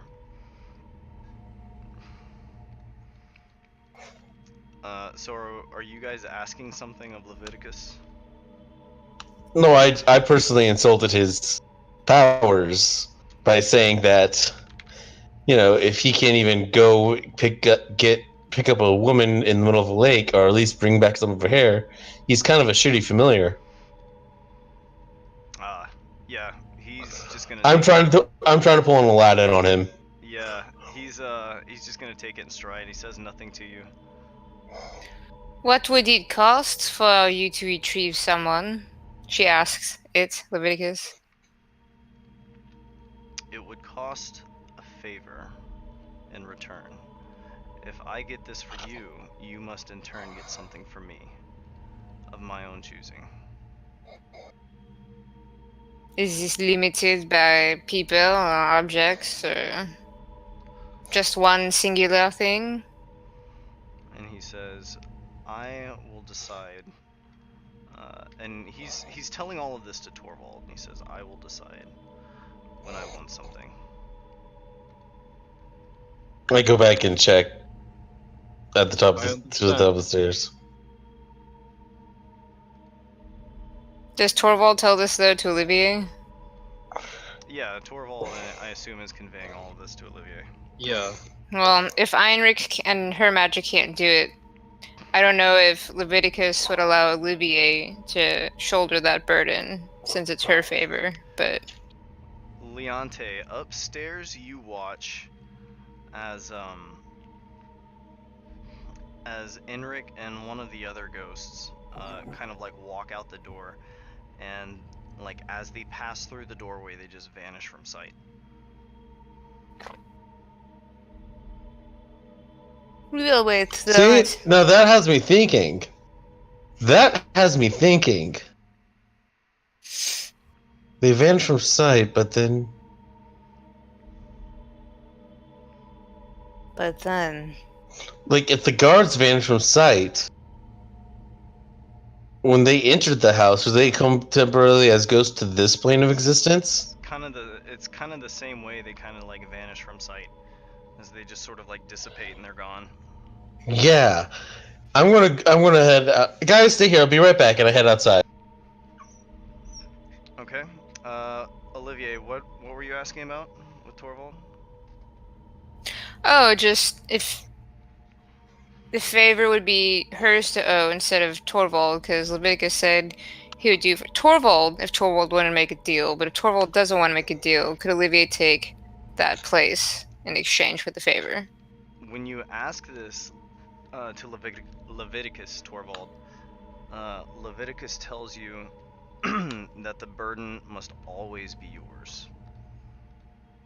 But if you want to make some sort of deal with Olivier, that is on you. What are you asking, Olivier? Olivier like sighs and like looks down and responds, "I just can't bring myself to leave her. She has always been there in my life, and I just would hate to just leave her there." You have whiskey, you're good. True, but she also saved our lives. With the She orc also- camp. She also Leonte, kind of- you're outside right now. And I'm yelling it. I'm yelling this back inside. as she eavesdrops from the top of the staircase. Yeah, it's like she also kind of destroyed a bunch of lives back in Hildian. Olivier's fighting the urge to shrug. And I peek my head outside. Do I see the ghosts? No. There is no sign of the ghosts anywhere. And some of these other kids back here are kind of frowning at the doorway. It would have been... Actually, Last ditch effort. I guess it would just be like the boy and the kind of like hunched over girl. Alright, I head upstairs to the attic and stare out the window. Looking out the window, there is no sign of Enric or the little girl. Shit. As far as you can tell, they are just gone. Shit. Shit. Olivier shrugs. Shit. Ventured into the fog, so to speak. Literally I'm looking gonna- for them. Yeah, I'm going to pensively wait by the door. Like, oh shit, I just sent a little ghost boy to his death. After death. I mean, I just made a town commit genocide on itself, but I'm more concerned about a ghost boy. And you guys like compelled to leave. Okay. So, meanwhile, back in basement land. I asked Leviticus, it's like, what can you do to bring that Asuga girl back to our material realm? What can you do to bring the whole city back to the material realm? Except for that one guy. Right. Well, he says, I can very easily just go and get her for you. But as I stated, in return, I will call in a similar favor at a time of my choosing. Go get her, and only her. I will complete this favor when you ask of it. As this happens, a second Leviticus just sort of splits and like glides, not walks, but like glides across the floor out of the room. And Leonte, from the upstairs window, you watch as this hulking horned figure just sort of glides out the front door. I really hate this thing. Excuse me. Olivier like bows and goes over to Torvald to give him a big ol' hug, and is like, "Merci, thank you. I owe you a debt." I do not prefer Asuga, but I know how much she means to you. I really hate this Leviticus thing. Okay. After a little while, Leviticus returns with the unconscious corpse of Asuga in tow. Corpse? Like dead. Sorry, unconscious body, not corpse. Like, what happened?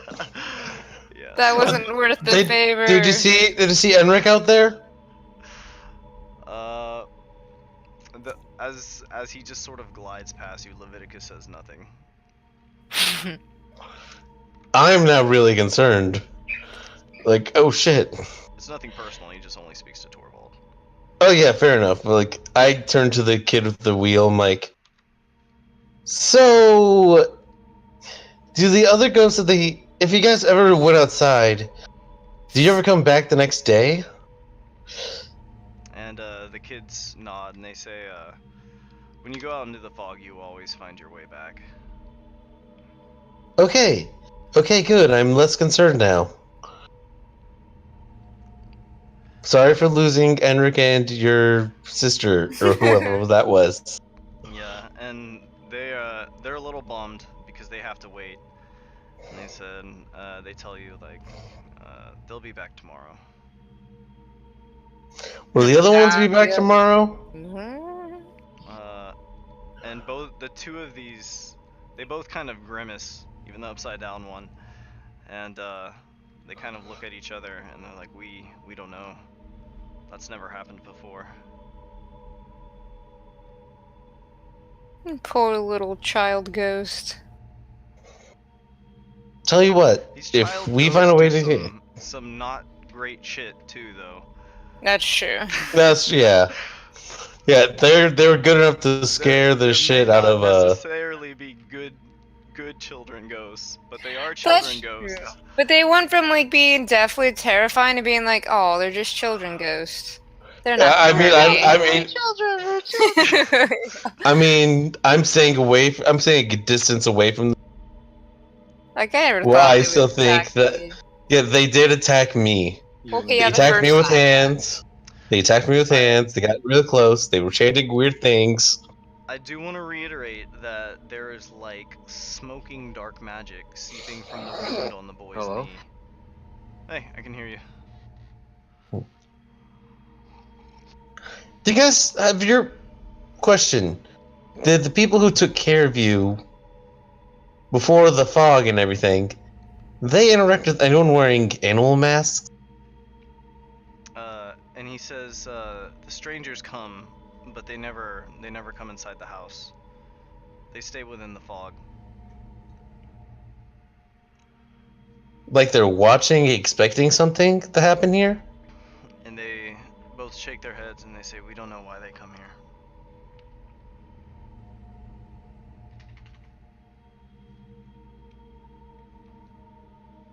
Why are you guys giving question marks? And I gave a question mark because he gave a question mark.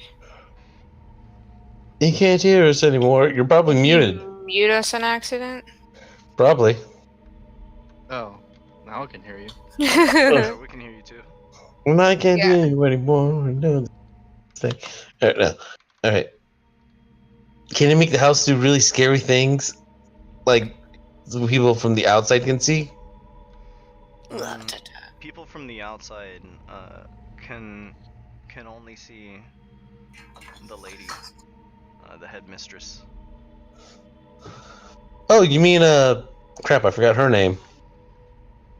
It's been a while. Agatha? You mean Agatha? The really nice lady who was talking to me upstairs? And they kind of look at each other and they say, the headmistress.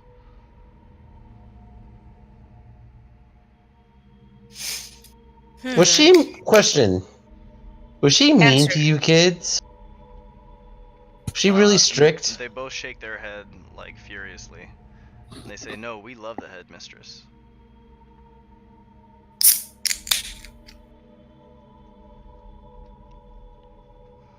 Can you tell me your guys' names? Sure. Give me 1 second to look it up. One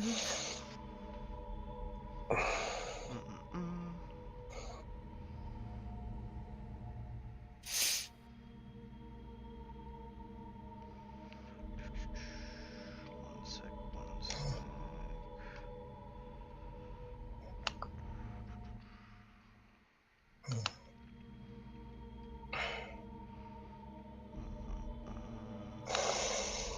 I'm sorry, but now that you're starting to call her the headmistress, I'm starting to get really kind of sketchy vibes from this nice old lady. I'm sorry. I started thinking of Skyrim and how you can kill her. The old granny, Dark Brotherhood stuff. The kids, yeah. They all Yay! cheer. Okay, so the little boy's name is Hugo, and the hunched over girl's name is Cecilia. All right. All right.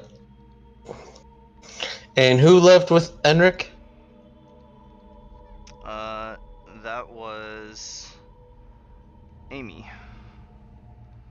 Hugo, Cecilia, Amy. Got it.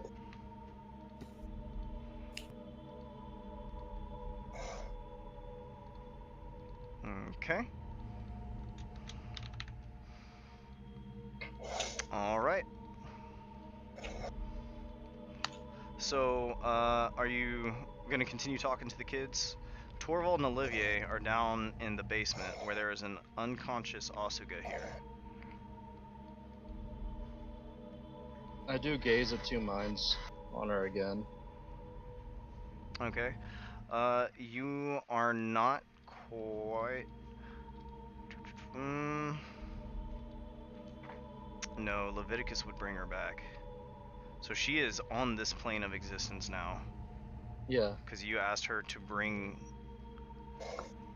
You asked him to bring her here, and not just to here in the other plane.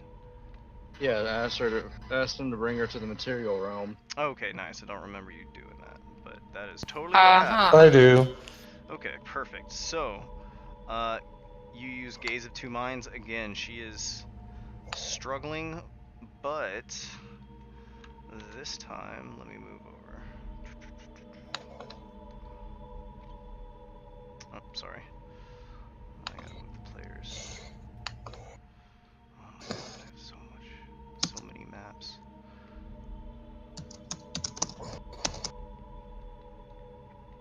Okay, sorry about that. So this time when you use Gaze of Two Minds, she is still locked in conflict with Ebelgug. But this time Leviticus is standing beside you.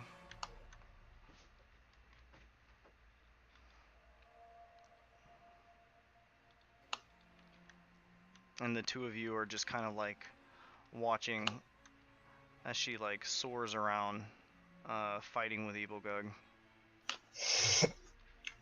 Leviticus, how do you think that we can bring this conflict to an end between her and Nibelgug? And he says, she is locked within this dream. He says, to remove her would mean removing the trace of Ebelgug. But such a thing would not be an easy task. It could only be transferred. Transferred to me. Perhaps. Even though I already have it. And Leviticus turns to face you. And he says, this is what you wish? Yes. Oh, this is your old icon too. That's funny.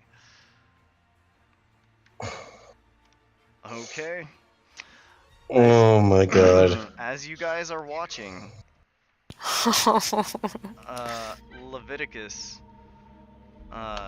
sort of raises from the bottom of his cloak a hand that stretches all the way to the floor, and he touches Nyoko Asuka, who Torvald kind of has his hand like over. And as you watch, all of the black veininess that kind of stretches like down her arms and neck, all kind of like pulses and like starts to slowly like snake up her neck.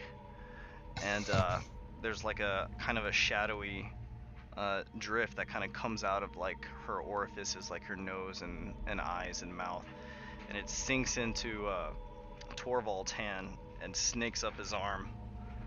And Leonte, at this point you would have come back downstairs, right? Are you still talking to the kids? Probably. I'm trying to. Like, I now have kind of like my suspicions. Okay. Agatha now. Okay. In that case, Olivier, you just watch as you look up at Torvald and the stars on his forehead are like slowly rotating. even though you know it's like a tattoo, or just kind of looks like a tattoo. But the stars on his forehead are slowly rotating, and this black veininess like seats itself like in his core. What's all you doing? He's unlocking the next stage of the Sharon gun. No. I'm sorry. Increasing his power to 500%. Oh, I'm God. sorry. I had to make that joke. Okay. She is not going to become conscious quite yet, but you have transferred the taint from her to yourself, Torvald. Oh god, I'm like John Coffey, but a little bit more fucked up. Torvald, what is going on? I removed the taint from her. What? How is this possible? Possible.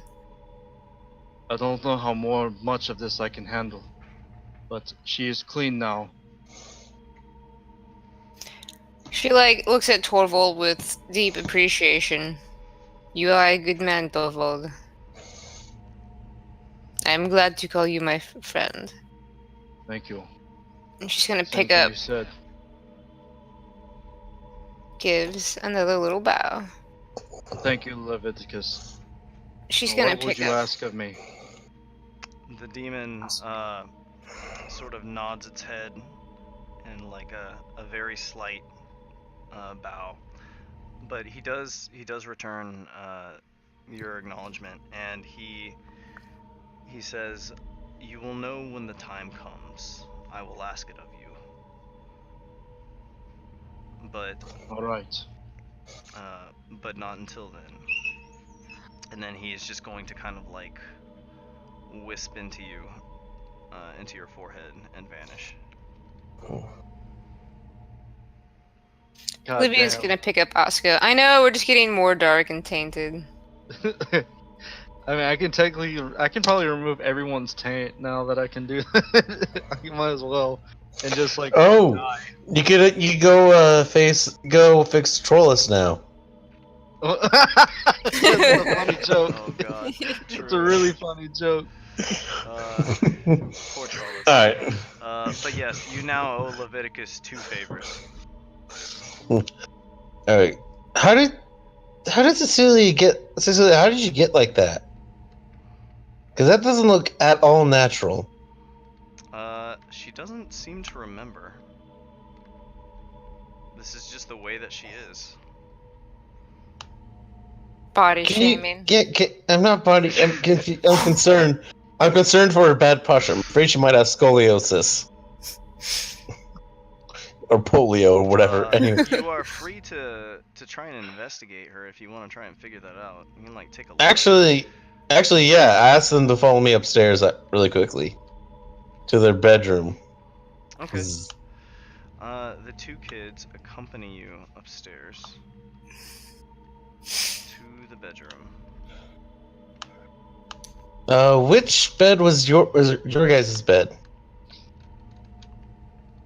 You know what? Actually, before you answer that, quick question: do you see the chains and bones on the bed? And they sort of, each of them looks at each other and they like shake their heads and they say, "Chains and bones." And they say, "All of us slept in just different arrangements depending on what we felt like. So sometimes two people would like, if they're staying up late talking or something like that, they'd be laying next to each other."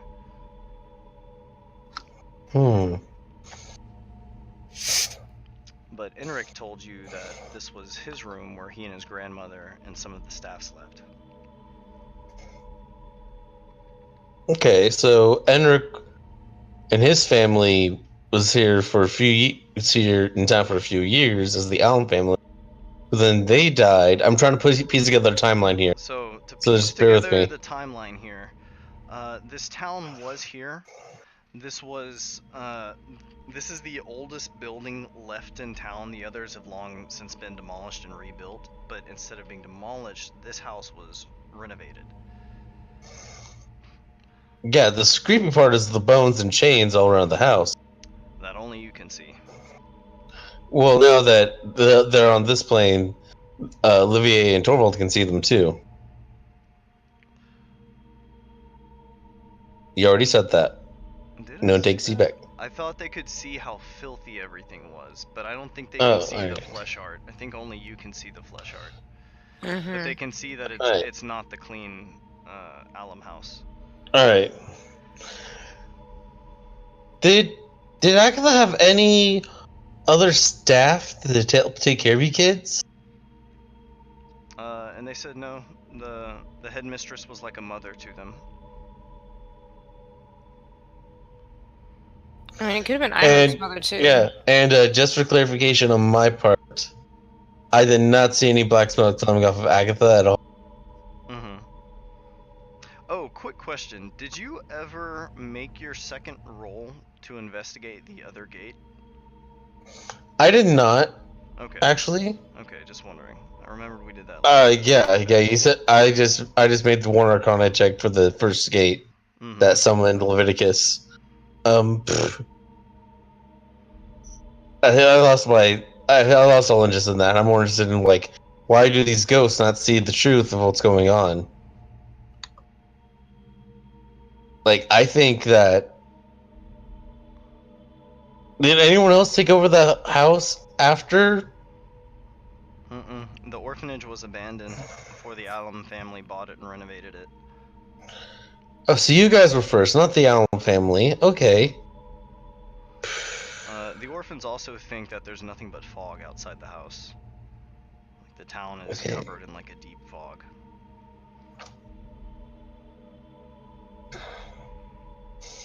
And you never saw Agatha wear any strange mask or talk to any strange people. And they both shake their head no.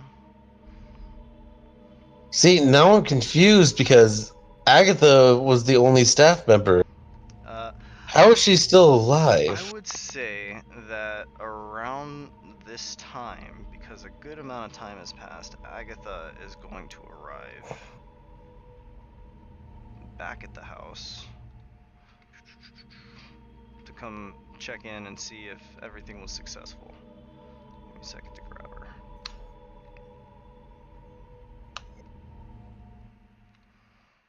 Completely. Actually. Actually, no, she would not, because there are demons outside. Oh, it's only she could see the demons. Yes, she can see the Oh, demons. yes, she can. The things that your magic created manifested in the material realm. It was that good of a roll. Oh, jeez. Okay, so never mind. She is at home, in the closet, bundled up and terrified. Or Okay. Poor old lady. Do you kids? I'm sorry this is a sensitive subject, but do you know how you died? Hugo and Cecilia, you see both of their heads kind of like jerk to the side, and they kind of just resume looking at you as if you like hadn't said anything at all. Oh, they're under the same thing that says they don't. That makes them understand that they're dead. Oh shit. All right. Make me a perception check, Leonte. 8. 8. Okay, you don't see what it is, but you can see on the back of Cecilia's legs there are old bloodstains.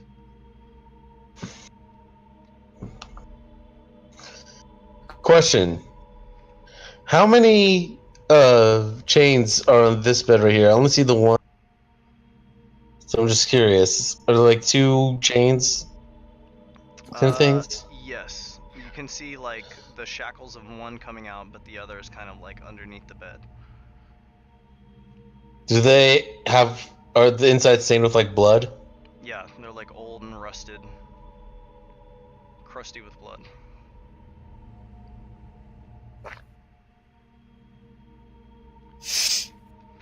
Cecilia, I want to try something. I want to try something, Cecilia. And she's just. I scrape off some of the blood, some of the dried, rusted up blood. Mm-hmm. I'm disgusting myself as I do it, and I rush back downstairs, Okay.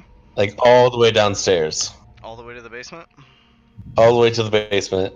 Okay.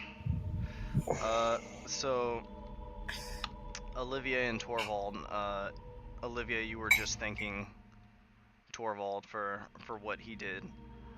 And Leonte, you come back downstairs to see Olivier in a pretty good mood. There with Nyoko Asuga, who looks significantly better.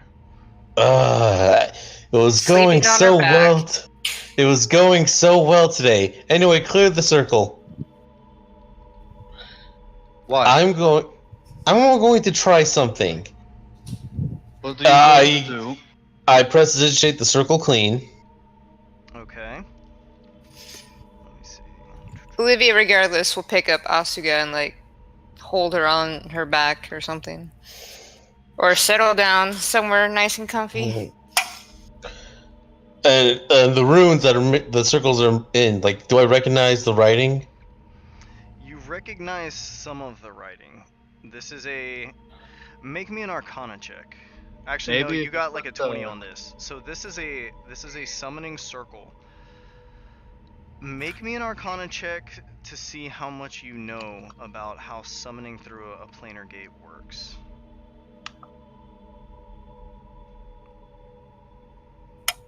18's pretty good. 18. So here's how this works. When you summon through a gate like this, you are flinging open the door to another plane. If you do not give a name as to what you are trying to summon, anything can step through. Alright. See, that's why I had that scraped up blood kind of help along with this. And I'm going, just as an extra layer of protection thing, I'm going to add like elven kind of creation, a circle around that last circle, elven creation stuff. Mm-hmm. Like adding my own flair to it. Okay. I'm gonna drop the I'm just going on the seat of my pants here. I go up and yell, I go up to Cecilia, I'm like, Cecilia, this is very important. What's your last name? Let me see.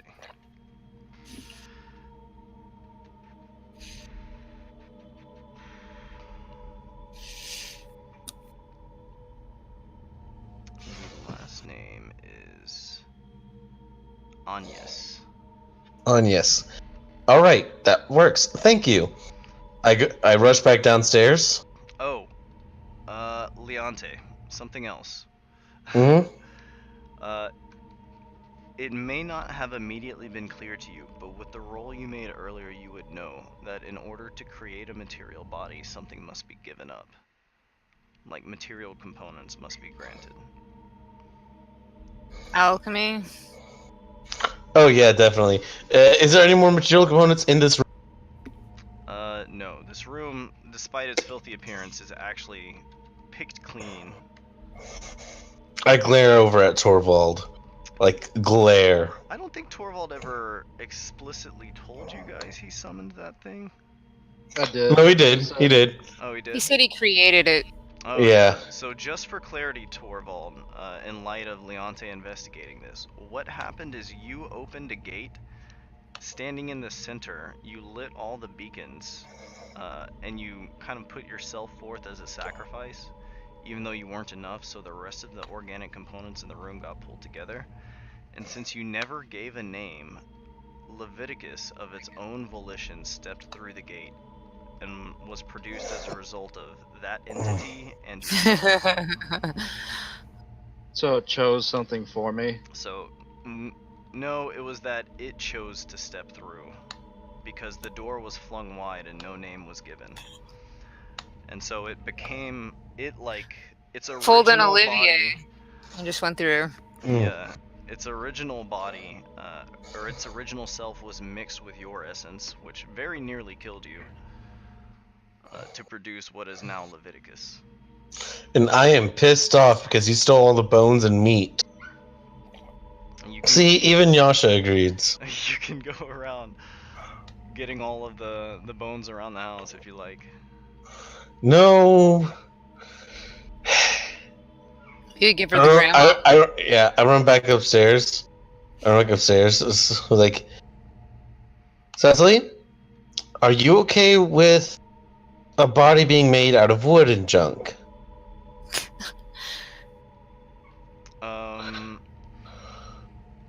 I mean, technically wood is an organic material. What if I use some of those bioluminescent plants or something? Or in like root vegetables or I don't know, yeah. Yeah. If you guys can find like living wood and you're using like the bioluminescent plants on your person, you can do something like that. Yeah. I'm gonna focus and try to have vines grow where the circle's at. Okay. No, Or- big ass. Torvald, do you have any fresh meat on you?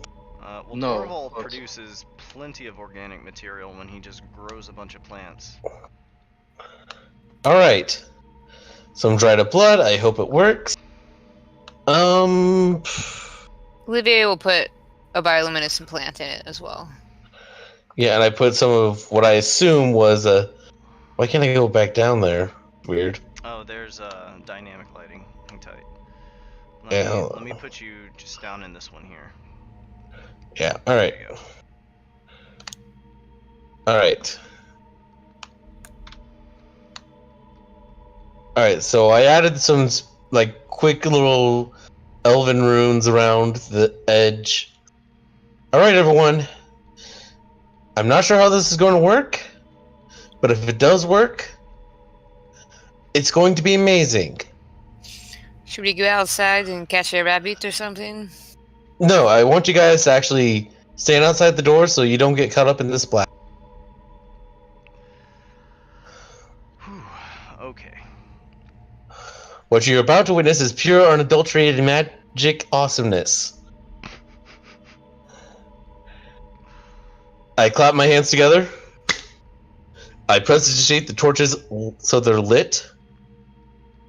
And I say, Cecilia Agnes. Okay. Okay. Okay. There is a screech from the floor above you as Cecilia Agnes is dragged from the second story of the house through the floorboards, through the center of the house, into the center of this mass. And Leonte, you see a black hole at the pit of where underneath these plants are, as a dark entity from the abyssal plane is drawn inward. And Cecilia, in addition to the organic matter given here by this plant and the entity, the three of them all mix together. No, I said her name. You did. You say got it. this, And I want you. this gate is tied to the abyssal plane, and that was Crap. some of the writing you did not recognize. So give me a second while I pull something in. Crap. Crap, crap, crap, crap, crap, crap, crap, crap, crap, crap, crap. And I say this actively. It sounds like it's not going so well. That'll work.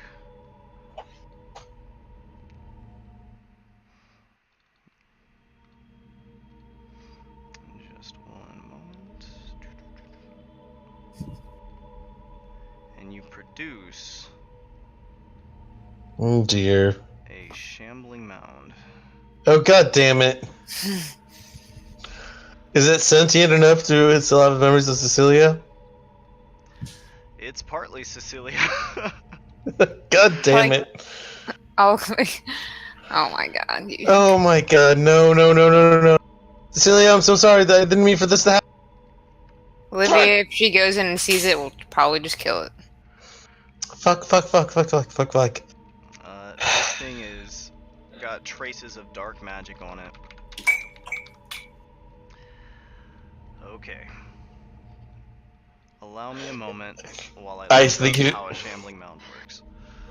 It's a bunch of bullshit if you ask me. We will see. I usually add a twist to the Oh no, vanilla no. I monsters. mean, it's the amount of bullshit that I hate about shambling mounds that makes no sense. Because they're shambling and they're mounds. No. There's literally living plants, right? Yeah, no. But here's the thing: they're immune, if not they're resistant, if not immune to fire damage. This is me as a player talking, and they Yeah, absorb electricity damage. I'm like, how the fuck? Yeah, I will probably tweak some of this. I'm just looking at this stuff. They're also Attacks at really medium or small. Oh my god. they're hard against melee attacks too. So they're Oh my god. What? So They're I'll boss just punch it to material. death. No. I'm They're going to try to appeal to this. resistant. My fist are also magical. Yeah, I'm going to try talking to it. Arcane and frost and what's it called? Holy damage. Wow. Well, I have Oh. This bludgeoning This and is a piercing really damage. annoying monster. Oh It- my I god, know. This has a lot of health. Holy shit. Remember that? Remember, It's like a hey, tank. both you two, both not Barrett, but remember when I was running? This was in the basement as a fightable thing. Yeah, this would have been way too strong for a level 1 party. I don't know what that game was thinking. It was thinking he had a full team. It's not super fast. Hoo boy. Alright, let's fucking do this. No, I instantly Kill this thing. head out. I run back to the door and close it. I'm like, Cecilia, I know you're still in there. I'm sorry, I didn't understand all the runes. I thought this would work. Torvald, Rorqual, and Olivier, you... The last thing you hear Leonte say is, what you are about to see is pure, unadulterated magic awesomeness. And then, like, she closes the door, and there's, like, a flash of light from the other side. And suddenly the door opens, Leonte darts out and slams the door shut behind her. And, the door behind her is just like... Torvald, you speak of plants, right? You can speak What of did you plants, do? right? What did you do, Leonte? Well, apparently some of the writing that I couldn't understand brought something What's that? back with it, with Cecilia. Some And dust it's- settles. It's part Cecilia, part giant plant monster. You can talk to plants, right? Libya's Yes, like but- groaning outwardly. I don't want to step in there. Leonte, with make me whatever a you strength make. save while you guys are having this conversation. Trying to hold the door shut. Maybe I should be the one holding it shut. 4, I'm pushed away from the door. With that, the door, like, flies open. Leonte, you're kind of, like, thrown against this door over here. And Torvald, Olivia, and Rorqual, you watch as, like, this mass of vines is trying to, like, push its way through. Remember Hugo, remember the mistress! And this shambling mound is just like, and it's just like groaning. Remember Hugo and the mistress, remember the other kids! Now you can protect them! You can protect them from the bad man! Oh god. Make me a persuasion check at disadvantage. You know what? I knew you were going to say disadvantage. Oh, Jesus. Plant people, plant. 10. 10.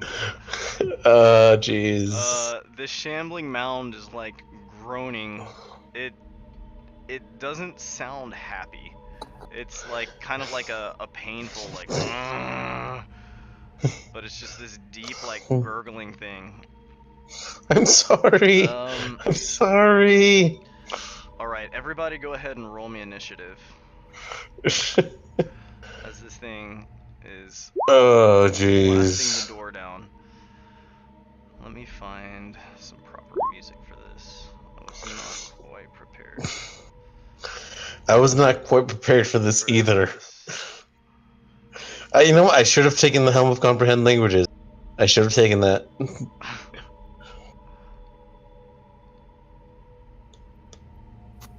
I think this will be okay. Hopefully it won't be like weirdly epic. Oh, jeez.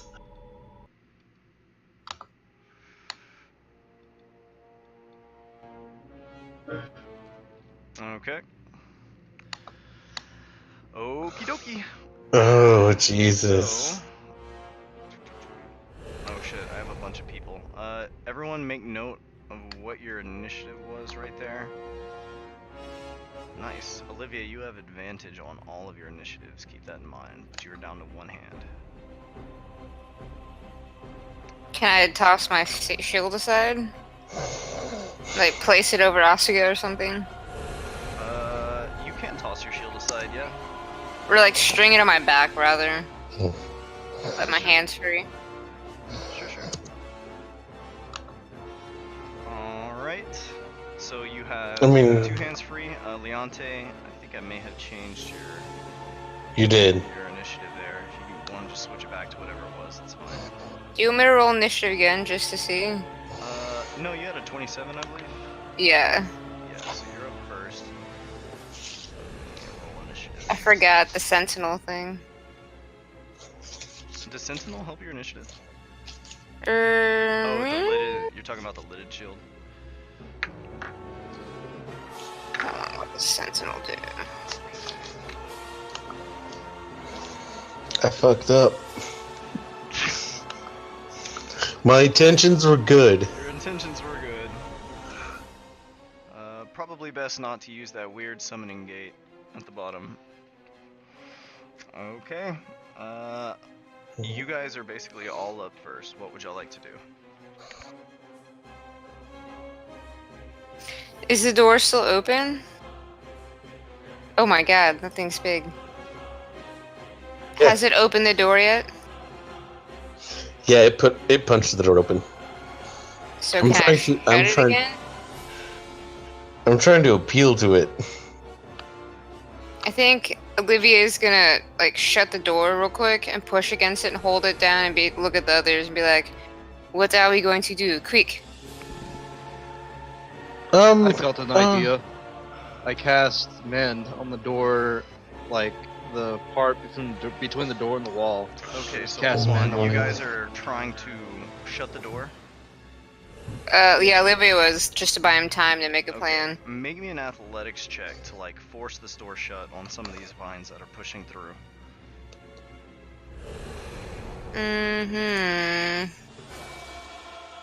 Let's see. +8. This is just the athletics itself, right? Motherfucker. 14. Let me roll athletics on this thing. It actually got an 11. So, yes, you're successfully able to slam this door shut. All right, I'm gonna cast Mend on every part of the door. Okay. Okay. Rorqual, Leonte, anything you guys are doing? Is that all you guys are doing? Is you're trying to seal it within the door? Yeah. No. Alright. Alright, guys. I'm going to try to calm it down. On the count of 3, open it up. You're not And going just- in Well. Oh, no. I'm staying out here and doing it. Torvald has mended the door shut in various places so that the door itself is fused with the wall. But it is like smashing on the door. And you don't know how long this door will hold. Right, and Olivia is trying to like reinforce it. I have- Cecily, I'm sorry. I didn't mean for this at all. I just thought it'd be amazing to. I think this is not the time for words, and we need to do something. Does Guys, he I have a just- weakness? Oh, you guys may need to update your health and AC for these icons here. Oh yeah. Mine's still a 41 for the thing, which makes sense. It should be. Anyways, I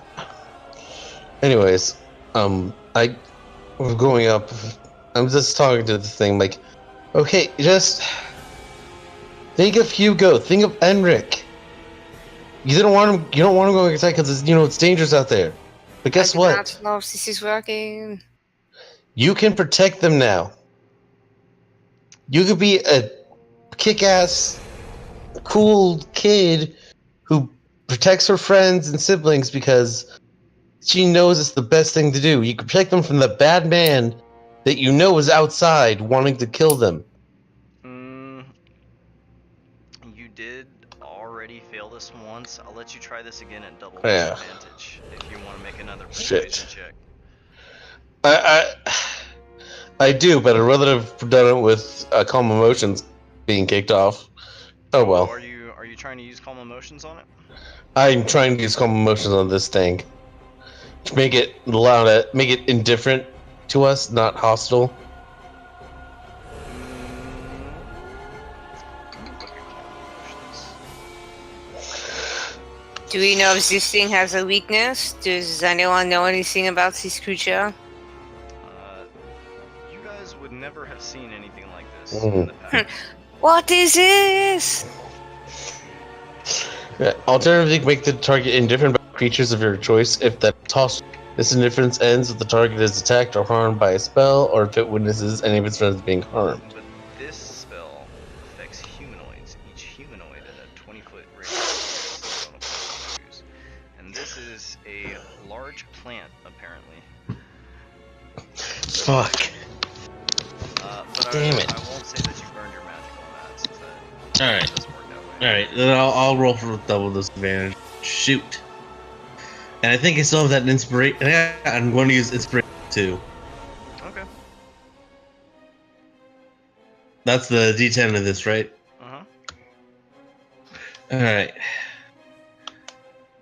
So just roll persuasion a couple of times. All right. So the lowest was 10, and then I roll that D10. 9. So 19. Okay. There's kind of a pause, and you hear like this groan again coming from the other side.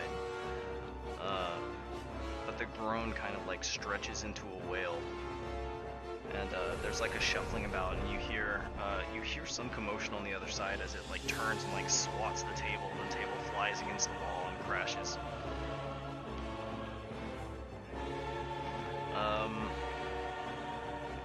This thing is conflicted. It is not in a good way. Think like the Chimera from Full Metal Alchemist. Yeah. No. Yeah. Edward, do you want to play? Edward? Oh now God! I'm sad, guys. What did I do? But it We is should kill currently this thing. sealed in the other room there. What did I do? If we do not run away, we should kill it and put it out of its misery. I got it. Do you want to talk to the headmistress? Because we can bring her Leonte, here. talking to you is not helping. We can bring her here to try to calm you down. There's like another crash from the other room as this thing is just like flailing itself around the room, like knocking over the beacons, like shattering the table, and just like rampaging about the room. Cecily, if you can hear me, if you could destroy that circle, I promise no one will ever do this to anyone again, and I'm sorry. I wasn't thinking. I was just trying to help. Yeah, I will say that you have succeeded on this persuasion check for now. I know, it is but rampaging about this room at this point. Is this plant All right. creature a good creature? It is normally neutral. It is unaligned. Dang it. Yeah, that's not me. All right. That's just what it says. Yeah, I'm guys, let's go find Agatha. She can fix this. Agatha can at least calm her down. How is this? I just walk up the stairs and start heading to where Agatha pointed out on the map Agatha, last session. So this thing is like gonna break this door down, Leonte. It's not gonna be able to stay in here for too long, but you guys have a brief moment. I would say I'd give it like another 2 rounds, but the shambling mountain won't last long rampaging in that one room. With only this wooden door to stop it from getting out. Oh Tova, yeah. Do you think you could tie it down somehow, and maybe we can just whittle away at its health, or It's set still it a on little. fire? It's still a little girl in there. We have no choice. We have to destroy it. I think that is the greatest mercy. Oh, so you get to keep your demon thing, but I try to help a little girl, and Leonte, whatever you summon in there can't be contained in that room. There's going like to a break down. crash against the door, and you hear some of the wood splinter a little bit. Olivier's body shakes. When it comes through this door, we will fight it. Maybe it will get stuck in this hallway, and we'll have an advantage. Yes. Turns I to don't- Sarah I don't- Leonte. I don't like this, and I start heading up the stairs. So you're gonna go try and get Agatha, Leonte? No, I'm just gonna go head up the stairs. Just wait. Okay. I So don't- you just don't don't wanna like kill this, Cecilia? I'm waiting at the top of the stairs. Okay. Nyoko Asuka is still laying there. So you're standing up here, Olivier and Torvald. What do you guys want to do about this situation? I guess wait for it to come through the door and attack it. Olivier's gonna quickly run and drag Oscar somewhere more safe, and then run back down. Just gonna bring her to like the second floor? Yeah, and then come back and get ready to fight and help Torvald. Okay. Maybe. Wait, how much time do you think we do have, though? I would say you have about 2 rounds. Would it take 2 rounds to get there and back? Yeah. It would take like 1 round to get there and back. Okay. Assuming you're just moving her up to the second floor. Yeah, just to get her out of the way. Yeah, you could do that in 1 round. So you still have another round. Fuck. I don't think I could fashion something fast enough for that. Okay, Torvald, what are you gonna do?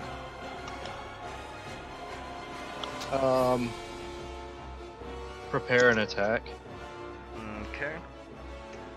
Leonte, is there anything you want to do to prepare? Or do you want to just not kill Cecilia? I would rather not kill Cecilia, but what was the last form I had Muffin in? A rat, right? I think so. I mean, at this point, you would have had time to alter Muffin. Yeah, I mean, we could just run, but yeah. I'll say Muffin's like a bird, and tell Muffin to fly off to Agatha. Oh, okay. I forgot what's Rorqual's current HP. I know it's like 90 something. Let me 98? look at his journal entry. It's something It's almost 100. insanely high. Yeah, I remember it being like almost 100. It's 95. 95. Okay. So AC is 12. And Is it Olivia, you don't have your shield. So what's your AC? sorry. I forgot to put it I in. think it's 17. Yeah. It's 17 plus 2 because of my armor, so it's 19. Okay. Because the Iron Chin, when I leveled up, pushed up my natural AC. Yeah. Is this Prince Lothair from Dark Souls 3? These are the living failures from the Bloodborne soundtrack, which is interesting because it's actually a perfect title for this. Oh, screw you! Yeah, so you have this like semi-intelligent, like shambling mound that's just like wandering around in agony. Okay, so are you guys gonna wait here in the hallway? I'm waiting in the hallway at least. What's over here? Oh yeah, that's not a good direction. Yeah, I guess maybe on the ceiling above it. Okay. As it comes crashing through this door, you guys are able to use any actions that you would have used. That you would I have guess- prepared, sorry. Throw a brick at it, or a rock, or a bone, or whatever was laying there. Okay, everybody can roll an attack. Throw things. Alright, I hit it. Throw 2 things. Throw 2 things. Since I have 2 attacks That's as an And action. that's 13 from Torvald. okay. So Rorkval like kind of hammers his fist against like some of the plant like matter that kind of comes through the open door as this thing's like clawing around inside trying to get to you guys. But his attack isn't quite effective. However, Olivier, you're able to like throw an object that kind of like strikes it somewhere in its core and it kind of like grunts out in pain. And then Torvald, what is your stuff? What did you roll to attack? I rolled 13 and I'm just hitting with the staff.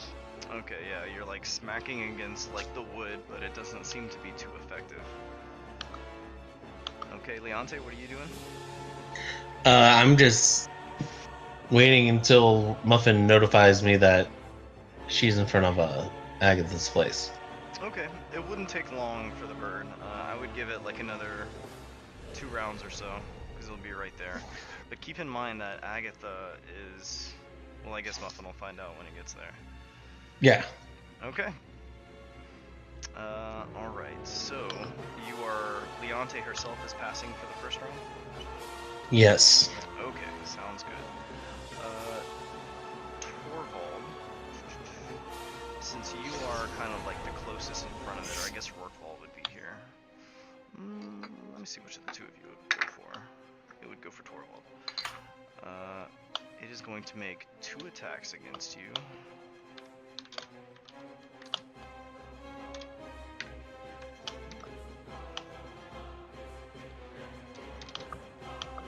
Okay, 1 sec.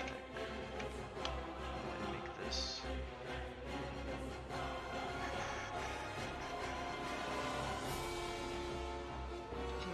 Actually say...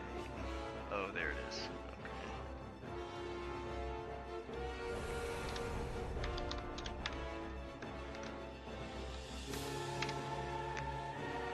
Okay. Would an 18 or a 14 hit you? No. Okay. So the first one is going to hit, and that's going to be a whopping 18 damage to you, Torvald. Ugh. Oh my, Actually, hold on. these things hit like a truck. Oh my god. Let me see something. Oh shit. Actually, Yeah. How is a level 1 through 3 party supposed to fight one of these things? At range, through the portcullis. I guess so, yeah. Torvald, as this, you manage to evade the second one, but you see as this plant like slams its claws down, there are vines on the plant's arms that are threatening to grab you. I was gonna use combative instincts to add. Well, actually, no. Never mind. I won't use that yet. Okay. Okay. All right. So that is its turn, and you guys are up next. Go ahead and reroll initiative, everybody.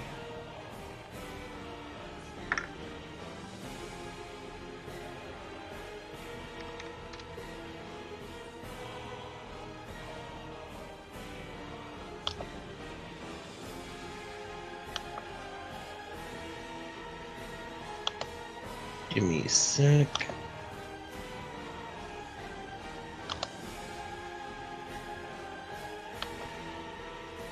Okay, nice.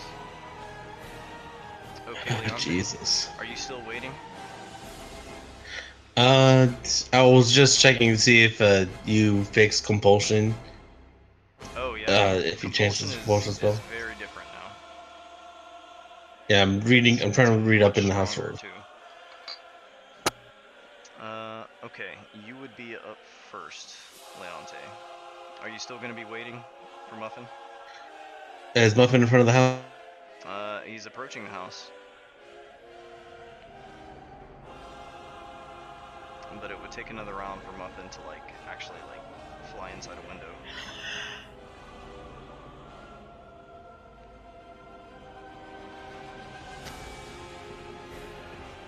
What are you doing, Jacob?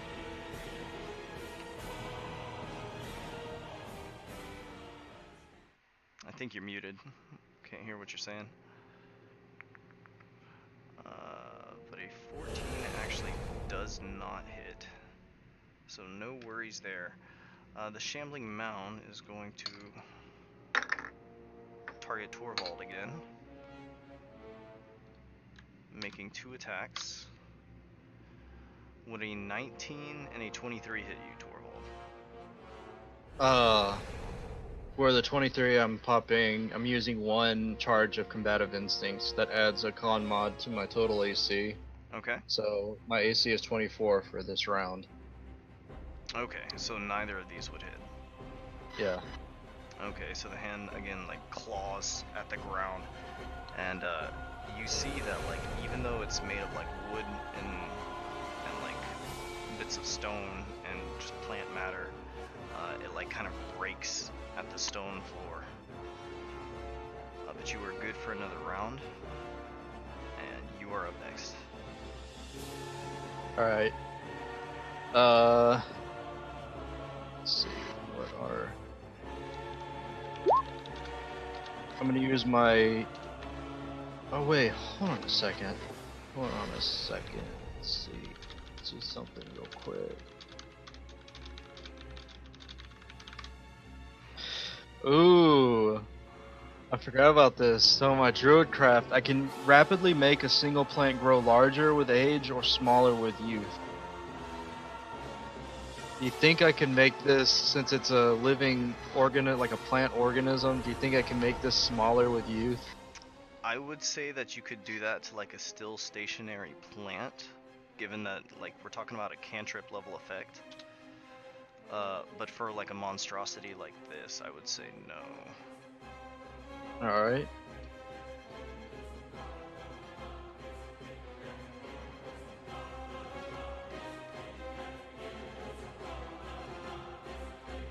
Alright, well, I'm just going to double attack Druid Staff and then Vine Whip. Okay. Go ahead and roll it up. Alright. 20 not nat for the first hit, and That'll 18 hit. for the second. Both of And those then will hit. my Vine Whip will be 13. That one will not hit. Okay, so for the first two, let's see, what is my staff damage? 1d6 plus 5. Hold on. It's been a while since I used a 1d6.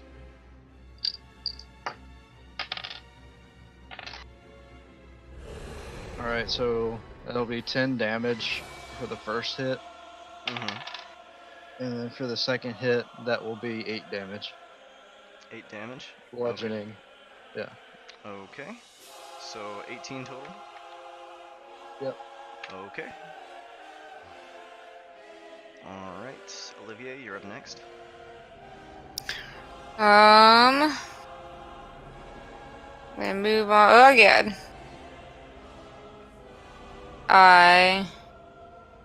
This is like really tall, isn't it? Monstrously yes. huge. This thing is large, so I would say this thing feels like it's like 10 by 10 feet. Well, does it have a glowy thingy on it? A glowy thing? Like in its core, yes. Okay, I guess Olivia is going to try to aim for a core, and she is going to pick up more debris and throw the debris at the glowing core, and as she does so, run at it so that she can grapple it. Which might be a really bad idea, Okay. but So go ahead and throw your attacks and try and grapple this thing. she is a grappler. Okay. This thing just rolled a natural 20 on that check. Dang. So it is not grappled, but you are right up in its face right now. And then I think I'm gonna burn a moxie and go into evasive dance. Okay. Or foci, yeah. Okay. So you switch into your evasive focus. Alright, and next up is Rourkefall. Or wait, did you roll your attacks already? Yes. Rourkefall hasn't gone yet. 24 and 16 to hit, yeah. Okay, those are both good. Okay, and Rourkefall has not yet gone. Yeah. Alright.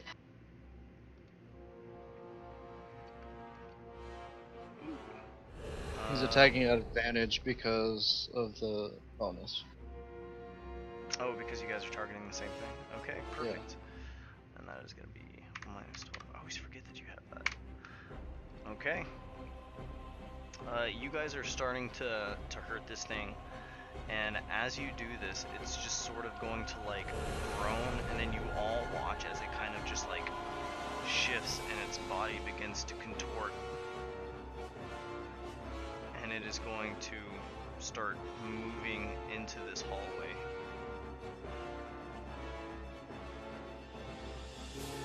And its bottom kind of begins like spreading outward as it begins to like resize itself to fill this hallway. Weird. Okay. Let's move up sisters. That for you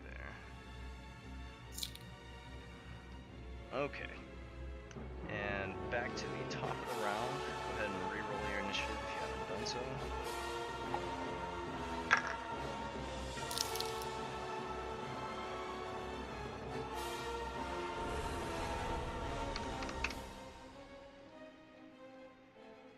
Okay, Olivia, you are up first. This thing is spilling into the hallway. And in a moment will threaten to fill this hallway. She's gonna kick it back, and then, or she's gonna kick it, yeah. Kick it twice to try to force it back through the door, and then grapple it. Okay. Go ahead and roll your damage.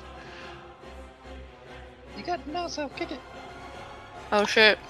Oh shit, natural 1. Oh shit, what happened? Okay. So you said you're attacking it and then you're going to try and move, Olivier? Or I might try to grapple it again.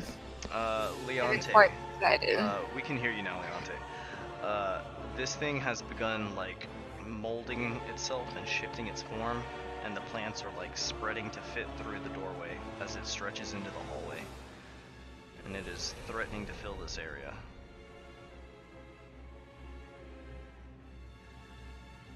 Okay. Okay, so let's see. I guess I'll just try. Cause I was thinking about maybe pushing it, but I think I have to grab it first. So as you try and attack this thing at disadvantage, it kind of like sweeps up against you, and it knocks you off balance and prone.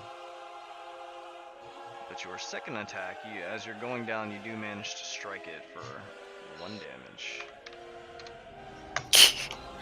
So I'm laying prone or something. You're currently laying prone. You still have movement and bonus actions.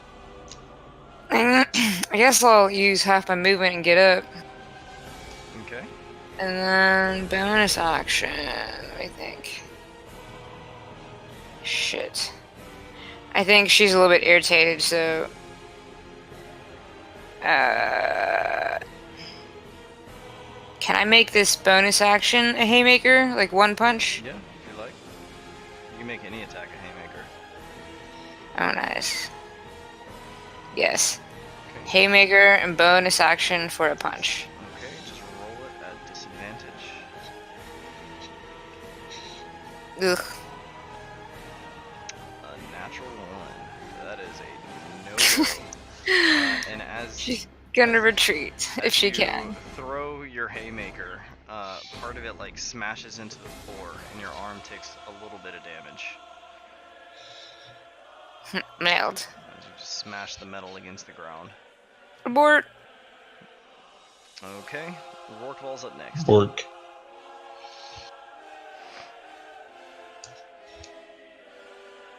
Alright, Orc Ball. Going to just attack twice. Nice. It's not nice though. Wow, that is a nice hit. Okay, so that's going to be 8 plus 12, so a whopping 20 damage on that hit. And go ahead and roll on the critical table, or roll a d100. Alright.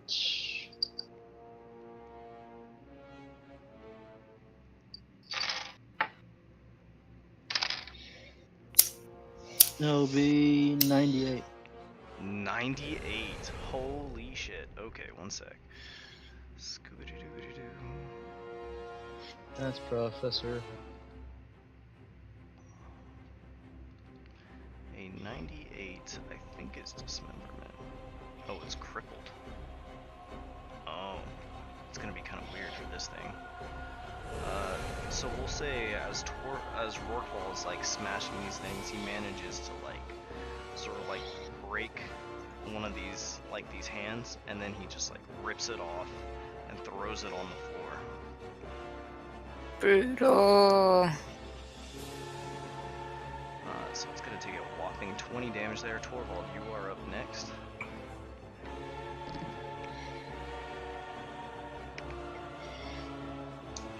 Alright.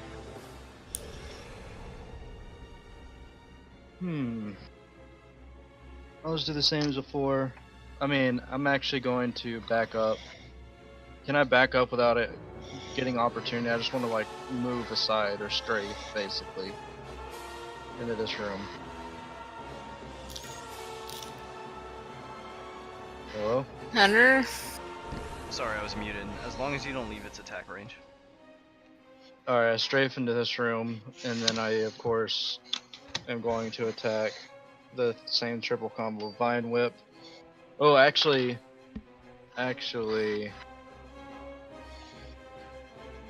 instead of Vine Whip, I want to use Arm of Torvald. I think this takes up... Yeah, this takes up a regular attack, right? Mm-hmm. Oh, okay, never mind. I use Vine Whip plus Armor of Torvald plus a rate like my extra druidic staff attack. So, do I roll for Armor of Torvald? Like, I forgot, do I roll to hit that? Yeah, go ahead. Let me see. Do you have that ability stashed somewhere?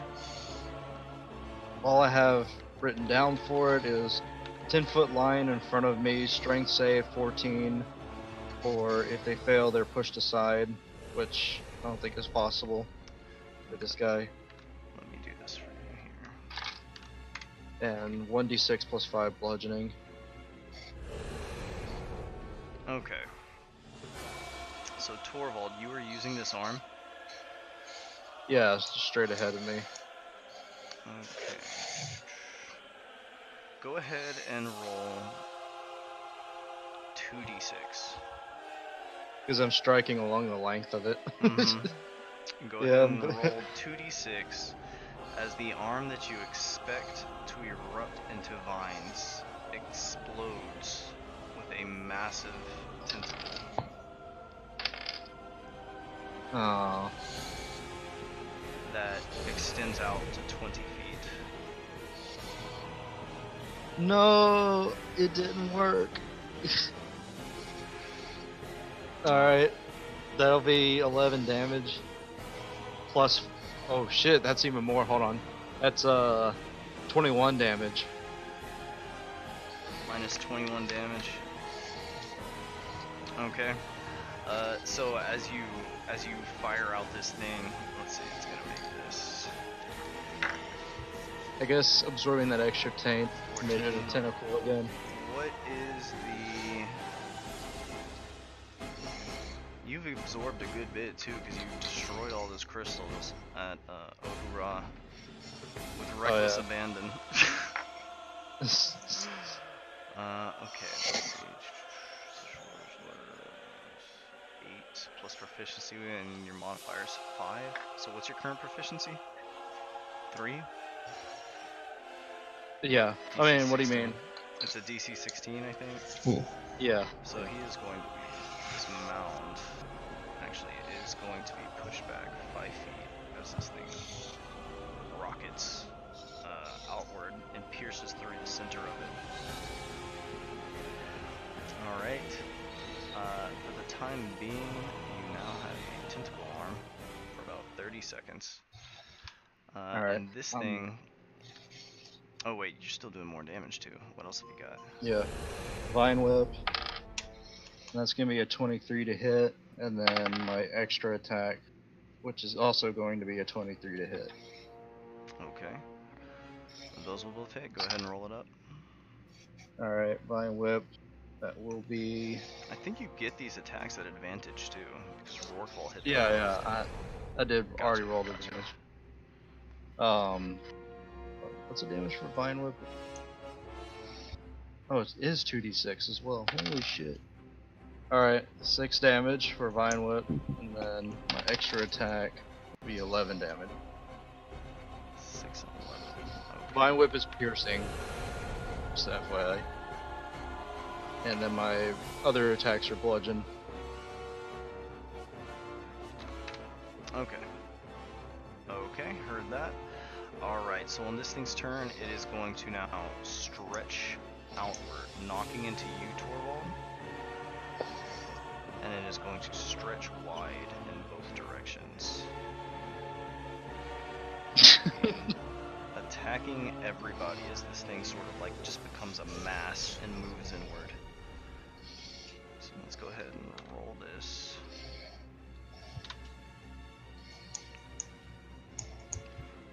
Where is it?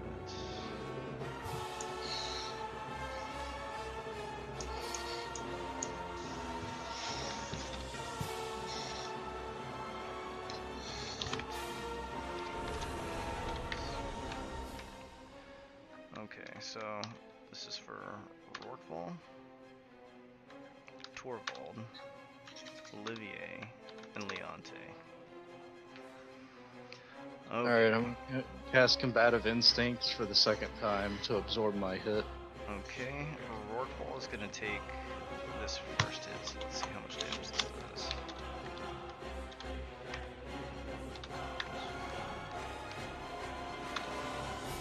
So Rorqual takes 12.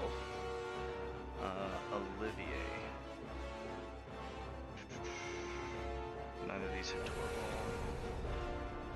Olivier, a 23 hits you, but a natural 1 does not, so you are going to take... Oh, but you have... You can impose disadvantage as a reaction. Are you gonna do that this round?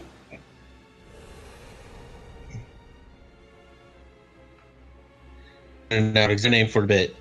So Olivier, you out there? Oh, sorry. Yes, use it. That was the whole reason I was expecting to be attacked by it. Okay, so in that case, it rolled a natural 1 and it's gonna roll 1 more hit. At disadvantage. Which is also not gonna hit. Okay, so you're good.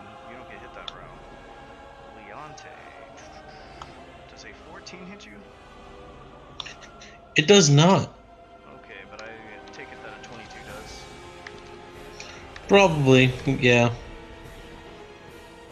Okay, you are gonna take 13 damage, and I need everybody to make me a strength save.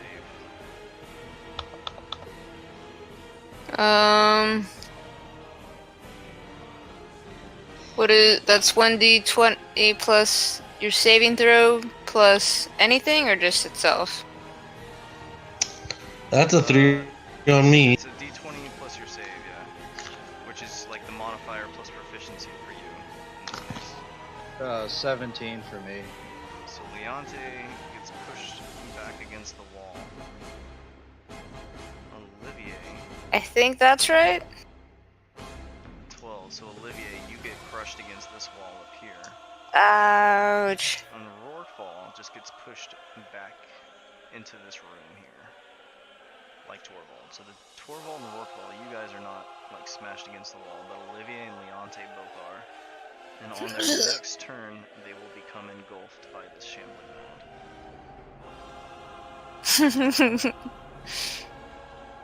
Okay.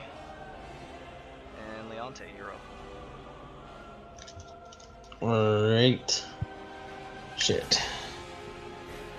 Let's see Good, here. we'll be What can closer I to the glowing do? core. Alright, so I'm looking at this thing. Muffin probably flew into a window. Yeah, so at this point, Muffin would be arriving, and you can see the windows are like drawn shut. What with the commotion going on outside. Yeah. You still see that the demons seem to be like attacking some invisible foe.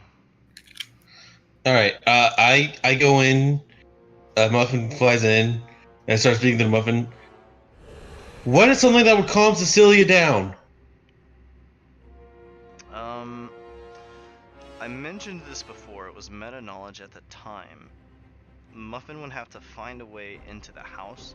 There's a chimney where there's like a light fire kind of going. You could probably get in there and just be a little bit scuffed. But Yeah. Muffin would find Agatha locked in a closet. Kind of trying to hide beneath blankets. In case the demons should come along. Alright, so that would take an investigation check, I think. Alright, so even look they're not where in the house she is. So I don't automatically see her, so instead I just start yelling, "What would calm Cecilia down?"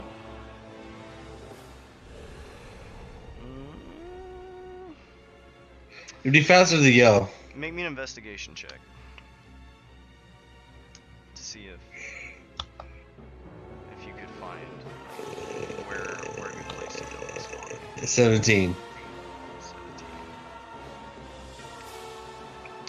Cecilia is going, at the sound of like a friendly human voice, Cecilia is going to come out looking. And No, it's Agatha I'm looking for. Yes, Yeah. sorry. And seeing the bird like speaking to her is gonna be in shock, and she tells you, I don't know anyone named Cecilia. They called you the headmistress. Those ghosts in the house. And she says, what ghosts? She said this earlier this session too. Shit. Okay, so what are you gonna do on your turn here? I'm like, well, shit. Those ghosts lied to me. They said that Agatha was the headmistress. They certainly regard her as the headmistress. Maybe she just bears a resemblance? I don't know. You're not too sure. Hey, can I back up away from this shambling mound? Even though I pushed up against the wall? You are smashed against the wall right now. The door out into the kitchen would be this way, but you are held against the wall. Right. So what are we gonna do? Well, everybody reroll initiative if you haven't done so. I guess does your compulsion spell work on non-humanoids? I don't know. I don't know if compulsion specifies that. Because I tried looking it up, but it crashed and I caused the whole Discord thing before I could even get to that part. Anyways. Let me see.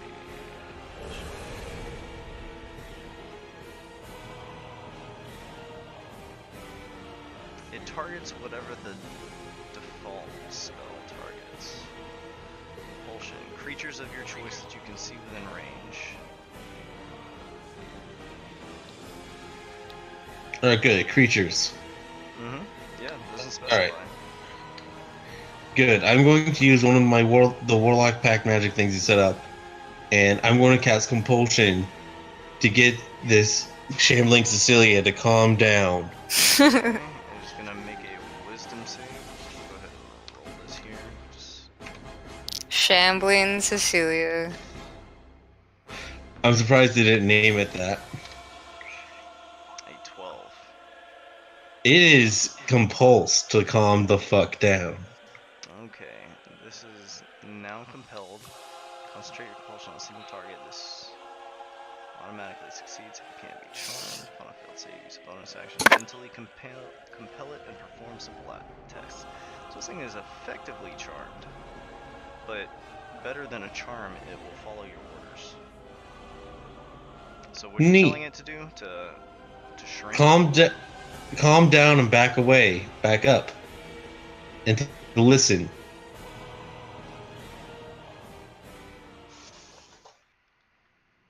How long does it last?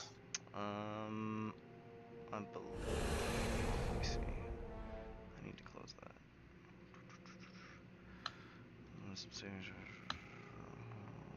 Failed save. You can tell it to do stuff. Once command is given, it'll do it during this time. Target may move out of your spell range to perform a task, but cannot. Oh, it lasts for up to 3 minutes for a single target. All right. So it is compelled in this way for 3 minutes. All right. I look at it dead in what I assume will be eyes, and just say, "I want to talk to Cecilia." I mean, it is Cecilia. Okay, but whatever. I'm like, whatever else is in there, I want you to leave and not come back. I just want Cecilia. Similar to the way Leviticus is created, like, this is Cecilia. It is a new being that is made of a dark entity plus Cecilia. Is it bound to me? Because I made it, technically? It is bound to this body. So the only reason Leviticus is bound to Torvald is because Torvald was in the circle. Torvald threw open the door. The creature that was not yet Leviticus stepped through of its own accord, and Torvald created a body for it, which is what you guys did for this thing. Damn, I made it, so it should listen to me at least. Jesus. I mean, Leviticus kind of listens to Torvald. No, Leviticus only speaks with Torvald, but he doesn't Yeah. give orders. But yes, that being Shit. said, it will listen to you while under the effects of your compulsion. So you I guys- know, but that's... Ah, shit. Crap, I thought those would work better. So you've got 3 minutes to come up with an idea. I am going to start a timer. Alright, is the circle intact at least?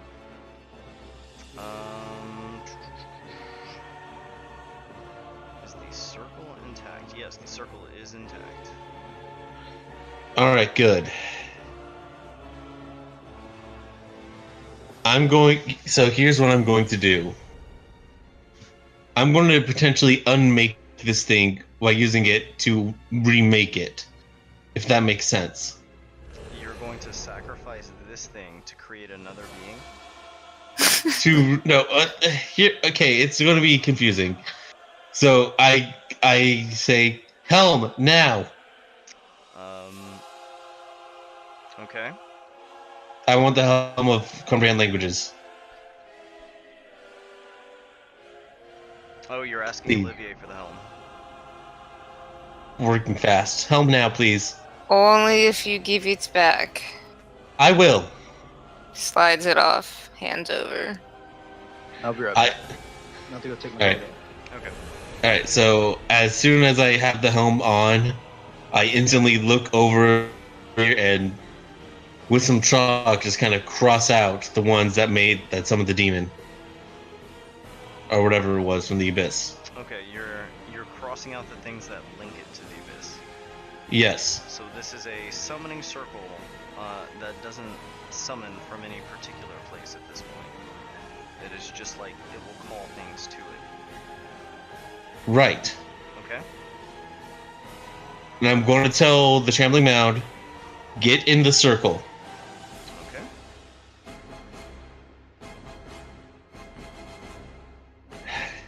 thinking, how do I reverse this though? You're not sure. This circle is made for one-way summoning. It pulls things in and I creates a mean, body for them. I mean, And now it is not pulling from the abyssal plane. All right. So Cecilia's spirit is still in the thing, right? Mm-hmm. Well, it's kind of merged. Yeah. But is her spirit still technically on the other plane? Not really. If it was, you would see it. Since the other planes manifest in this house. So what All right, then I'm what going. you're seeing is what is left of her after the change. All right, I look. A single tear falls in my eye. Like, Cecilia, I'm so sorry.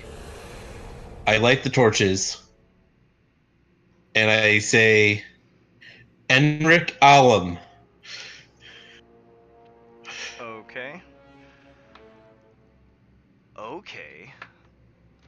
Um. Alright, so here's what's happening. This shambling mound is destroyed. As it Again, I said, I'm sorry, as Cecilia. it becomes like a ball.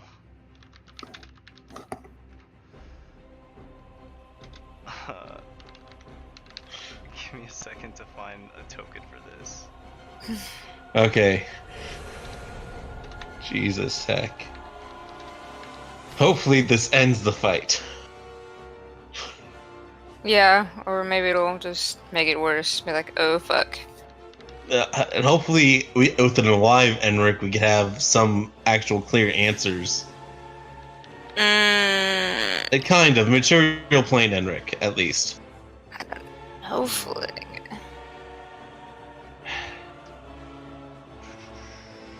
This Are they looking for just like a tree boy kind of thing? I think there's a lesson to be learned for summoning things. precisely what you create. Just look up Teenage Groot. Like, I'm sure Teenage Groot.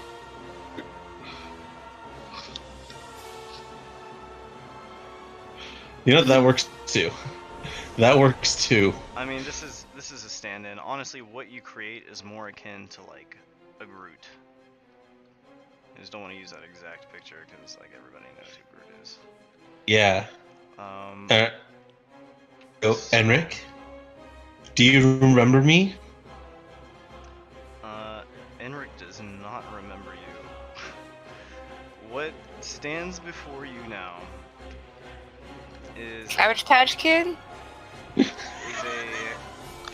is Enric and just Enric.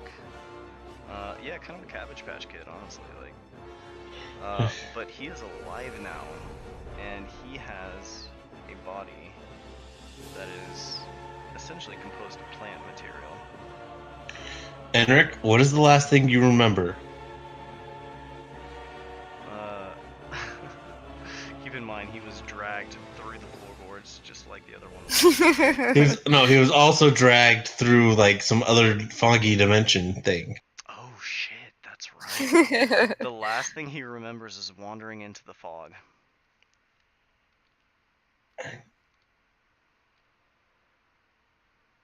Alright.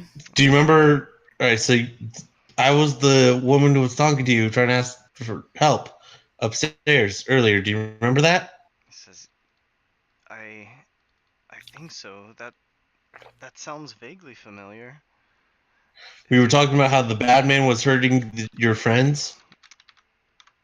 His memory seems very foggy. Holy shit. Okay. Alright. Okay. At this point, since it's about 3 in the morning, Yeah. we're gonna go ahead and call this a stopping point, and then move on from here. I think we should use Enric's as the logo. This Enric. I may update this icon. We will see. Yeah, but like this are the shambling mound. Holy heck. All right. Okay. I will go ahead and stop the recording here.